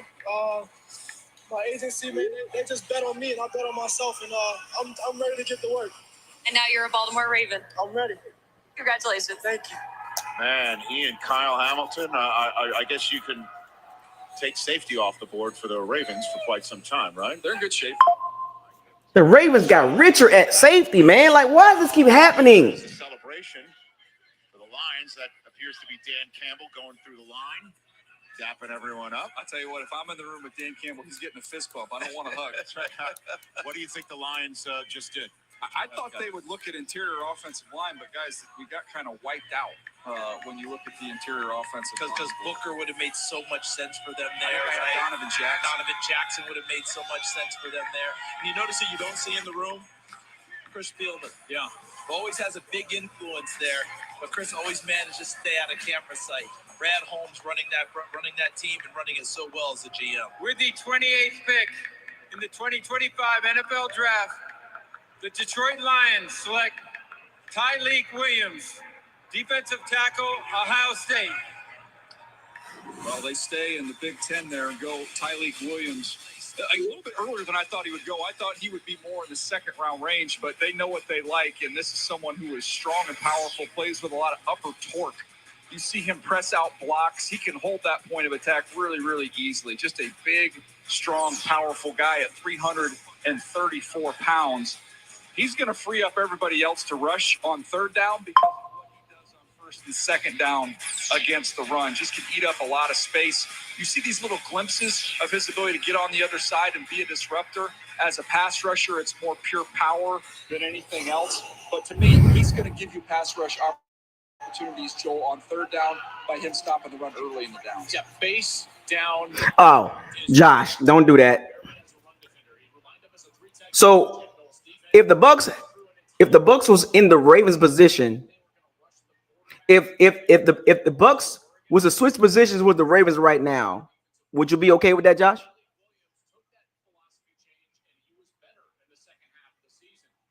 Would you be okay if the Bucs was in the Ravens position right now? Would you like that?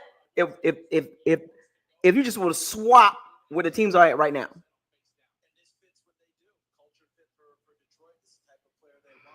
How many chips the Ravens got? Man, don't give me that.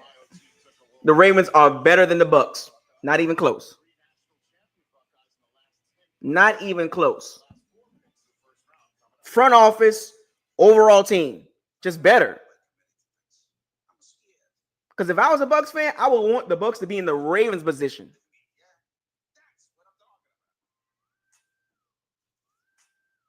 Not some middling team.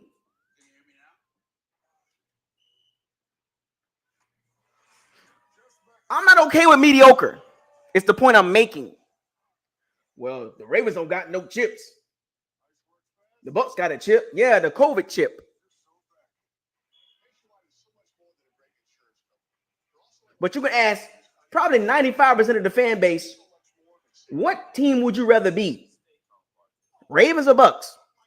Don't worry, I'll wait. What position would you rather have your team be in moving forward?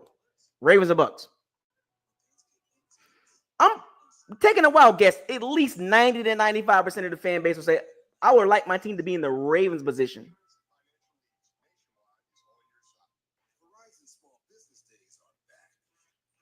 Because, see, I'm a Bucs fan all day.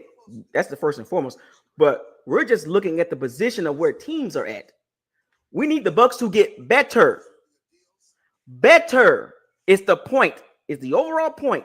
The Bucs are middling around with Ty Bowles. They're middling around. If you want the Bucs to excel and get higher, they have to get better on defense.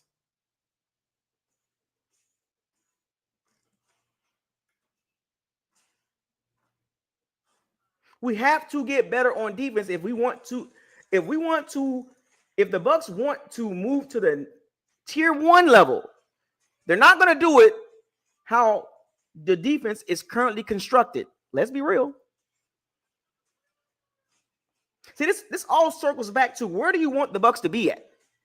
You want the Bucs to be contenders, Super Bowl contenders, or do you want the Bucs just to win games and just get by and win 8, 9, 10 games and chest bump, high five, and then in the offseason, man, the Bucs got to get better at defense year in and year out, same old story? Or do you want the Bucs to elevate? Which one is it? Because me, I want the Bucs to be elite, elevate, make the right moves, draft the right players. That's what I want the Bucs to do. Because we're not elite. Because of the defense. Not because of the offense. It's because of the defense. That's clear to see that. I want the Bucs to be elite. You cannot be elite with this defense currently set up. Check out the new whip. Tight. Fully custom. How many Bud Lights can you fit there? As many Bud Lights as it takes. A lot of Bud Lights. I'll have to give you one of those. Your support is critical. We can't do it without you. Well, the Washington Commanders are about to announce their pick as we look at the green room built by Lowe's. There are 4 players left in that green room, meaning it looks like some will still be in there tomorrow night. And Shedeur Sanders enjoying his time. Like, people gotta see, you can't look at the Bucs and try to convince yourself that we really like that. It's hard to convince yourself that the Bucs are at this high level, and you know we're not, and you know why we're not. You know why we're not contenders. Can we make the playoffs? Of course. We are in a weak ASS division. It's not hard to win our division, folks. I mean, Panthers, Falcons, Saints. I mean, that is not death row. Y'all act like the NFC South is some sort of treacherous road or terrain that we got to fight through every year. Stop playing. Oh, man, the NFC South is so hard. The Bucs are so elite. The NFC South is so hard to win. It's a challenge. Oh, my gosh. Stop playing. The Washington Commanders select Josh Conerly Jr. Here we go. Tackle, Oregon. How about that? They doubled up on tackle. I mean, just making it seem like the NFC South is just this treacherous, just treacherous road to get to the playoffs. Oh, it's so hard. Oh, as a Bucs fan, I'll be sweating every game when we play against the Falcons and Saints and the Panthers. Oh, we just go through so much to get to the playoffs, man. You know, to win 8 games, 8-9, then 9-8, and then 10-7. Oh, it was just so tough to get there. Oh my gosh. Whew, we barely. Oh my gosh, it was just so hard.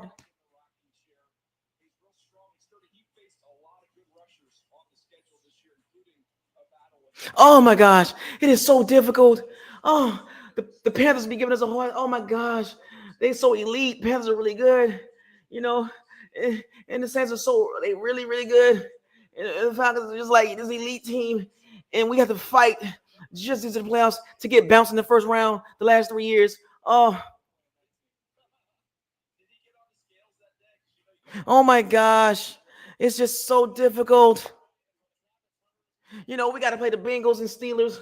You know, we just got to fight through that. You know, we got to play the Bills, and you know what I'm saying. We got to play the Ravens and everything. You know, we got the Bengals, Steelers, and Ravens in our division. Oh my gosh.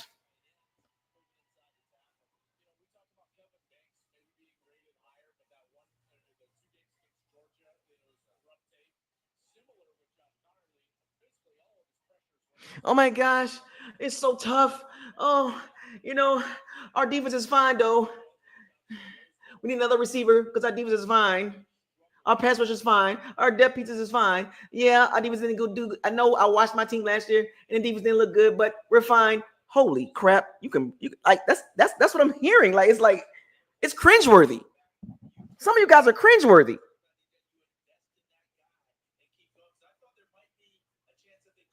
Cringeworthy. Like I cannot believe this because the Bucs pick a receiver. You guys trying to justify the defense like it was not a problem. It's just cringeworthy.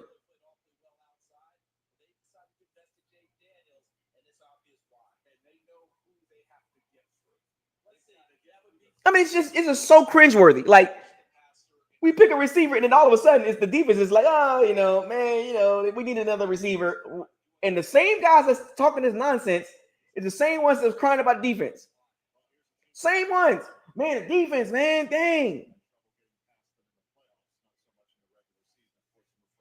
You know, goddamn well the defense is weak, and you try to justify receiving the first round.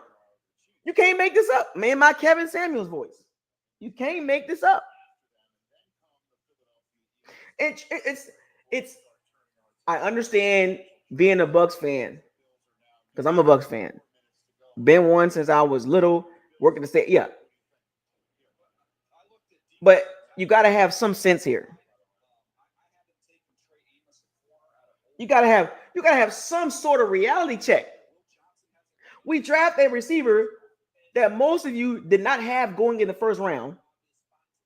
We draft the receiver, and after we draft the receiver, the conversation is not about the defense is good. It's about the receiver. So you mean to tell me your brain, after pick 19, switched over and said, our defense is fine. The receiver made the most sense. And then Jason White, with a straight face saying, I like our depth on the D-line. What? Boy, I'm glad I don't think like y'all, boy. Jesus Christ. Boy. We literally won a Super Bowl in 2020 by getting to the quarterback. Defense dominated the game. Made life living hell for Patrick Mahomes. Even though they was missing 3 starters on the offensive line. But we literally saw this. We literally, as Bucs fans, saw this. I was there down at the Super Bowl in 2020. We literally saw this. I was there. Not in the stadium, but right outside the stadium. Defense made Patrick Mahomes' life miserable. Hell, we just watched it this Super Bowl.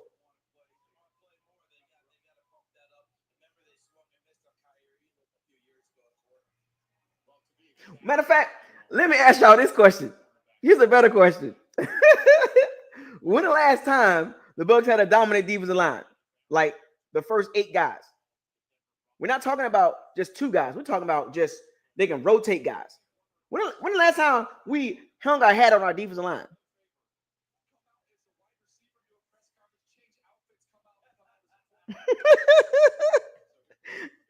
If I'm not mistaken, for the last 10 years, we've been complaining about the trenches, especially me. I'm just keeping it real. Because that's all I've been talking about. Trenches week.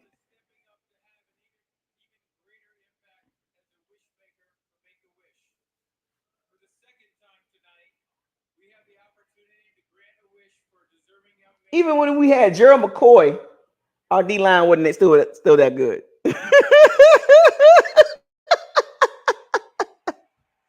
I'm just saying, man. I cannot believe y'all making it seem like our defensive line was always good.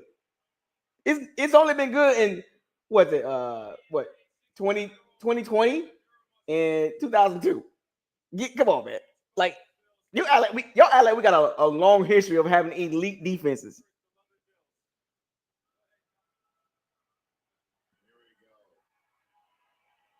Last year was our first year with a really good running game. 2002 was the last year that the Bucs D-line made sense. And then before that, it was 2020. It was 2020, the D-line made sense. And then 2002, the D-line made sense. And then Muscle Hamster in 2016 was our last good running game.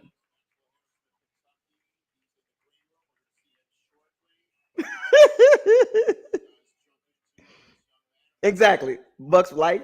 We won a Super Bowl. We won a Super Bowl by getting Tom Brady, Antonio Brown, Gronkowski, Leonard Fournette, Tristan Wirfs, Winfield Jr., and Ryan Succop. Shaq Barrett, was not drafted by the Bucs. JPP was not drafted by the Bucs. And Ndamukong Suh was not drafted by the Bucs.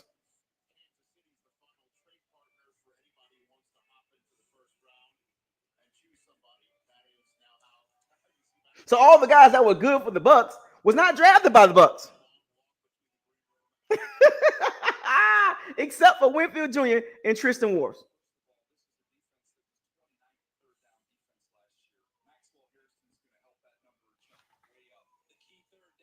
Everybody that scored in the Super Bowl did not play the year before. So y'all act like we got this rich history of elite defense. We don't have a rich history, folks.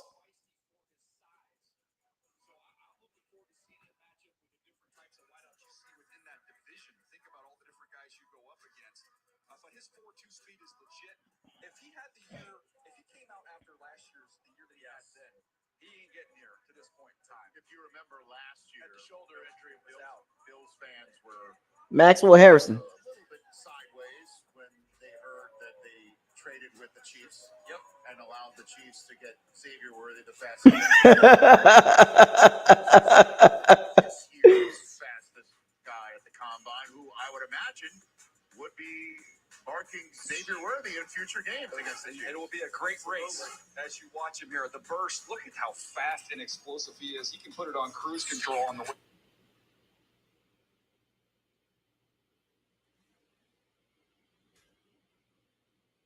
I'm just saying, folks, we got to make sense, man.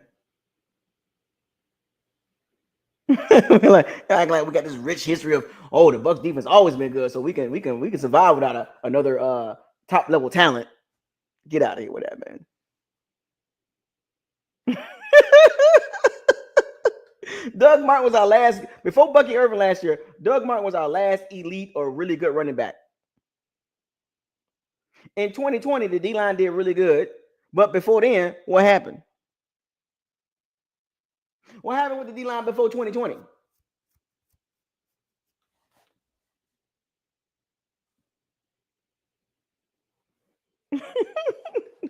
Acting like we got this rich history of we got this real good history of having a good defense. Stop playing with me. That we can just bypass defensive talent and we'll get by. And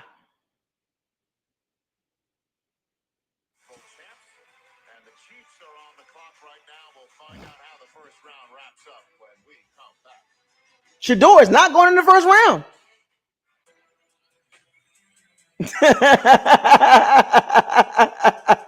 Bobby, Barry Rude, and Bobby Prescott-Tilly. Man, they don't. Man, look, Mom for Christ, they don't get it. They think our defense is solid. Oh, we good to go. We don't need any more elite talent at defense in the first round.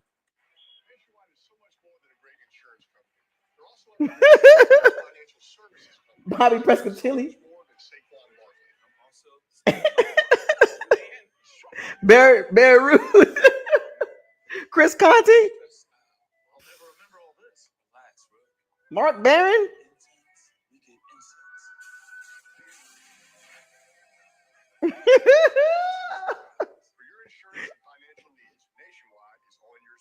Matter of fact, name me the good defensive players on the D line that the Bucs drafted in the last 10 years. Let's go all the way back to 2015.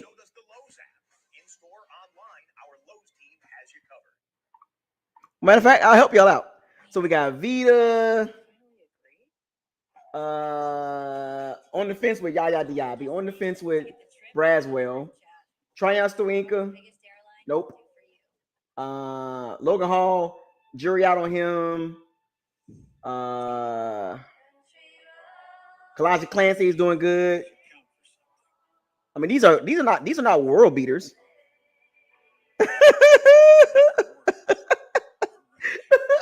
we don't draft world beaters on the D line, folks.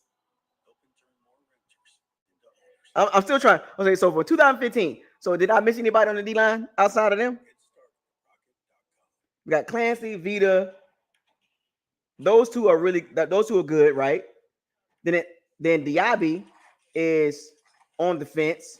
Logan Hall still got questions. Braswell still got a lot to prove. What else? Noah Smith. See, that's what I'm trying to. The point I'm trying to make here is, you Bucs fans capping for the receiver at 19. Where's our history on D line?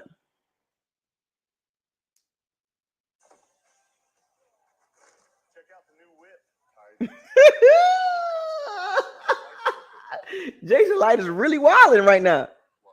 He said, "What? We have good depth. Good depth. I'm sorry. What? Brewer? Gaines? What? That's the good depth." Somebody said Daquan Bowers. Oh my gosh.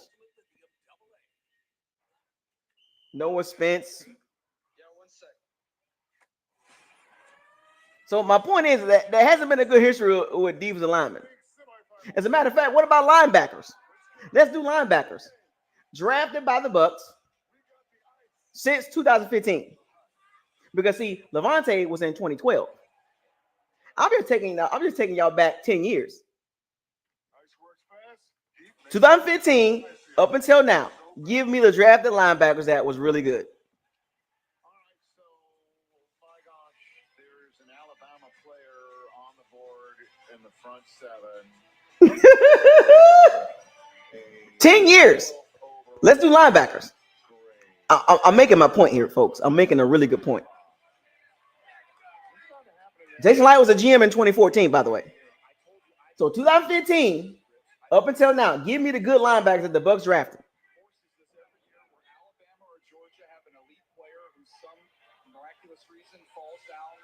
Don't worry, I'll wait. Want me to help y'all out?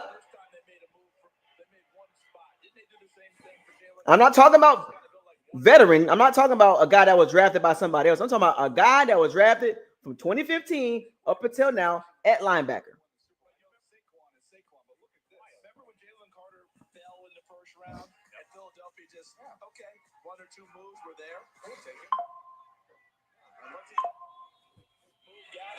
That's it? 10 years of what?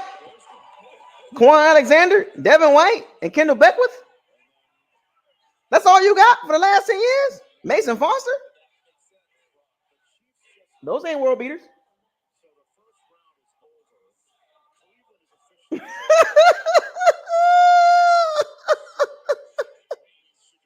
Acting like we got a good history of, like we got this great history of defensive drafts. Jacquees Smith. Ooh, wait. Savasi Dennis is incomplete.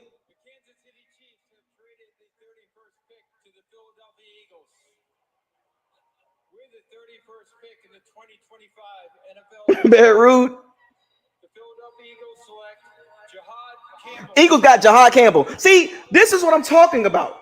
What is going on here, man? The Eagles got Jahad Campbell. The Ravens and Eagles just keep getting, and they both drafted defense. But no, we need a receiver, though.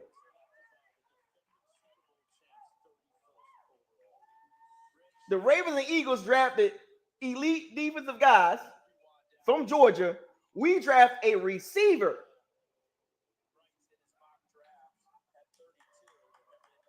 They got Nakobe Dean, Jaleel Campbell, Jalen Carter, Jordan Davis. I mean, they just keep getting the rich keep getting richer. But meanwhile, you Bucs fans okay with a receiver at 19.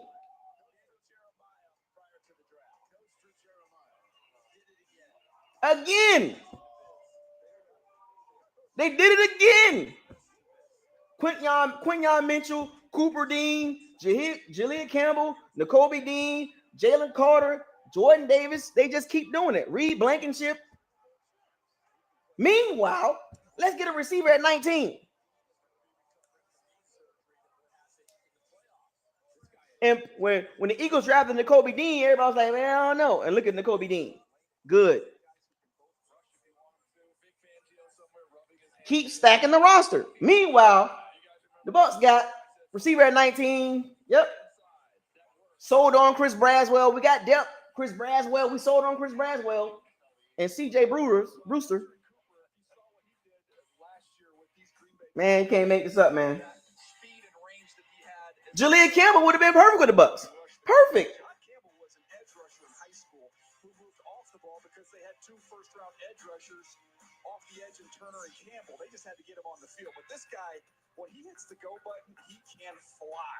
You see it here on a little delay. Would have been perfect with Todd Bowles. Perfect. He's going to need to add some more polish as a rusher, but with his athleticism, speed, and his ability to bend, I think there's tremendous upside with him there. And again, has that high school background. So a lot of versatility that he brings to the table. Nolan Smith Jr. I mean, the front seven for Eagles is just ridiculous. And their secondary is really good.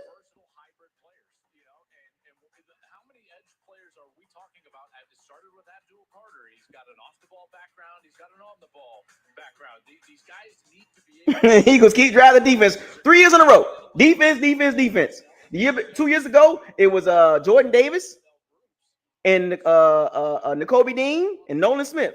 And then last year it was Jalen Carter and Quinyon Mitchell and Cooper Dean. And then this year it was Jaleel Campbell.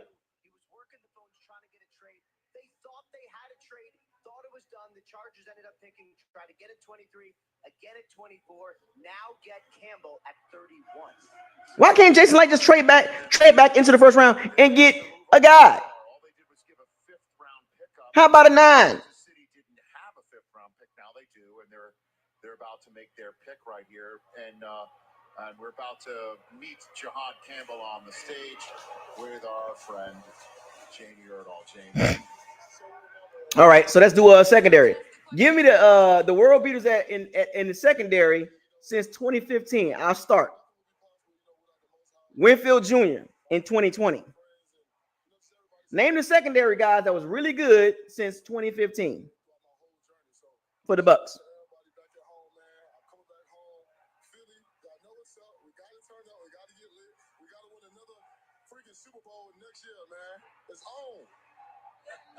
Never give up the microphone unless you're giving it to a draft pick that's going to a Super Bowl champion. What was it like to receive that phone call from a general manager that constructs a championship roster? Man, it was a surreal feeling, just getting that call and just being here and, just having that. Since 2015, name our secondary world beaters outside of Winfield Jr. That was drafted by the Bucs. Not a sloppy seconds. Drafted by the Bucs. He said Jamel Rubber Thumbs Dean. Wait a minute. You said Rubber Thumbs?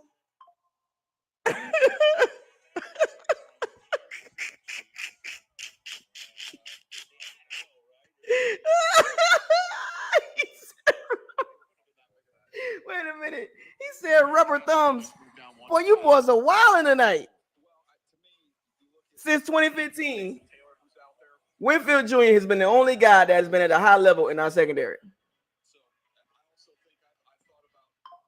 He said rubber thumbs.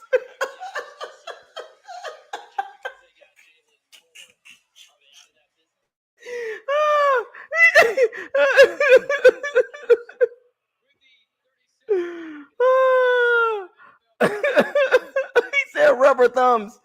Boy. Oh my gosh, man.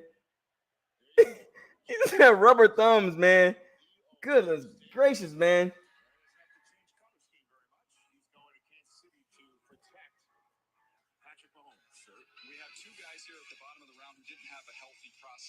Oh my gosh. He said Jamel Rubber Thumbs Dean. My gosh, man. 2015, man. Drafted by the Bucs.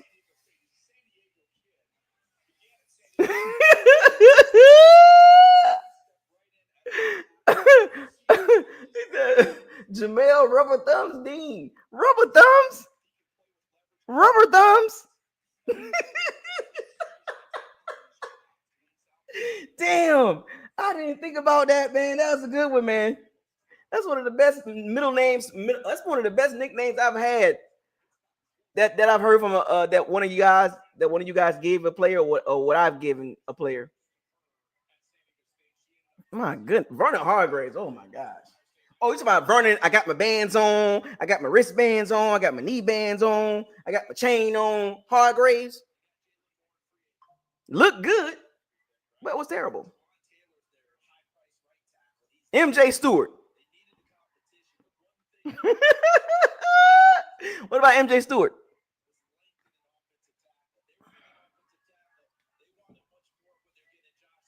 I thought, yeah, it's Jamel Glass Dean. Or Burnt Toast Dean. You got Seatbelt Davis.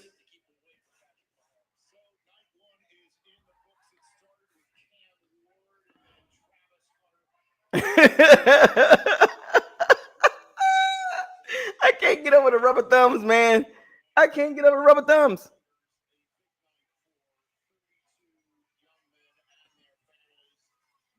I cannot get over rubber thumbs, man.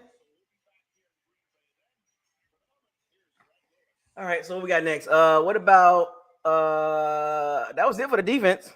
So my point is, we haven't had a glowing defensive history of draft picks.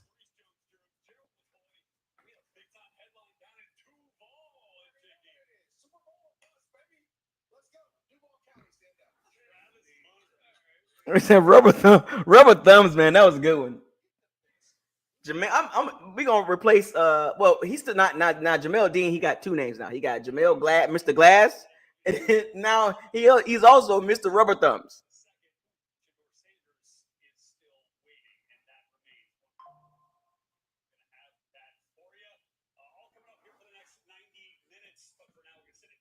Seatbelt Davis is a good one. But I like Jamel Burnt Toast Dean.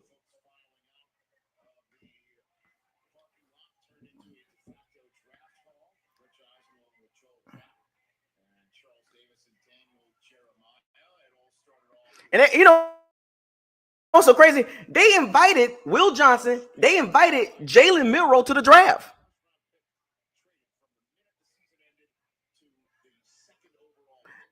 Who told Jalen? Who told Milroe? Yeah, dude, we're gonna invite you to the draft. Why? So now he got to come back tomorrow and be in the green room, and he might not even get drafted in the second round.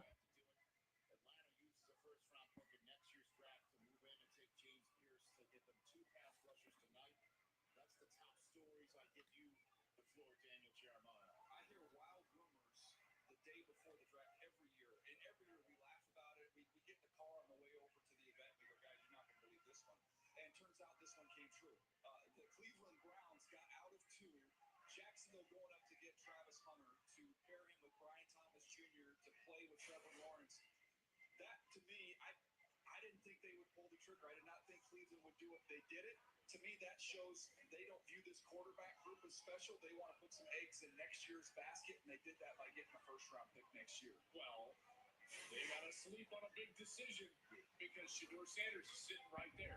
And Jackson Dart going in this first round, Shedeur Sanders not going in the first round. That's the biggest. All right, let me read these super chats, man. You guys got me rolling up, man. You guys got me rolling. All right. Marlon Johnson, Will Johnson. Yeah, he dropped because of his knees or his knee. And Will Johnson's still available.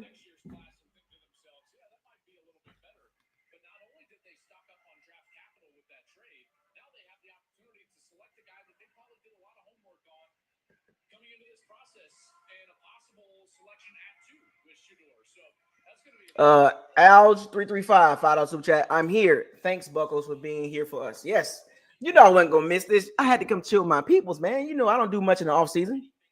I couldn't miss this.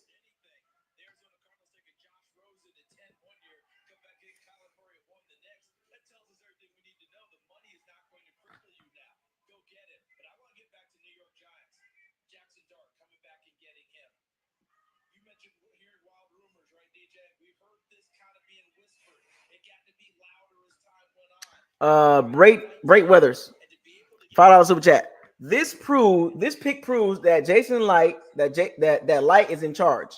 If Bowles was in charge of the draft, there's no way we make this pick. We know who's the problem here.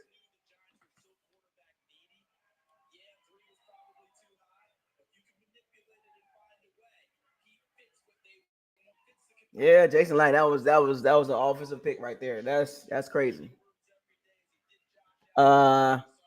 Third Matic, $5 super chat. This has got to be the dumbest pick. The defense is ranked at the bottom for pass defense, so you're not playing on ever running the ball. No, they're gonna chuck the ball around. No, not really. They're gonna run the ball. They're just gonna put up 35 points.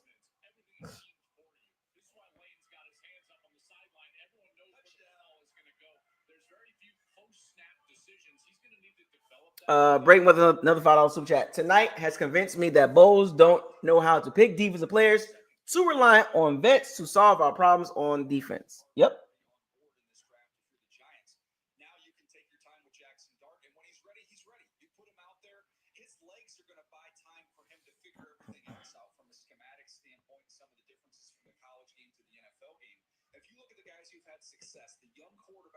Haitian boy 407, $2 super chat. We might as well drafted Sanders, like wide receiver.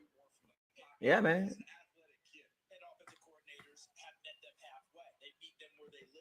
Grislow, $5 super chat. Man, I got some things I want to say. Cuss words. I know you mad, buddy. You was at the draft party, wasn't you? How was the reaction at draft at Grislow? How was the reaction at the Bucs draft party at the stadium? Another $5 super chat. Now I got even more to say, man. Are you really mad, Grislow? I mean, what's going on with you? You all right? Drink some water, man. Grislow, another $5 super chat. You see Jamel Dean, your CB number 1, and you are like, yeah, I'm good with that, or no pass rush, and you are cool. You're like, cool. I get what you're trying to say there. Break Weathers, $5 super chat. This justified why there are more road fans than Bucs fans at our home games. We are justifying this pick. Think about it. I ain't justifying it. Well, I'm not justifying it.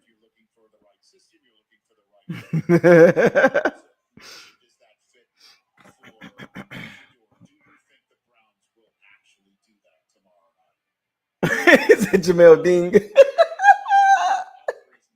Dinged up. Jamel dinged up Dean. But yeah, the Rubber Thumbs is better, though. Rubber Thumbs is better. King Cook said, there is no way Jason says he loves the depth at D-line. That makes him sound cheap.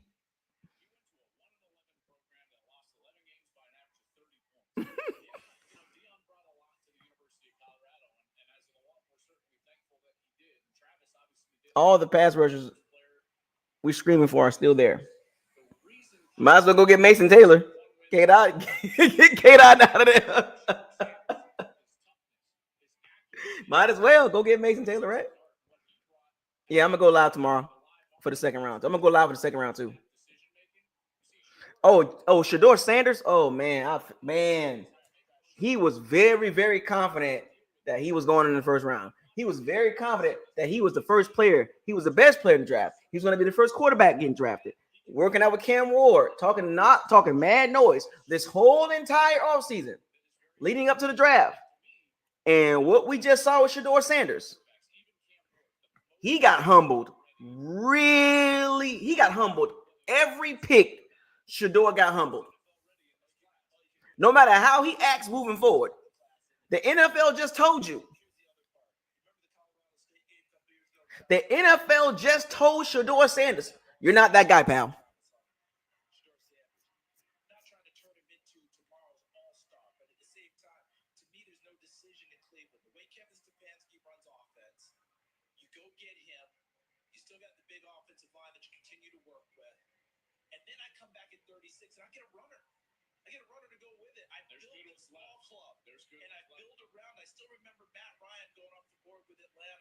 Thomas Dimitrov gave him Michael the Burner Turner at tailback, came back and got Sam Baker at left tackle, and put it all into place and got going. Then we had Roddy White at receiver. I'm saying build around it, but to me, you go get him tomorrow, come back and get the runner, and get back to playing football like Kevin Stefanski wants in Cleveland. DJ, you know what I would do if I was Dion tonight? You know what I'd do? Because my son is crushed right now. Absolutely devastated. He thought he was going to be a top 5 pick his entire year. Maybe his entire life. And tonight, that's not the case. You know what I would do? I'll go put a list of names in front of him tonight. They would have the name Brady, Hurts, Wilson, Rodgers, Foles, Breeze, all guys that didn't hear their name when they wanted to hear their name in the NFL draft, and yet they were the ones with confetti falling. Nobody. Okay. See, sometimes people just come in too late and say some stuff that don't need to be said. So for those of you that just joined, the Bucs picked a receiver at 19. The player is really good. The problem with a lot of us is the position of need was not the highest priority.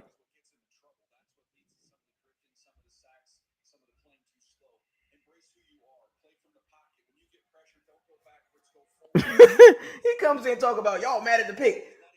It's not about being mad at the player. It's about you took a receiver at 19 when you had higher needs on defense. That's the issue. The issue is not the player, man. The player's going to be good. But we still got to address the defense. Did you have a receiver at 19, Virgin Boys? In your mock draft?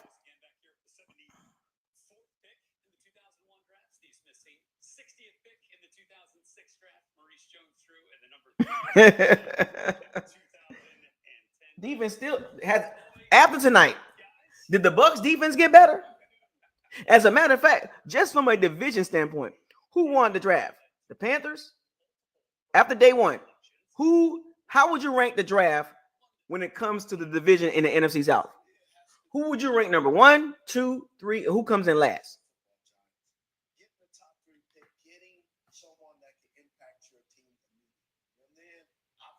Moving up and giving the quarterback of the future for you and for your organization. You have some better players and Russell Wilson, but you all know that these guys are limited. You know what they can do. They can play football, but can they bring the team out of the depths of low expectations? What we know that the New York fan base is looking at with both teams. And so this Jacksonville helps their team. How much will he help them? Who knows? Time will tell.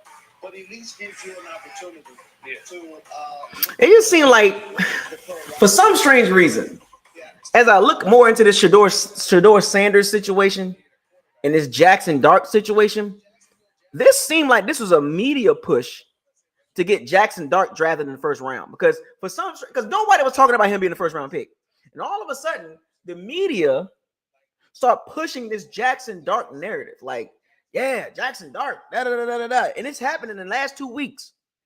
Every year we see a quarterback get hyped up by the media to only turn out to be not good. Josh Rosen, Zach Wilson, Kenny Pickett, Daniel Jones.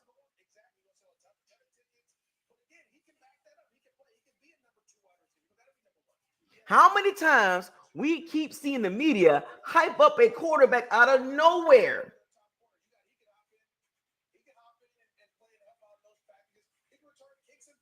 We've seen this year after year after year. Kristen Ponder.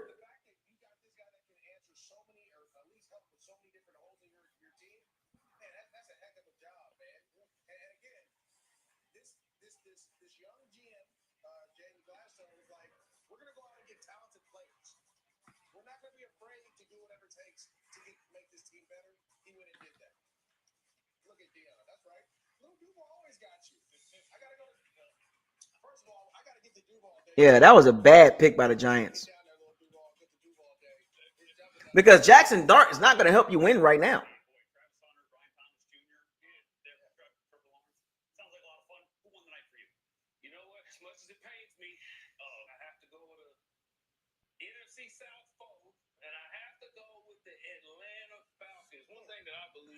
That Raheem Morris also believes is in order to build a team, you got to get somebody who can throw the ball, that can pass the ball, and somebody who can go get the passer. And Raheem Morris has followed that mode all the way back to when. Right. But because of everything that was happening with James Pierce over the draft process, they knew he would be there. So they waited. And they got the hometown kid and Jalen Walker, who's right there. They had eyes on him all year. They got an edge guy who can go get the passer. What do? You trade up and go get the guy you wanted all along. You partnered him with James Pierce. And last year, second to last in sacks, bottom 10 defense. They know they needed to go get rushers. They addressed the need and got the guys that they wanted. Yeah, I'm gonna say the Falcons. They got today. They got 2 pass rushers. Josh Freeman, how'd that work out? Oh, dang. A long time ago. About the mold. Last year they got Michael Penix. They got their quarterback, and then they went and got guys who can get after the pass. That was a horrible analogy because that didn't go well. Well, I'm saying the mold of how you want to build a team. Sometimes you miss on picks, but It was mold. a broken mold, buddy. You followed the mold. That's that Panthers Tampa thing y'all got going on. Let me get out the way. I don't like all that. Look, I like the idea of doubling down on the edge rush. I do too. I just thought, especially since you haven't had a player get double-digit sacks since 2016 in Big B's. It's been a long time for the Atlanta Falcons to get after the passer in a big way, and they did that tonight. But this draft started at number 1 overall with the Tennessee Titans doing what we thought they were going to do all along and take Miami quarterback Cameron Ward, forever humble. I love it. Yeah, why did we call Donovan Smith Monique? I forgot why we called him Monique. I called him Turnstile. This is Mike McGons with Tennessee Titans. Yes, sir. How you doing? I'm doing great, man. You guys doing well there? Yeah, we good. Yeah, you good? Yeah, but how does Jackson Dart help the Giants win now? Process here. I can't tell you how impressed we've been with you. Not only the player, but the person that you are. You know, the leader that you are.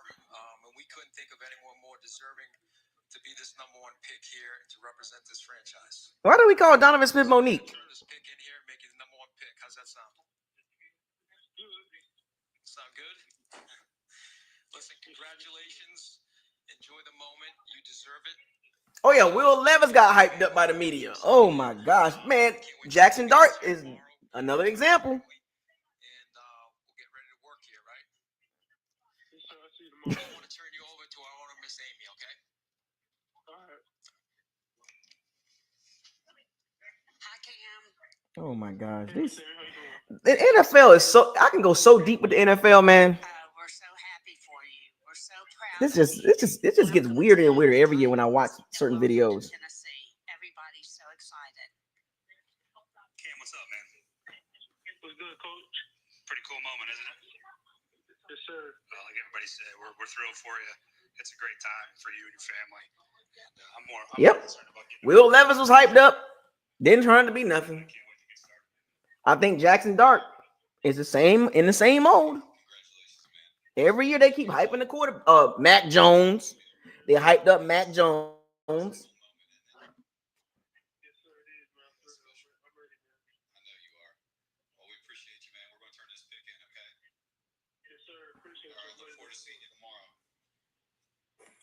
All right, so the Tennessee Titans have their quarterback. If you look now at some of the other pieces of the puzzle, obviously Calvin Ridley, and then you look at Tyler Lockett, who they just huge to a deal.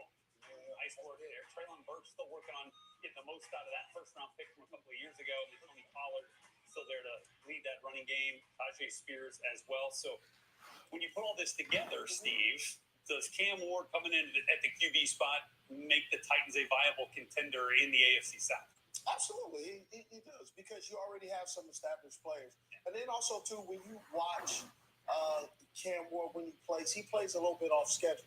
So you get one of the best veteran players available at a discounted rate with Tyler Lockett, who's played with another off-schedule quarterback, which was Russell Wilson. And so, Cam sometimes was off schedule and he kind of did a little bit too much razzle dazzle. Sometimes, learning to throw on schedule.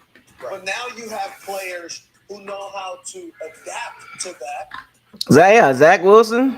But then also you have some other players who maybe don't know how to adapt to that, but they're still. They booed Enigma. They booed him. So you got a mixture of everything, and I think that's Rizzo, $2 super chat. Arguing with Twitter heads, settling for mediocrity. Hey, I ain't arguing with them. Forget that. They booed Enigma. Enigma, they booed him. They booed EB. You cannot put a square through a circle hole and think it's going to fit. Just don't work. Yeah, it's funny you say that because I'm really good friends. The head coach of the Tennessee Titans was my college quarterback and high school quarterback. Yeah. So I got a chance to talk to him throughout this process. And one of the things, when I spoke to Brian Callahan, we call him Jack, I said, how are you going to utilize this young man? Are you going to run with a straight drop back and have him reading? And he was like, no, we're going to utilize his skills. Where he's at his best, RPO game, get the ball out quick, which I think is going to help. They booed him? Get him a little run after catch early on. Then being able to set that up with the running game. Yeah, Luther Burton was nice. But not a receiver in the first round. They could have got that in the second round. He does amazing with that. When he's scrambling, he's not scrambling to run. He's scrambling to throw. He's looking down the field as we saw a lot of that B-roll. So they have a plan for him. And that's the most important thing for a rookie quarterback. Yep, Brandon Whedon, Josh Rosen, Zach Wilson, Mac Jones, Daniel Jones, Will Levis, Kenny Pickett, Christian Ponder. Every year we see the media narrative. When they like a certain type of quarterback with a certain look, they hype him up. You got to have the look. Jackson Dart got the look. He got the chin. He got the look. You know what I'm saying? We're going to hype him up.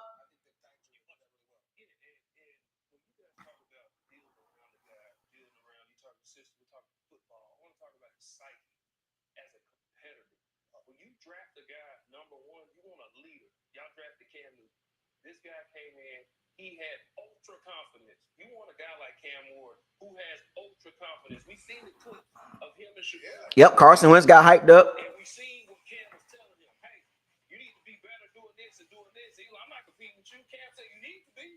That's the type of guy you want leading your team. That's the type of guy you want being the number one pick coming in. Yep, Carson Wentz is another one.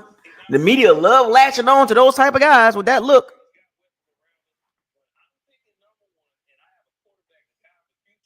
Yes, he's young. He's going to make mistakes, but his confidence, and he doesn't look like he could be broken. What did you see? You seen the tweet? Yeah. Always humble because I know what it's like to be at the bottom. That's the type of guy you want leading your team. So yeah, he definitely makes him a competitor. They really booed Enigma. Egbekba? I can't pronounce the dude. I got to get used to that. And Mecca. They really booed him Mecca? For real? What did they boo him at?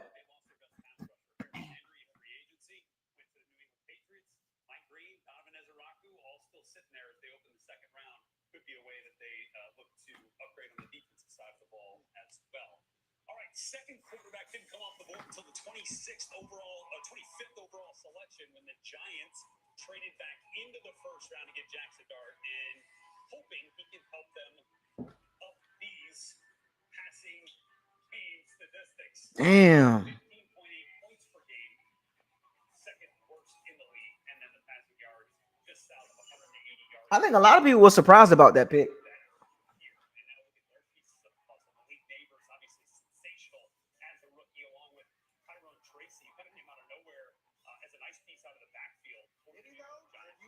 If you read my article last year, I told you Tyrone Tracy was a bad man coming out of Iowa and Purdue. Right. Wide receiver at Iowa and then turned full-time running back at Purdue and really took off there. So you're right on that one. Yeah, that's for sure. So we build on that. That's not cheap.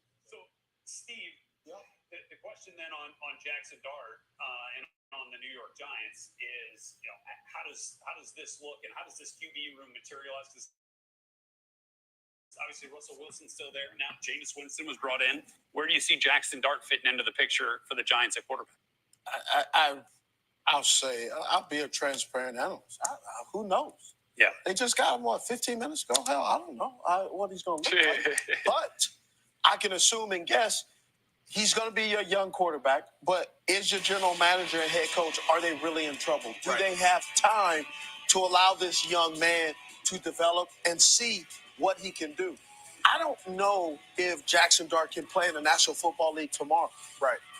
But we're going to figure it out and find out. And I just hope that the New York Giants and Coach Dayball and the organization does not try to force him into a situation where all of a sudden Trying to save your job. you're trying to save your job at the expense of a young player. And I'm not saying that they would do that.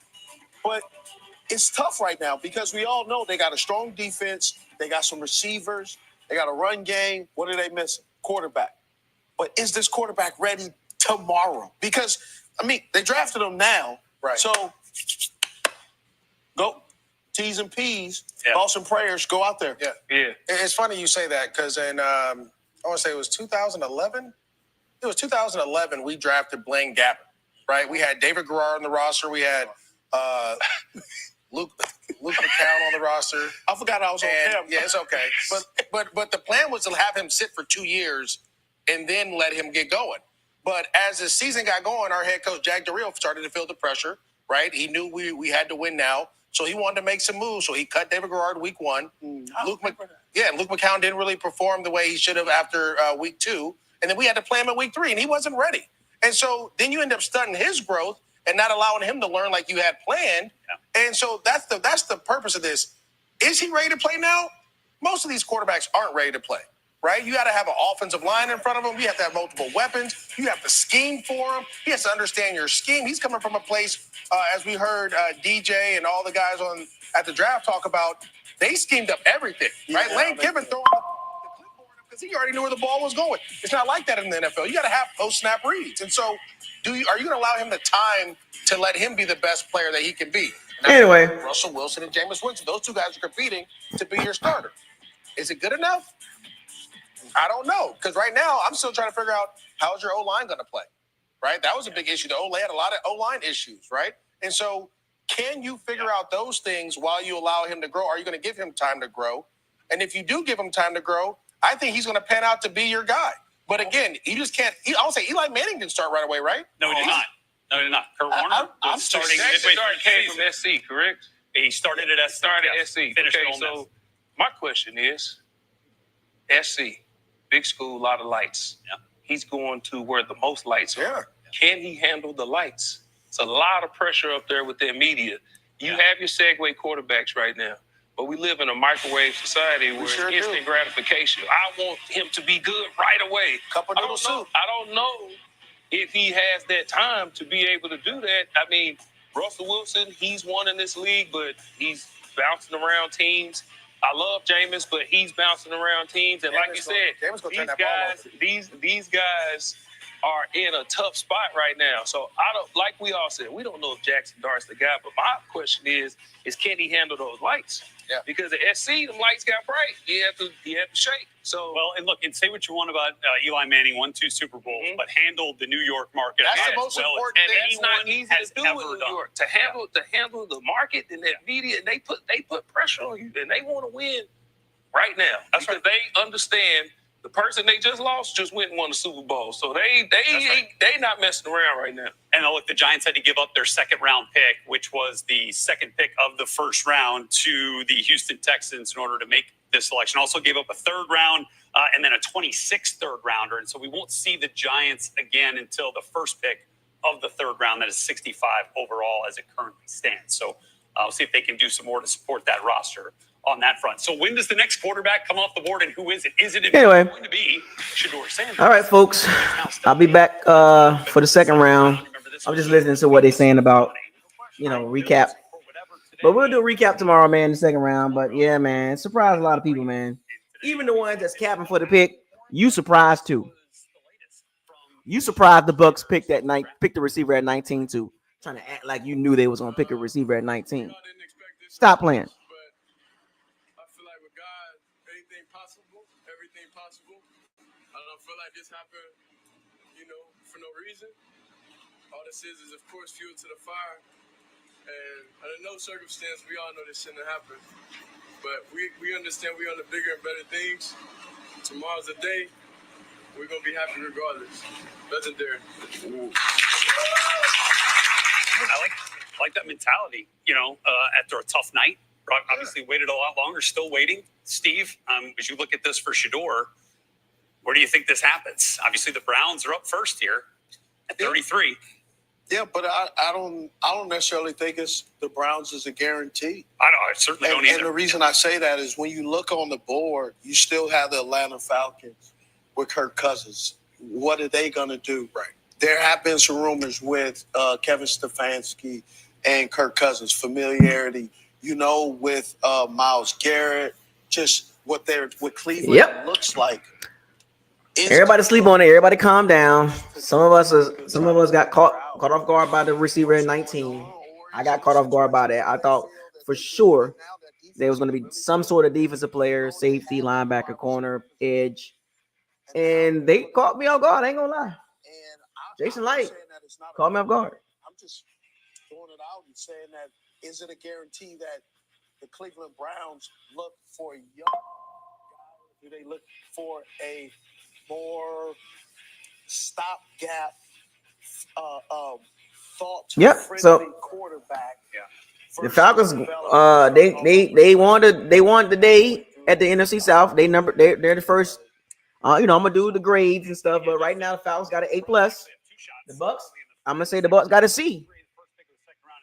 That's a C because that was unexpected, right? That was not the pick that we all expected. We thought it was gonna be somebody on defense. The Falcons went and got 2 pass rushers, 2 young pass rushers. They were good in college, so they get coached up right, they'll be good, right? And Raheem was just with the Rams, so he actually got a chance to see, how McVay draft, and you draft that D line, right? They did with the Jared Versey and Brayden Frisk. Raheem kind of following the same thing what McVay did. Get two edge rushers or two D line, outside line, but right now the Falcons are winning right now. They win in the draft. The Saints are last. The Panthers drafted a Drake London, Mike Evans clone, so I can give them some sort of C+ there. So the Bucs and the Panthers are tied. The Falcons, and the Saints are last. And was able to extend my career and do I felt like some really good things. Maybe you go to a team that is already built, right? Yeah, it's not about the player, folks. It's about the position of need. That was not high on my radar at all, to be honest. So, with that being said, shout out to all the Powers and Sea Bandits. Thank y'all for all the super chats. Thank y'all for the energy. We reached over 100 viewers, and tomorrow I'll be back. And hopefully everybody get a nap and kind of think about it and take a deep breath. I am. So hopefully tomorrow we get our cornerback or our edge rusher or a linebacker, and we good to go. You know, we can still recap. You know, Jason Light can still make up for the surprise in the first round, right? Still got a second round pick and a third round pick. Hopefully, both of those picks are defense. Finally, right? Second round, third round pick, defensive players. So we'll see. So, like you said, MJD. With that being said, fire those cannons, seize the day, raise the flag, hashtag defense need help. That's it. Hashtag defense need help. Hashtag trenches matter. Hashtag why? Hashtag what is this? Hashtag what are we doing? Hashtag facts or feelings. Hashtag don't get mad at me. I don't play the game. I don't make the picks. I just talk about it. Hashtag reality over optimism. You got to be Mr. Everything. The second round, you might have opportunity to go somewhere with people. Probability over possibility. Kind of intriguing scenario to think about as it Buggles Locker. Signing out. I'll see y'all tomorrow. Hey, can I say something? Sure. Nobody's ever addressed in Colorado. Like, we talk about